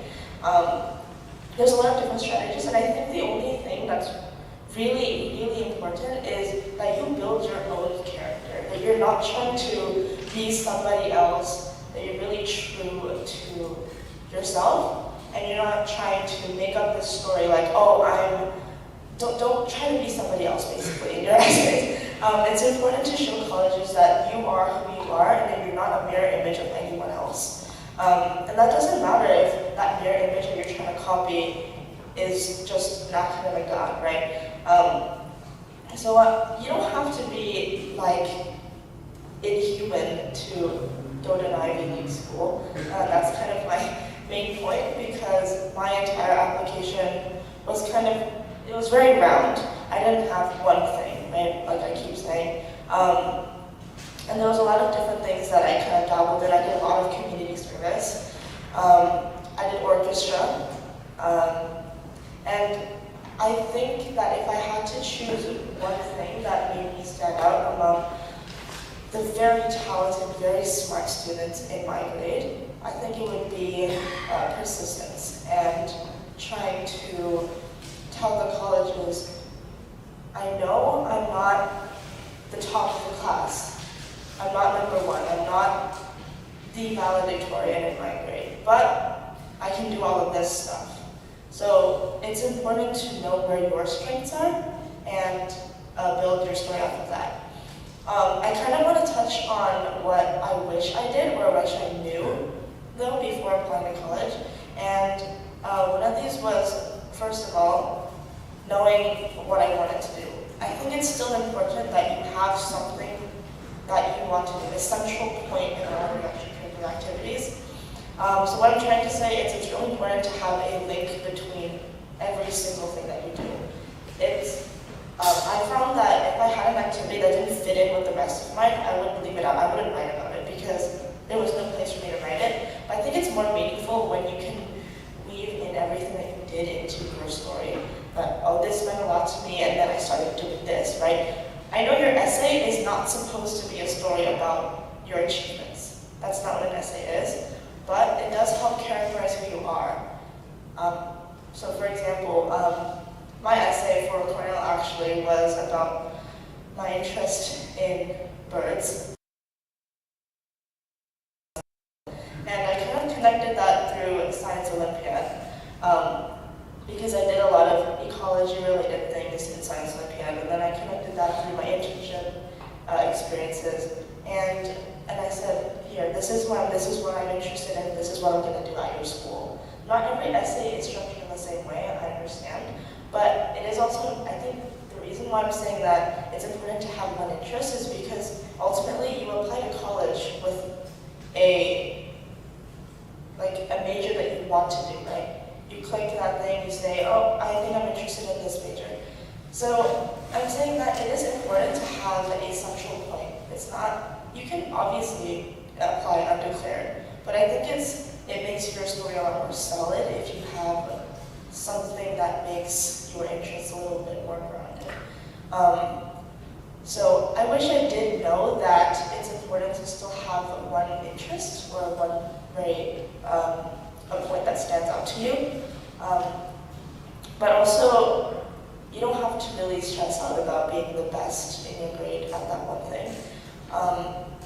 So that's also something that I wish that I knew. But then again, I think if I did know that, I wouldn't have tried as hard, to be honest. So I think it's just really important. I think the most important part is to just keep trying until the end. Your journey is not over until you get that acceptance letter. So even after you turn in your applications, it's important to keep being involved because you can update your applications. It's important to keep being involved in your community, in your school, and it's not a point where you should start slacking off. And I think that's something that's really important that doesn't really get said. So yeah, I think in a lot of these college seminars and these education seminars, people tend to focus on, oh, what's your SAT score, what's your AP score? But in reality, I think the strongest thing about your college application is going to be your essay. It's going to be about telling the college what kind of person you are. Because ultimately, they're accepting you as a human being rather than your resume, right? And they want to see if you're really going to fit in at their school. So for me, my dream school was actually Cornell, so I did spend a lot of time researching what Cornell was like and kind of tailoring my application to fit in with what they wanted. So, yeah. So is that your early action? So I applied an early decision, and then I got deferred, so I got accepted regular decision. Yeah. How long did it take you to write your essay? Oh, my essay, I started way later than most people, which I don't recommend really because I went to 25 colleges, and writing that many essays in half a year is not fun. So I recommend that you start like now. At least planning it out, you don't have to write it all now. But for my Cornell essay, I did start a lot earlier because I applied early. So I spent maybe a month just on that essay, or I think 2 months just on the Cornell essay, which is actually, I don't know if that's short or long for just a stable application, but I do recommend that you start writing your essays early because I did not have fun staying up every single night to write my essays. So yeah, definitely start planning them now. What do you want to put in every essay? Start looking at the prompts, outline what you want to put, a focus maybe. Every prompt is different, so you're not gonna copy paste the same essay ever. I did this like twice maybe because the prompts were similar, but even then you do have to change it up. So don't try to rely on, oh, I'm going to use this essay, I'm going to use this essay. You have to write like 60 different essays. It's a lot. Yeah. A scholarship? I did not apply for any outside scholarships. Actually, I did apply to the Coca-Cola scholarship, but I didn't get that one. So I know a lot of people at my school who did though, and they are very rewarding, so I would recommend that people actually do that. I didn't really look into scholarship opportunities in the first place, which is actually something that I do regret because obviously college is expensive. So yeah, that too, that's really important. Start looking for scholarships, start writing essays for those too. And yeah, and a lot of different schools actually do give you scholarships just from their schools. You can apply to the school scholarships when you apply to their school. So for example, oh no, I did financial aid, but I didn't do a separate scholarship. Yeah. So a lot of different schools have scholarships within their school though, so you can apply for those. I did those. So for example, Boston University has a lot of different ones where you can get full rides. Those are really good, so that's something that I would recommend. I didn't do any outside scholarships, meaning I didn't do anything that was not from the university. But those are also really important, so you should definitely try out for those too. Yeah, I think that's basically the main point of what I wanted to say to everybody. So I can hand over the mic to Andrew.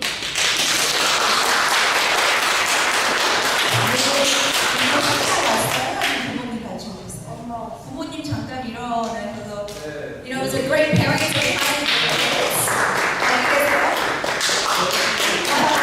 So for all your effort, we have another, you know, great Korean kids who just got to Ivy League. Thank you. 감사합니다. 예. 또 나중에 저 교육 시간에 또 질문 있으실 수도 있을 것 같아서. Alright, so this is the last segment. We're gonna bring Andrew Lane, who just got in at UPenn Early decision. So he's gonna share his story. Alright, thank you. Yeah, so my name is Andrew. I got into UPenn this year for early decision. And I graduated from University High School in Irvine, California, which is about an hour south of here. And you know, I agree with a lot of things that Renee said, and you know, I agree with a lot of things that the panelists have said in terms of course rigor, all the academic stuff. But the biggest thing that I want to emphasize is the stuff outside of it. So I was blessed with kind of an easy college application process. Obviously, getting in early, I applied at 25 schools. I didn't have to do all that. I got the, and it was binded, and then I was kind of done from there. But I was able to be kind of like an outside spectator from that point on, watching my friends, watching my peers go through the application process, and I was able to witness a lot of different things. Friends would ask me for advice, and people would ask me what I did. And I really saw that there's a difference between something that I call the tangibles and the intangibles. And the tangibles are the things that you see, the statistics, the ones that we saw today. You know, the GPAs, the SAT scores, and you know, the extracurriculars and the awards that you get. But there's also the intangibles, which I think are arguably more important. And the intangibles are the things that you see in a very small portion of things. I feel like you can only really see them in essays or interviews. It's the character traits that you have, the personality, the things that make you for who you are. And I think the biggest thing that, as an applicant, the biggest thing that you want to focus on is building those intangibles, and not only building them up, but making them noticeable for the readers. Right? And so I think the thing for me was that, you know, I always have been someone who's always tried to go into leadership. I've tried to, you know, always be someone who's kind of like a beacon in the communities that I'm in, the schools that I'm at, and all the activities that I try to do. And so, you know, kind of the intangible that I really tried to push was the idea that I'm always here to be an asset for those around me, right? And the things that I wanted to do was I wanted to help others. I wanted to do that in whatever way was possible, whatever format, whatever medium was available to me. And, you know, I kind of paired that with something else that I always prided myself on, which is my ambition and my work ethic. And so I think as an applicant, the biggest thing for you to do is to really just maintain that perseverance, that persistence, like Renee said, and try to build up those intangibles. The reality is that a lot of people in the world, a lot of people who are applying the same year as you are going to have the same tangible statistics. They're going to have the same GPA, maybe even better. They're going to have the same ACT scores, SAT scores, maybe even better. They're going to have better extracurriculars, like those crazy, what was it, the science Olympiad, the AMCs and all that stuff. But not everyone is going to have the unique quality and characteristic traits that you might have, right? You guys might be someone who's really special because you can do something that the person next to you can't, right? And for me, I thought the thing that I brought to the table that other people might not have near me was the work ethic. I prided myself on, I never thought I was the smartest person. I often always told myself, this guy's probably smarter than me, this guy's probably smarter than me. Everyone around here is smarter than me, but the way that I'm going to make myself successful is I'm going to work harder than every single one of them combined. Right? And so I think that when you're going into the college application process, the biggest thing is, it's a mental struggle. It's a battle. And it's almost every day I was like, why am I doing this? What am I doing this for? Am I just doing this because my mom and dad told me to, or am I actually doing this because I want to do this? Right? And so going into it, I suggest and honestly I implore you guys to figure that out early. Start thinking about that now. Before you write an essay, before you do anything, I urge you, just sit down for a second. If you want to talk to your parents about it, if you want to talk to a friend about it, a mentor, a peer, just think about why are you doing this? What is it that you want this to do? Because ultimately, college is a stepstone. It's a stepstone to doing something great, right? You don't want to peak or plateau at college. You don't want to just take the 4 years and just plateau from there on. No, you want to take those 4 years and keep building yourself up, and you want to get higher and higher, right? And the way that you can do that is to understand that you have to seek it out in a certain way, right? You can't go into college, you can't apply to college thinking, oh, this is just an obligation I have to do. This is something that I just have to do because my mom and dad want me to do it. No, this is something that you're doing because you want to further yourself and you want to better yourself in a certain aspect, whatever career that may be. Whether you want to be a doctor, whether you want to be a lawyer, an engineer, whether you want to be something crazy like an astrophysicist. These are all things that are going to build you up, and so you have to go into it expecting that. Right? So the biggest thing, and I know there's people out there who don't figure out what they want to do until the end of their senior year, right? Until that deadline is 2 weeks away. Or there's people who know what they want to do, from the second they step foot in middle school. And I was one of those kids. I've always wanted to be a lawyer since, when was it, Mom? Like 5th grade, 6th grade, something like that.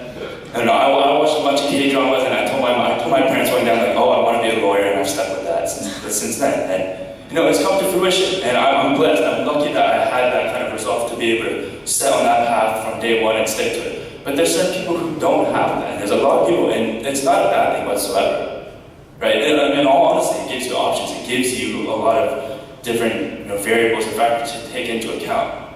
And so, there is no one set path. When you're going into the college application, there is no one set path. It's a very multifaceted process. There's different things that you have to take into account, different things that you have to be able to do. And that's why, like Renee said, it's really important to be able to do a lot of the different things.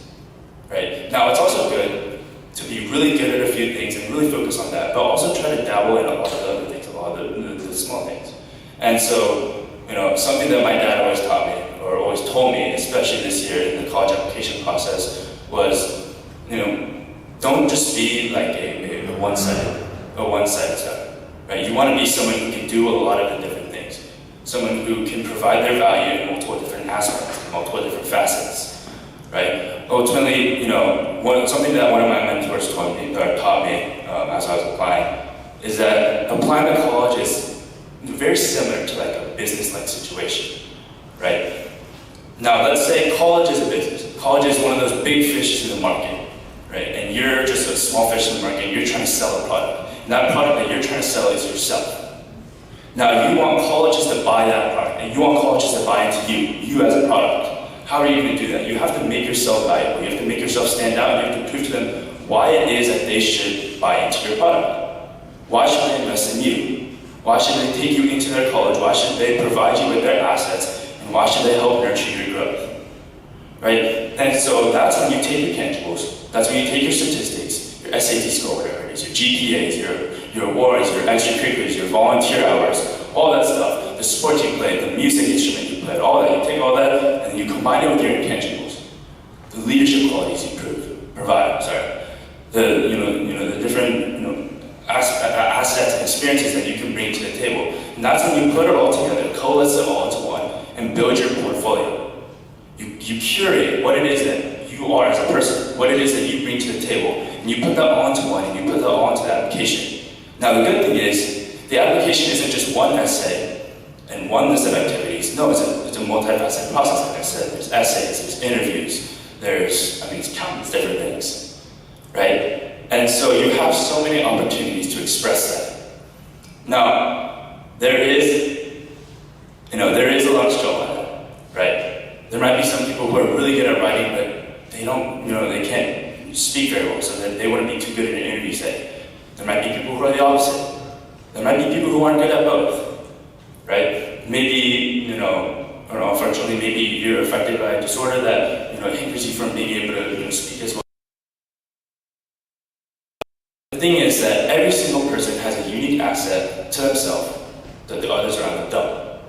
And so it's your goal and it's your job, honestly, to try to find that. To try to find what is, that thing that I bring to the table. What is the number one thing that makes me who I am? And once you apply to colleges, knowing what that is and using that to your benefit, and honestly, exploiting that asset that you provide, that's when colleges, big fishes in the market, see your value and they start running after you. That, oh, I want this guy. Oh, I want this guy. This is the type of person I want at my table. This is the type of person I want in my community, right? And another thing that I want to emphasize is that a lot of people think that you go to college purely on an academic basis. And what I mean by that is a lot of people think that you only go to college to study. But the reality is that when you're going to college, you're going into another community. You're living in another community. You're not with your parents anymore. You're not, sheltered in their house. You're not, taking their car rides to public school or private school anymore. No, you're living in that college's community, in that campus.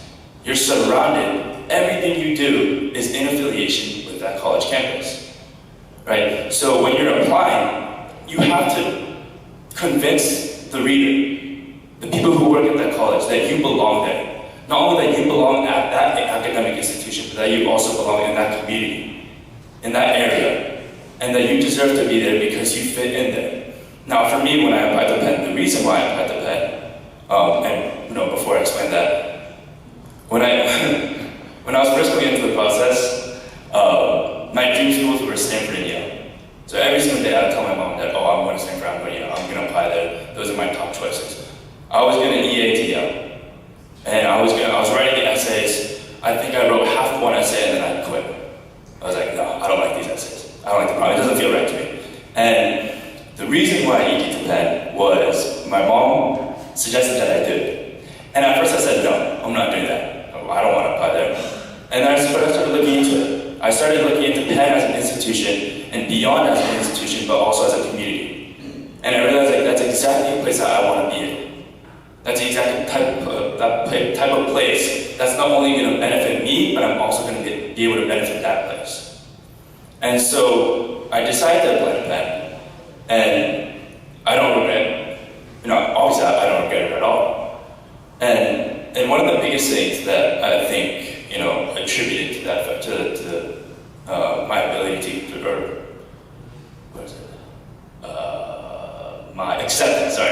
my acceptance into the university was just the fact that there's an intangible, sense of belonging for me in that community. It's so historically deeply rooted. It's so, it's so aligned and so strong in the fields that I want to study. And it's also just an area that I would love to live in. And so I really focused on those different aspects in all of my essays, in all of my interviews. I always repeatedly, almost annoyingly stated that, and I tried to put that in every single sentence that I ever spoke. Like, this is the exact type of community that I want to be in. This community would really build me up, and I would be able to build up this community. This community would do so much for me, and I would be able to do so much for this community. That's exactly why I feel like, really pushed me to be able to gain acceptance. And so when you guys are applying to colleges, I think the biggest thing is not just to apply to the college for its name or its value on a piece of paper, or the value that it holds when it's spoken to your friends or mentors or peers. I think it's something, you should apply to the college if it has value to you. Why do you want to go to that institution? And, like I said, I want you guys to sit down and think about why are you doing this? And then after you figure out why are you doing this, figure out why do you want to do this at this place? Why do you want to do this in this community, this setting, right? And then once you put those all together, kind of like a puzzle, then you submit the application.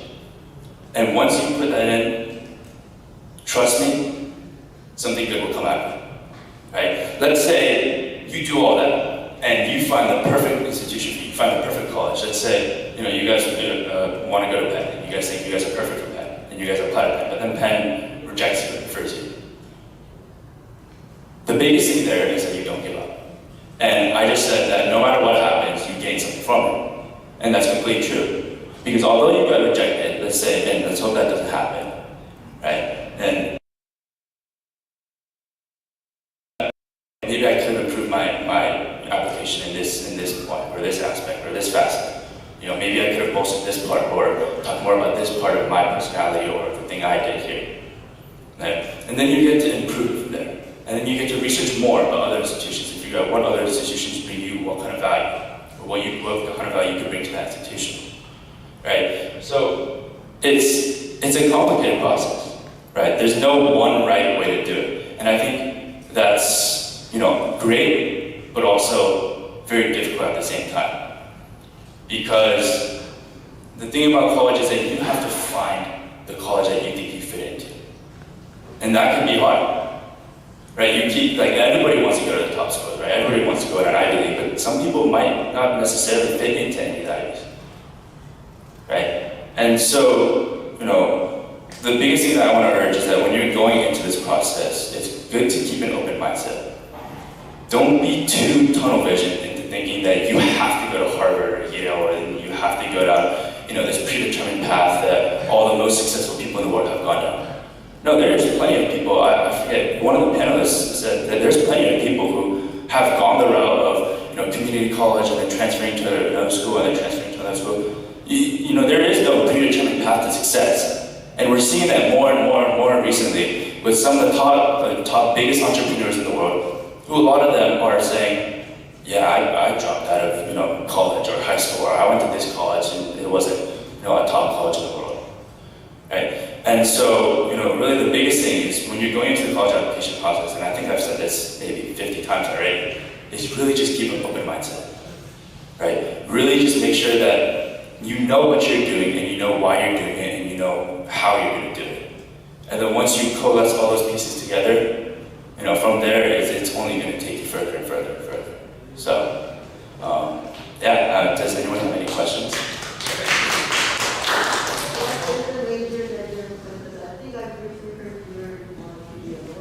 Yeah, so the major that I applied for is called PPE. It's philosophy, politics, and economics, and then I'm on a pretty long path. And so it's very similar to Senator Min, who was up here earlier, who also attended Penn, and I talked to him briefly. He said he was in the same major for a number of months. And so, yeah, it's a very interdisciplinary major with a lot of courses under that.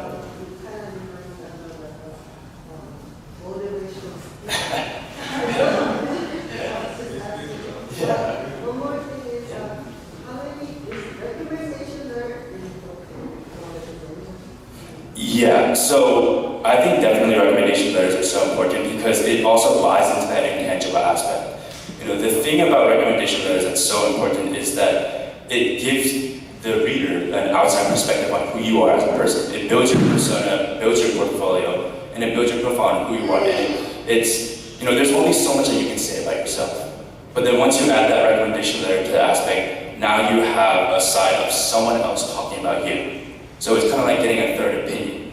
It's like, in a legal trial, it's not just one side or one-side battles. There's multiple different aspects that go into it. There's multiple different pieces of evidence that go into it. And so I had 3 recommendation letters, and I tried to get them from a number of different people.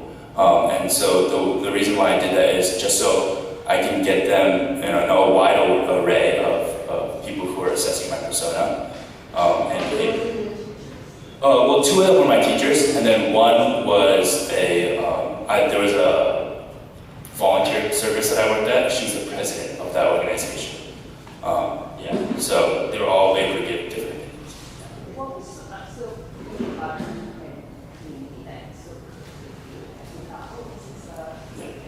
Yeah, so the biggest thing for me is that UPenn is so deeply historically rooted. It was founded by Benjamin Franklin, who was one of the founding fathers. There's just so much history in the area. It's a huge city area with so much history behind it and just so much room for opportunity and improvement and growth. And so, going into the college application process, I was like, I have a number of imperfections and flaws. I'm not a perfect student or a person in any aspect. And so being in a city like that, an area like that, would provide me with so much opportunity. And so I was like, this is somewhere I want to be, somewhere I can see myself. Yeah. Are there any other questions?